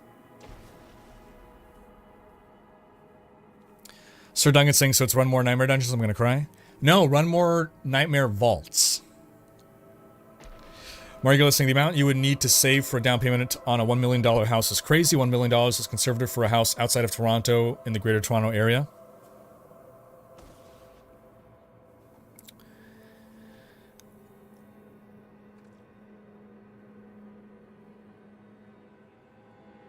Yeah. Nightmare Dungeons have 3 shrines in each, so they're pretty worth it for the event. Okay, so 2 shrines in Vaults and 3 in Nightmare Dungeons. Interesting. Yeah, Leandros, exactly. Yeah. Cheers from Montreal, Gordy M. Nice. Houses in Calgary are getting up there, just waiting for it to get as bad as Vancouver so I can sell. But then where are you going to live? So that's the thing, right? Like, we bought before... we're in a condo. We would like to own a home one day. I got a house, sorry. It's a home. We'd like to own a house one day. We bought a condo in 2018, right before all the prices went up. So, like, now if we sell, we'll make a decent profit. But it's like, okay, well, where do we go live?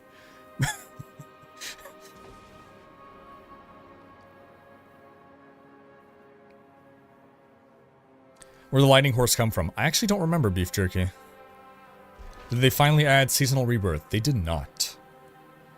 I'm sad. Okay, getting caught up here. We have done Uber Malphus, yes. Think about next character. Any good sorcerer build out there? Meteor. Yeah, Meteor's doing pretty well.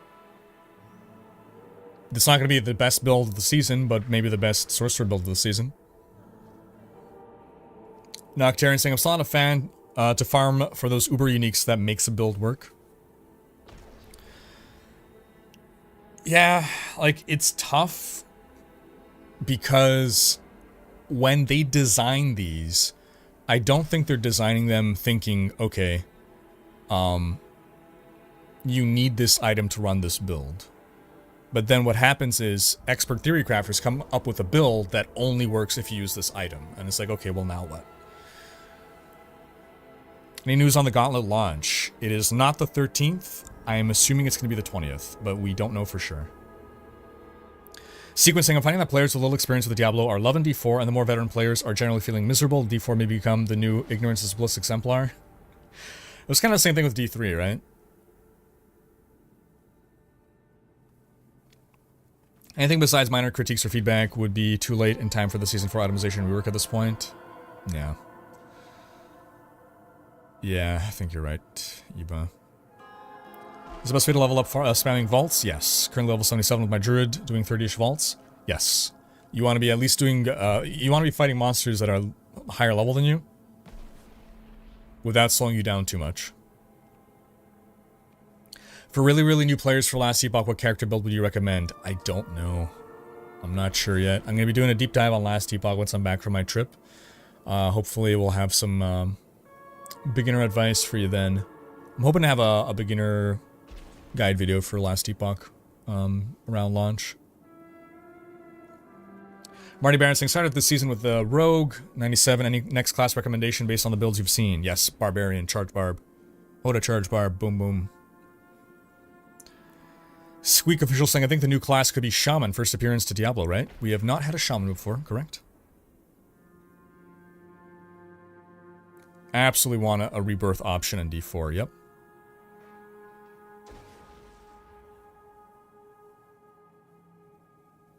Magnesium saying, we still need an option to change the whole appearance of our character, maybe a ton of gold, maybe even if it was paid, hate to say it.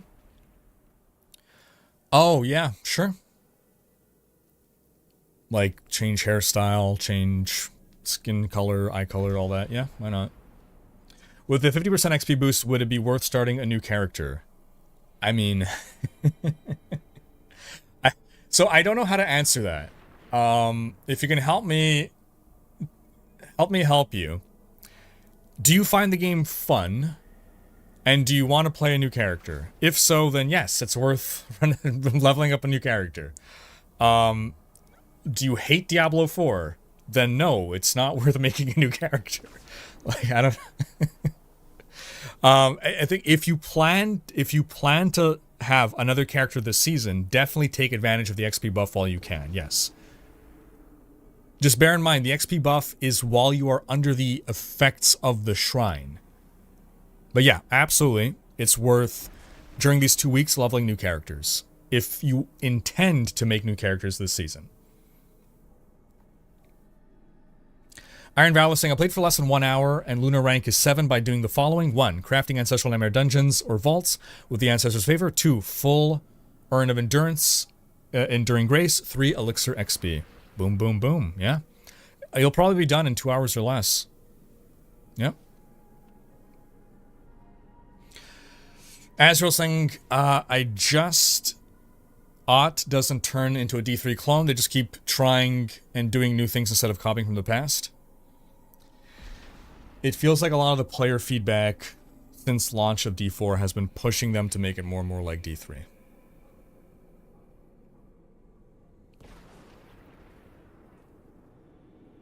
I really hope they bring back the cube and rune words. I think we're going to see either the Herodric cube or Kanai's cube at some point. I think that's reasonable.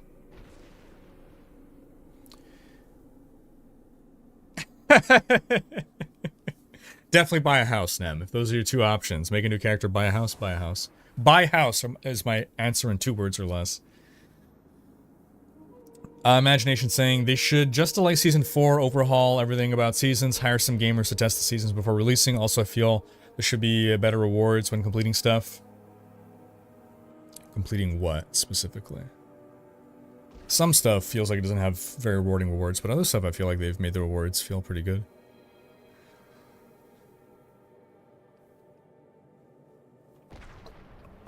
I just found, used one of the favorite vaults you mentioned, and both the Lunar vaults were in the pre-vault areas. There you go, nice.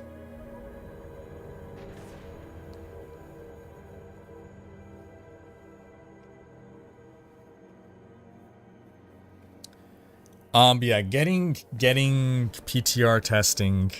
I mean, if it were possible to PTR test the Loot 2.0 itemization rework, that would be.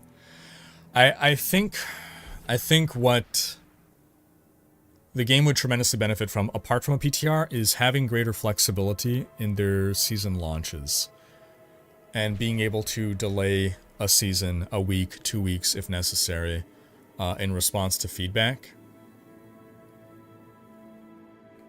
So, let's say for itemization 2.0, right? Loot 2.0. You put out a PTR. People try it for at least a 1 week PTR minimum. You're going to get a feedback. If that feedback is everything is perfect, keep it as is, then beautiful, launch the season. If it is, this is a disaster, you need to make a million changes, hopefully you can get that done in a couple of weeks. If you can, and you can like delay the delay season start by up to a month, right? Like I think 3 weeks is fine to delay the season if it's for the betterment of the game, for a exceptionally important change. Yeah. Otherwise, for like kind of a let's say a regular season mechanic, you know, delay of a week, 2 weeks max. But yeah, if the itemization rework would need to then be delayed like more than a month, at that point, might as well just launch a season. Because you gotta do something. Like, you can't just not do anything. Because we see in other games, if you don't have any updates, right? Like, I don't believe that it's not worth doing anything in the game until you fix XYZ. If that means, like, 6 months. Like, imagine 6 months with 0 content updates. Like, the game just dies. You lose all your player base.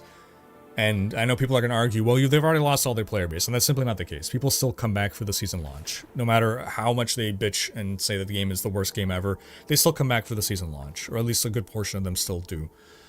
And if they stop releasing any kind of update, then in 6 months, people don't even remember the game exists anymore. So when they do their big, oh, you know, we're back and the game is good now no one cares because they've moved on. You haven't played the game in 6 months and they're playing other things now.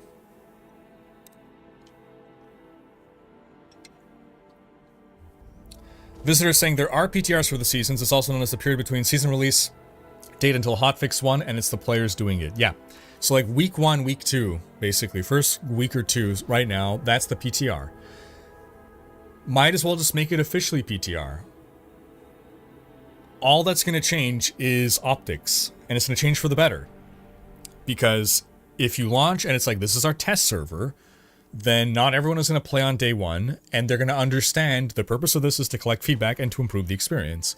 And then when they do their proper launch, right? Like, imagine Season 3 launched with the emergency patch first.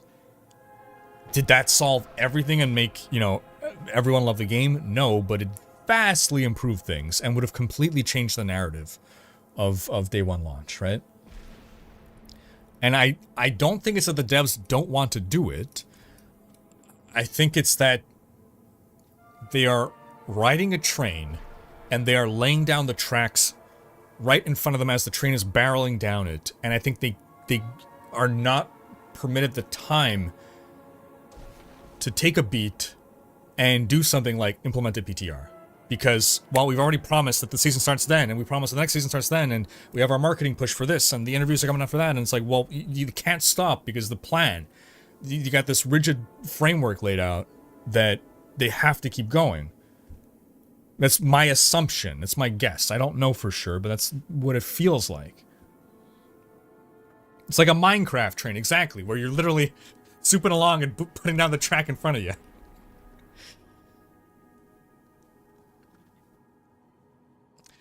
D2 was out for 10 years with no updates and everyone still loved it. Different time. Doesn't work anymore. Different time. Things that worked 20 years ago don't work today. There's more competition than ever. We have shorter attention spans than ever. It's the same reason that no one today has the patience to farm for a jaw rune. Not going to happen.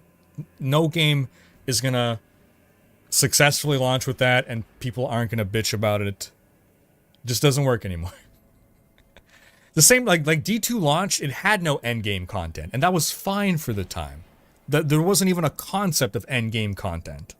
Right? We made our own endgame content. We came up with Bale runs, and we came up with Magic Find runs, and whatever. Nowadays, you don't have endgame... Like, everyone bitches that there's no endgame content in D4. Even though there's more endgame content in D4 than there is in D2. It's just a different time. Standards have changed. There's more... Again, more competition. Less attention span.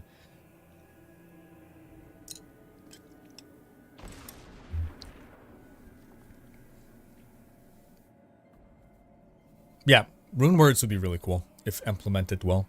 Growmasting also, loadouts don't necessarily mean changing build on the fly whenever for free like in D3. We have so much gold now, it should cost us at least a fair amount. That way, it's staying in the D4 original vision, but adds a massive quality of life. Best of both D2 and D3 world, I would say. It's a fair way of doing it. I think it's a good idea to remove the aspects, or is it a bad idea to remove them from D4 since they are some sort of hidden tier set? I don't think we can remove aspects from D4 at this point without, like, where does that leave us? So imagine we remove aspects. Now where are we? Now, like, we're just fucked. Like, there's just nothing. Like, aspects introduce some bad stuff into the game, but I don't think that they're overall bad for the game, and they built so much of the game to revolve around aspects that, like, all of a sudden, like a lot of our cool stuff comes from aspects. So where's that all gonna go? Like, you just turn this all into different uniques? I guess you can do that. Like, instead of a shielding storm aspect, you put that on a unique, I guess. If aspects were going to be removed, I think that needed to happen before the launch of the game.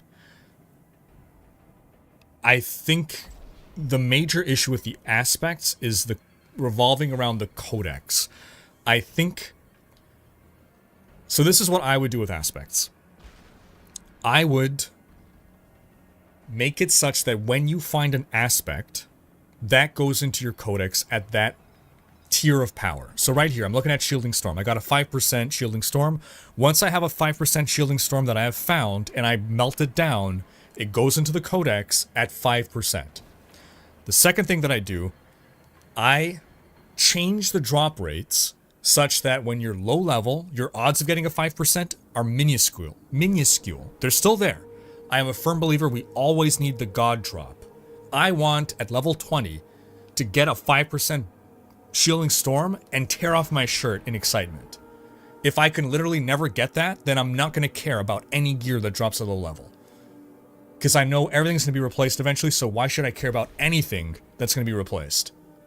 And I think that's always bad. That's why I'm always in favor of having a remote, tiny chance, even at low level, of getting crazy good things. Right? But then you ramp up that percentage. By the time you're level 100, your odds of getting a 5% are like 2 orders of magnitude better than when you're low level. Because again, once you find that 5% Shielding Storm, you never need to worry about Shielding Storm aspect ever again. We remove all of the inventory clutter, because that's a big issue with the aspects. It's inventory clutter. It's that you have to farm that thing again, which is not fun, to have to farm the same thing that you already found again, just to consume it.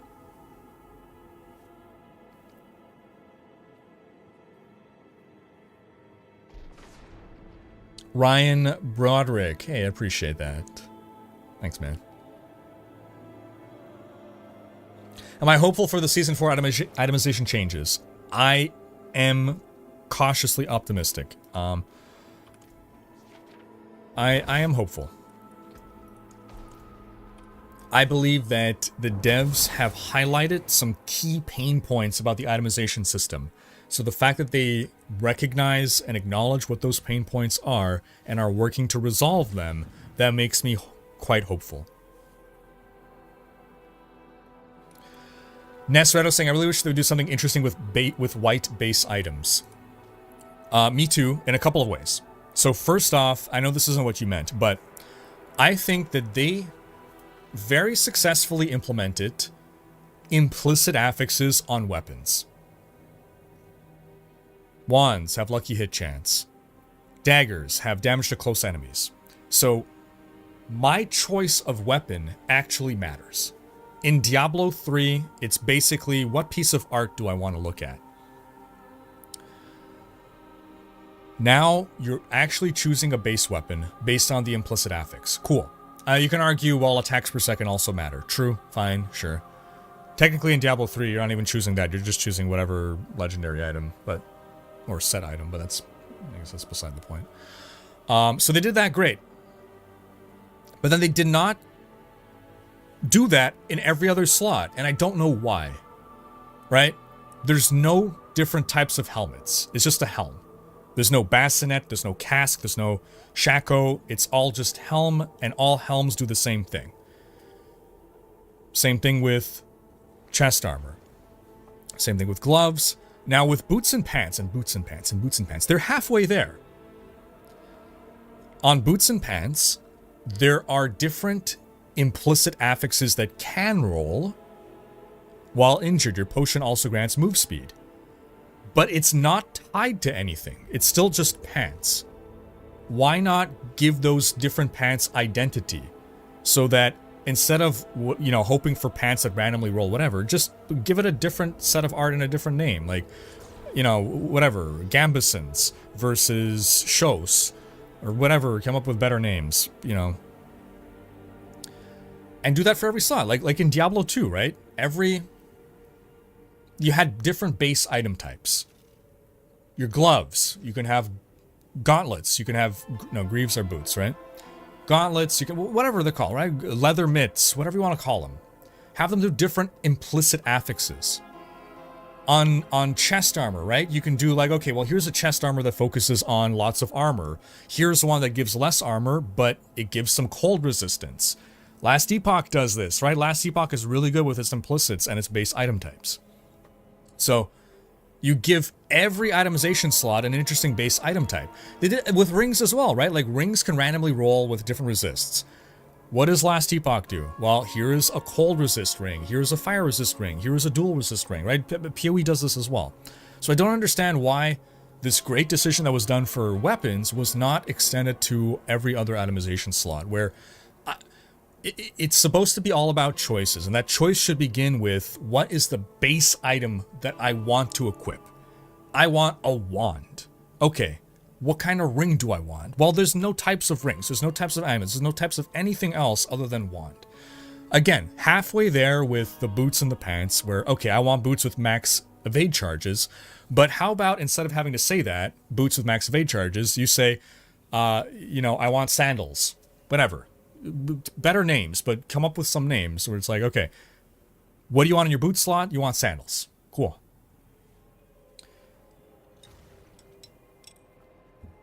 From there, I agree with Nesredo's point that I would like, if white items are going to drop or continue to drop at level 100, right? If we're going to get white items or blue items to drop at level 100, they need to do something. Otherwise, just give me the crafting materials. Their purpose should never be to sell or break down. And it also shouldn't be to make better loot look good, because we have enough garbage loot anyway. So I don't see any good reason for a white or a blue item to drop when you're level 100 if it's never going to have a purpose other than to be broken down. If there's no practical use for it. If it's just a psychological use, or, again, a means to getting more gold or material. Just cut out the middleman, give me the more gold, give me the more material. So I think, I like the idea of white items as basis for rune words. I think that's a great idea. Blue items. Prior to launch, they said blue items would have fewer affixes, but have the low chance of rolling higher numbers than on yellow items. And I think they ended up going back on that. But the issue is this doesn't really work well with an aspect system, because even if blue items operated that way, I don't see a circumstance in which we would use blue items because you still need to have aspects. But I guess what you could do is you can have blue items be upgraded into aspects, where you're sacrificing one affix, right? So this can still work. This is how you work blue items into the aspect system. Rare items have 4 affixes, blue items have 2, but they can roll higher. There, done, solved. So depending on your build, you maybe having more affixes is important, but maybe you really need to reach that cooldown breakpoint, and you're willing to sacrifice an extra defensive affix or something. The thing is, you're rarely gonna want to sacrifice an entire aspect, which is why I say you still need to be able to put an aspect onto it. George saying, allow us to keep aspects to the level found, like you said, or we can melt item down for power to imprint that aspect, choose upgrade codex or power it, make a game loop with choices to make. There you go. Game loop, choices to make. I like it.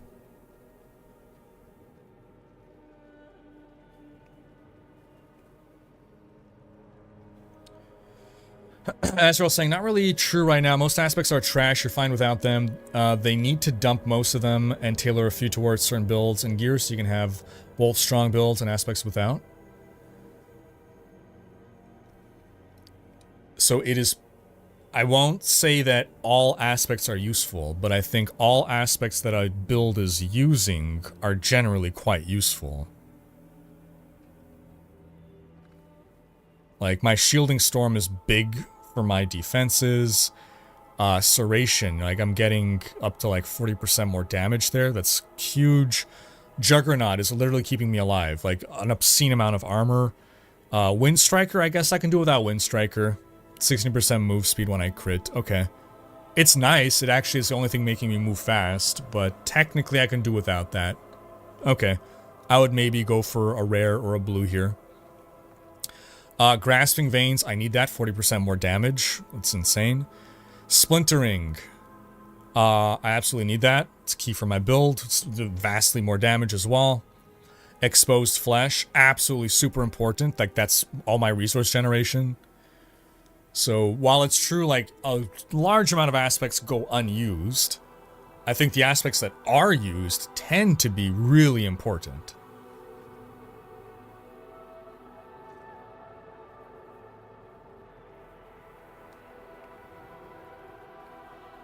Squeak saying, Ballant Launcher says, Protection Shrine warning. Some dot effects may still affect characters despite the invulnerable effect. We are working on this issue. Ah, thank you for reporting that, Squeak Official.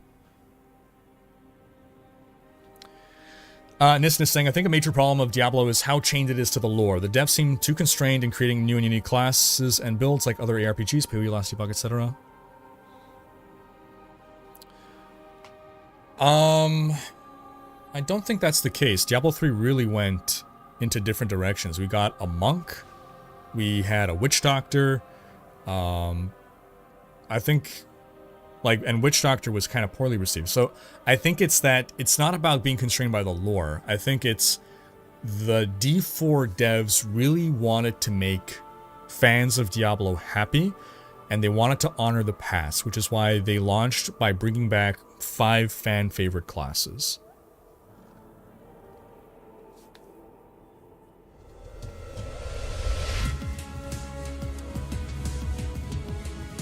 Bearded Thorgy, 52-month, a resub. Also, I'm gonna miss this. Jeffrey Kevin, half an hour ago, new sub. Appreciate you, man. Many months.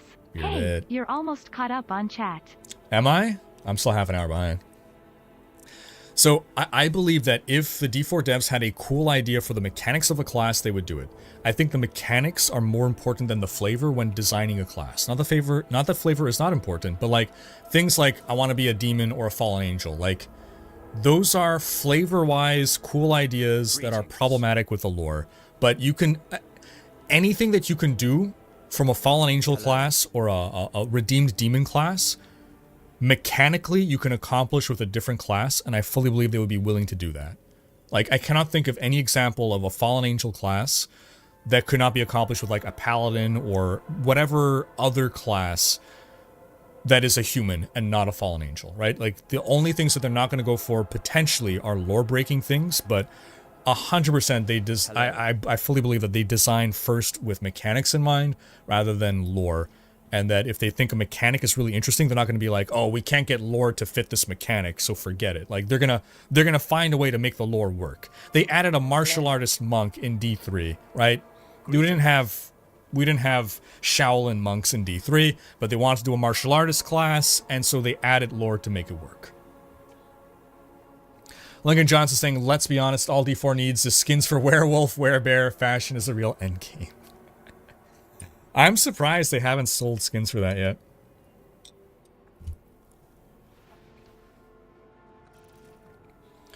Savage saying, couldn't they just give you all the aspects at level 50 at bare minimum stats, and if you want better, farm them instead of holding out some? They could. I wouldn't be in favor of that. I'm generally not in favor, so I'm not suggesting everyone ought to feel this way. And I'm not suggesting that they make the game to how I want, but I'm generally not in favor of just giving people things without having to put in some work for it. T-Serp saying, have you also seen the initial atomization rework? Knowing you can't talk about it, yes, this still seemed good compared to the current system. My hesitancy is reflecting on what has been said. Okay, if I recall correctly, I do believe we are allowed to say that we...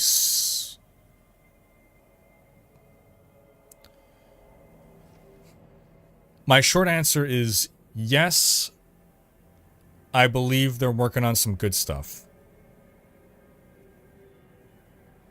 That whatever preliminary stuff / ideas that I might have heard or seen were very promising to me.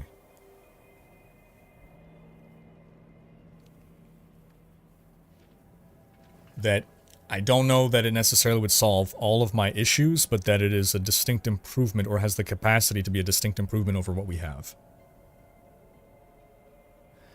Iron Valor saying, want skins for druid pets and my necro summoners. Hey, yeah, that too, right? Pets and summons, yeah, absolutely.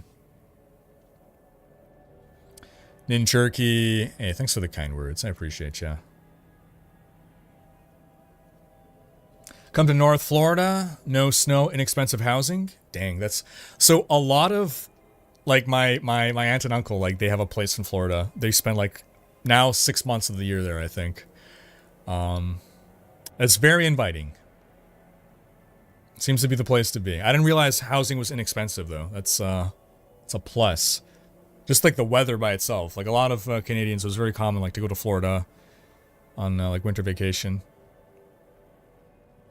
Growmasting, one good idea about an aspect rework would be adding every power to the codex and let us level them up to max roll by salvaging copies we loot. Sure, I like that too. We could still drop a max level roll along the way, but at least we would have some control and no more stash full of legendaries. It could even add some meta progression overall. Yeah, I like that. I like meta progression. Hope the devs are cooking something good, copium. Yeah, hopefully. What is abundantly clear is that the devs are very well dialed into the community. They have not, at any point, just put their heads in the sand. With this release getting possibly the biggest hatred of any launch apart from Immortal, within the Diablo franchise, is what I mean. And they are in the trenches. The devs are not hiding. They're on Twitter. They still reply to Twitter comments.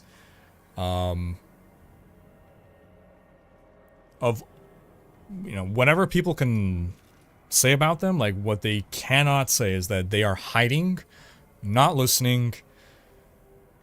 They are absolutely well dialed into the community.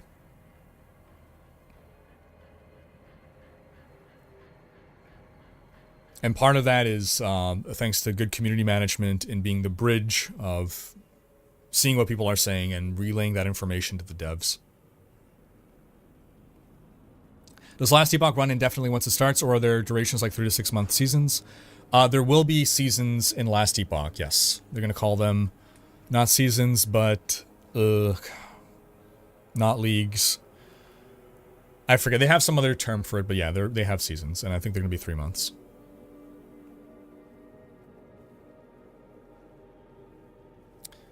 I love Brooklyn Nine-Nine. 9-9!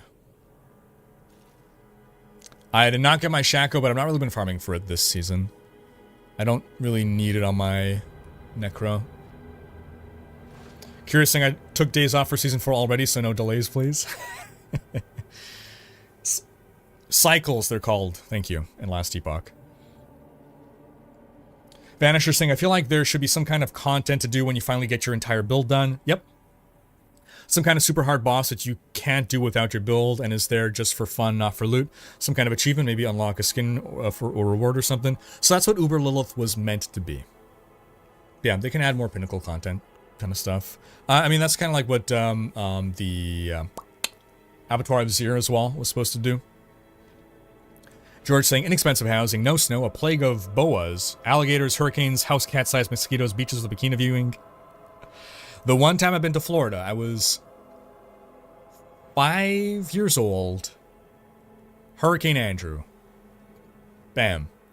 Had to spend half my vacation indoors, being terrified, as I saw the palm tree outside being blown like this in the storm.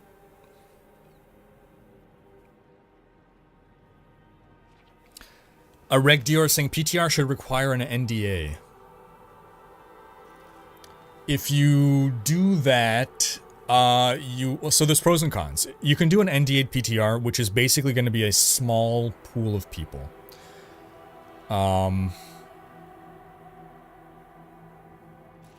It's gonna, like, you're gonna have like the Max Roll boys and stuff, like the blasters. They're gonna be mostly the ones doing it.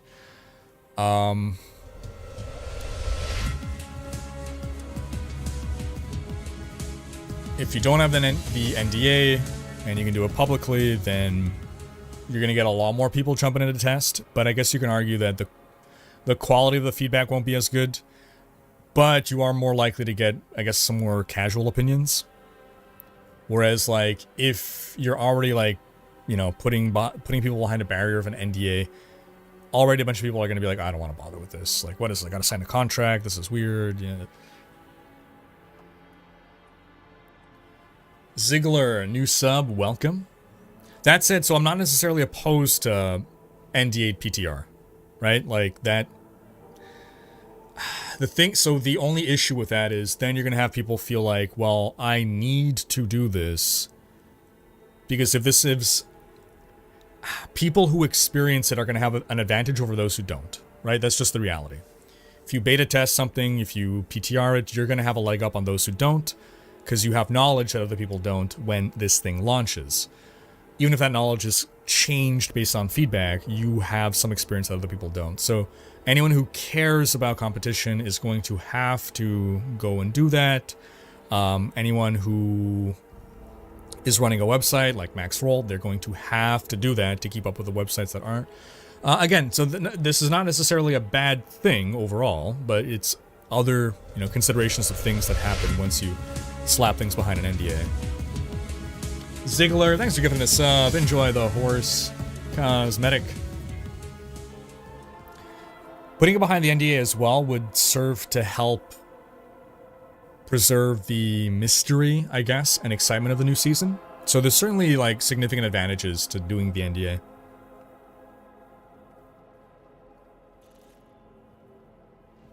Hey, cheers, Antares. Nemesis saying, a lot of people are also going to say, hey, this skill was changed on the PTR from 100% to 500%, and now on live it was nerfed to 250. Let's hashtag start the riots. True. Yes. Okay, so that's something as well, right?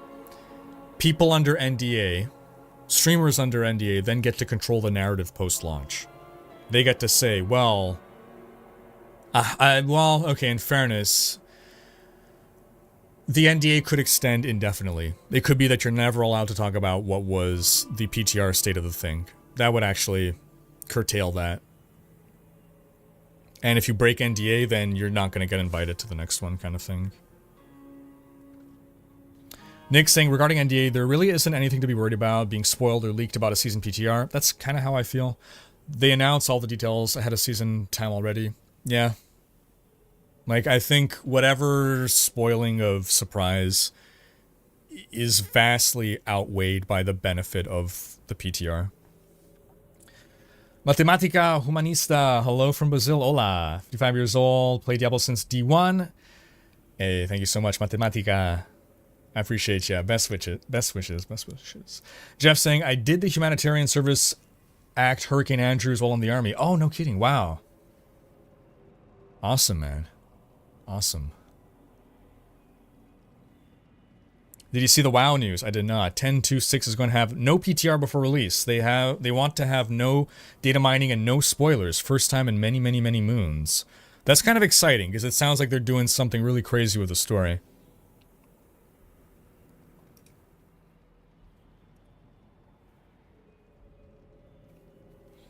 Diesel saying, I disagree with the 6 months period, although it's partly true. However, content released every 3 months is mediocre at best. Having a big seasons or content that will keep players engaged, then it's better than to have people returning every few months for a few days.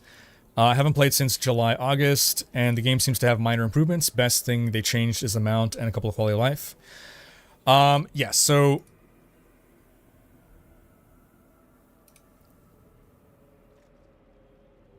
hold on, I lost my other chat here. Okay. What do you think would happen, Diesel, if everyone were like you? In the sense that, like, everyone stopped playing then, and no one would have come back at all. We'd be missing out on a lot of the feedback that people are continuing to give. Maybe the devs, maybe not the devs, maybe the higher-ups would say, okay, well, D4 was a failure. We're not even going to bother funding this project anymore. We're going to just move you on to D5. See you in 5 years.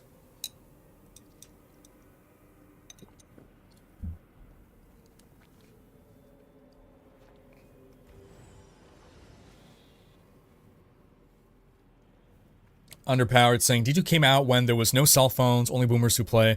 I'm one of them, but I want new stuff, fun stuff. I simplify the loot, give me fun new characters, and give me good content that is fast-paced and fun, and I'm good.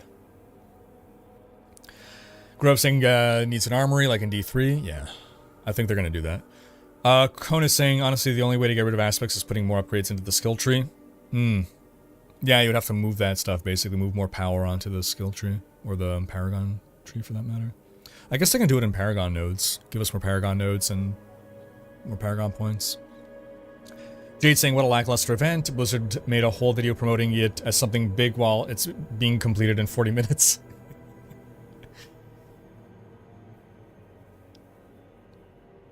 New D4 fan saying, I think they need to delay the expansion until next year or until they fix the base game. Delaying the expansion is something that makes more sense than delaying seasons, like not having any seasons, right?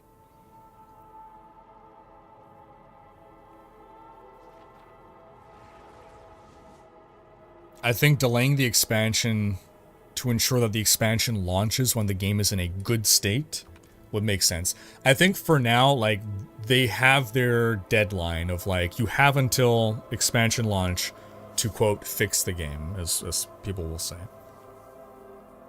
And I think if the game is not considered, quote, fixed, then unless the expansion, quote, fixes it, then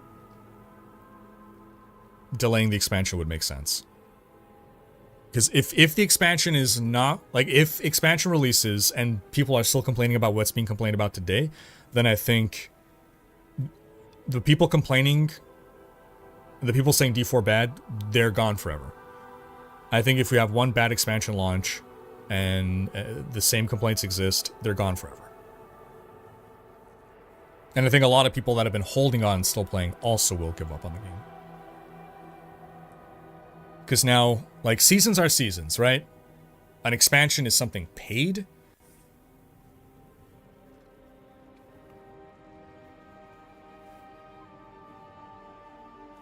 Memorability is saying, aspects provide a very simple utility, something that can go into a skill tree. Aspects strip identity from blues, rares, and white items, and even hurts what a legendary item could be.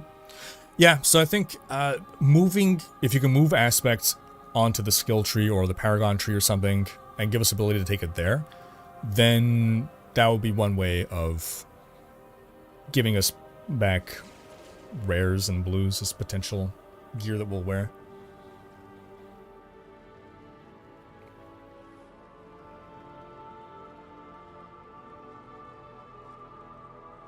The 2-sub thing is the same as before, indeed.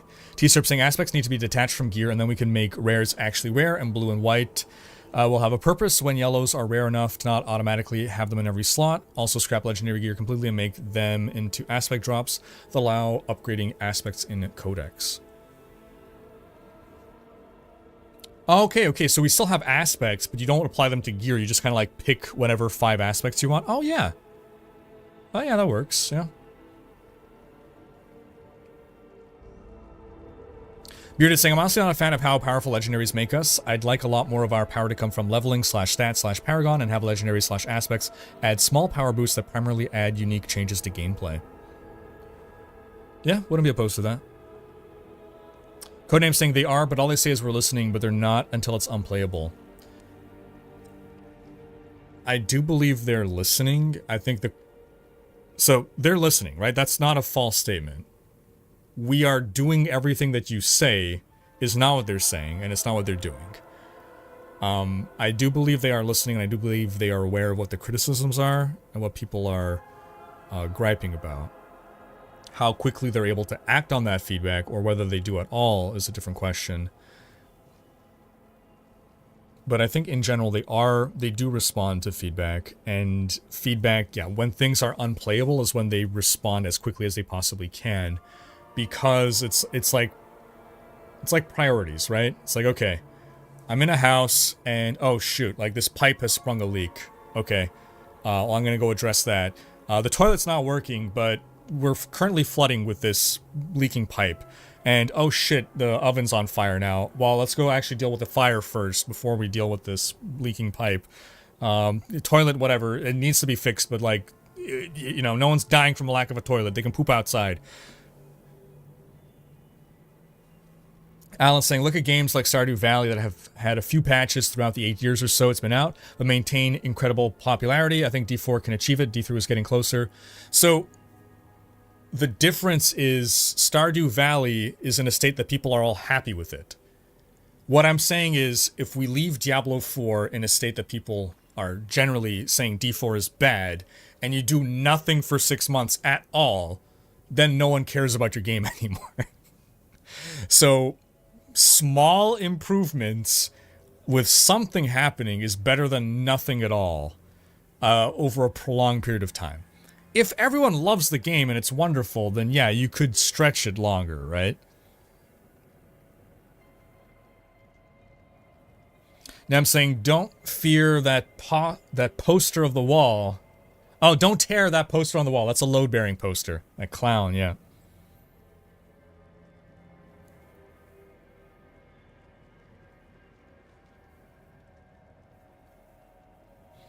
Azrael saying, easy way to solve the NDA versus PTR debate, then go back to the days of past and hire in-house testers.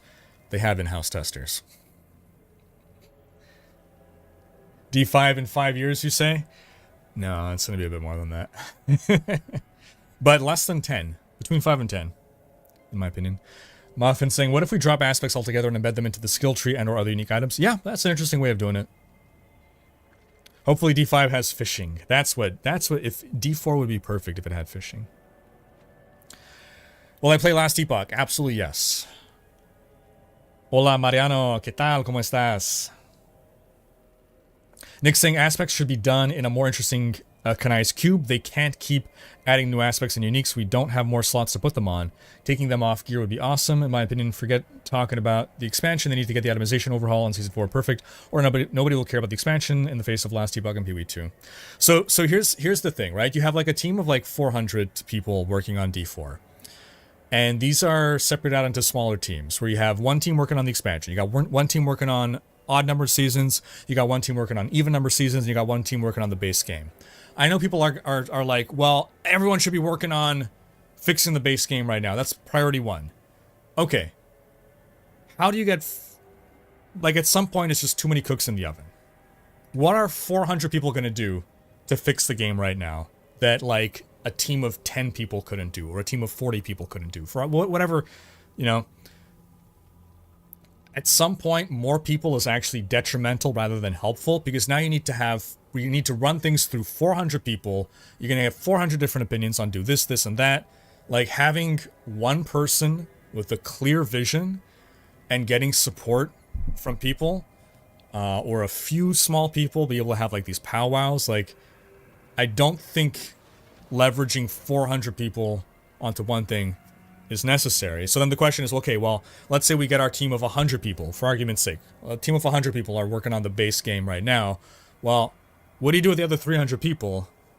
Well, okay, this team, you start working on the expansion, right? Other team, you're working on the next season.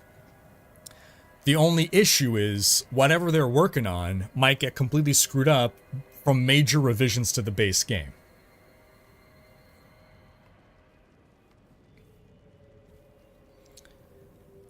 I'm running Bone Spear Necro.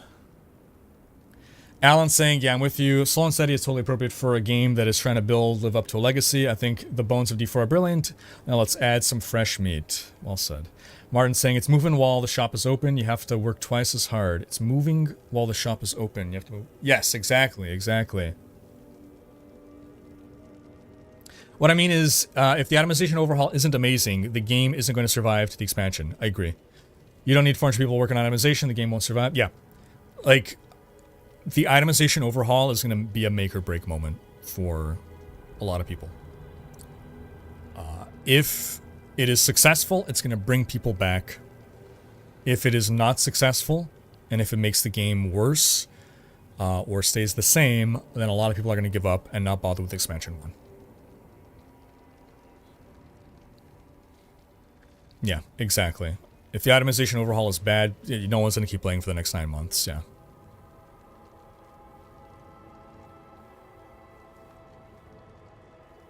Simon saying, also, if nobody works on future content and only on the base game, then it theoretically could get to the point where it is starved of anything new for quite some time. True, yeah. Alright, folks, so that's going to be my stream for tonight. As a reminder, I am leaving tomorrow. I got a flight to Europe for a business trip that I cannot tell you about yet, but I will be happy to share with you details in the future. Where are you going? I was going to make espresso. So there will not be a news video on Saturday, but instead there will be a news video tomorrow. And, yeah, no streams until next Monday when I'll be back. But yeah, we're going to thank everybody for coming on by today. We're going to thank those who joined us in-game. We are going to thank our mods for overseeing things. We're going to give a big thanks to our supporters, and thank you all for watching. Have yourselves a fantastic rest of your week, folks, and we will see you next time. Bye-bye.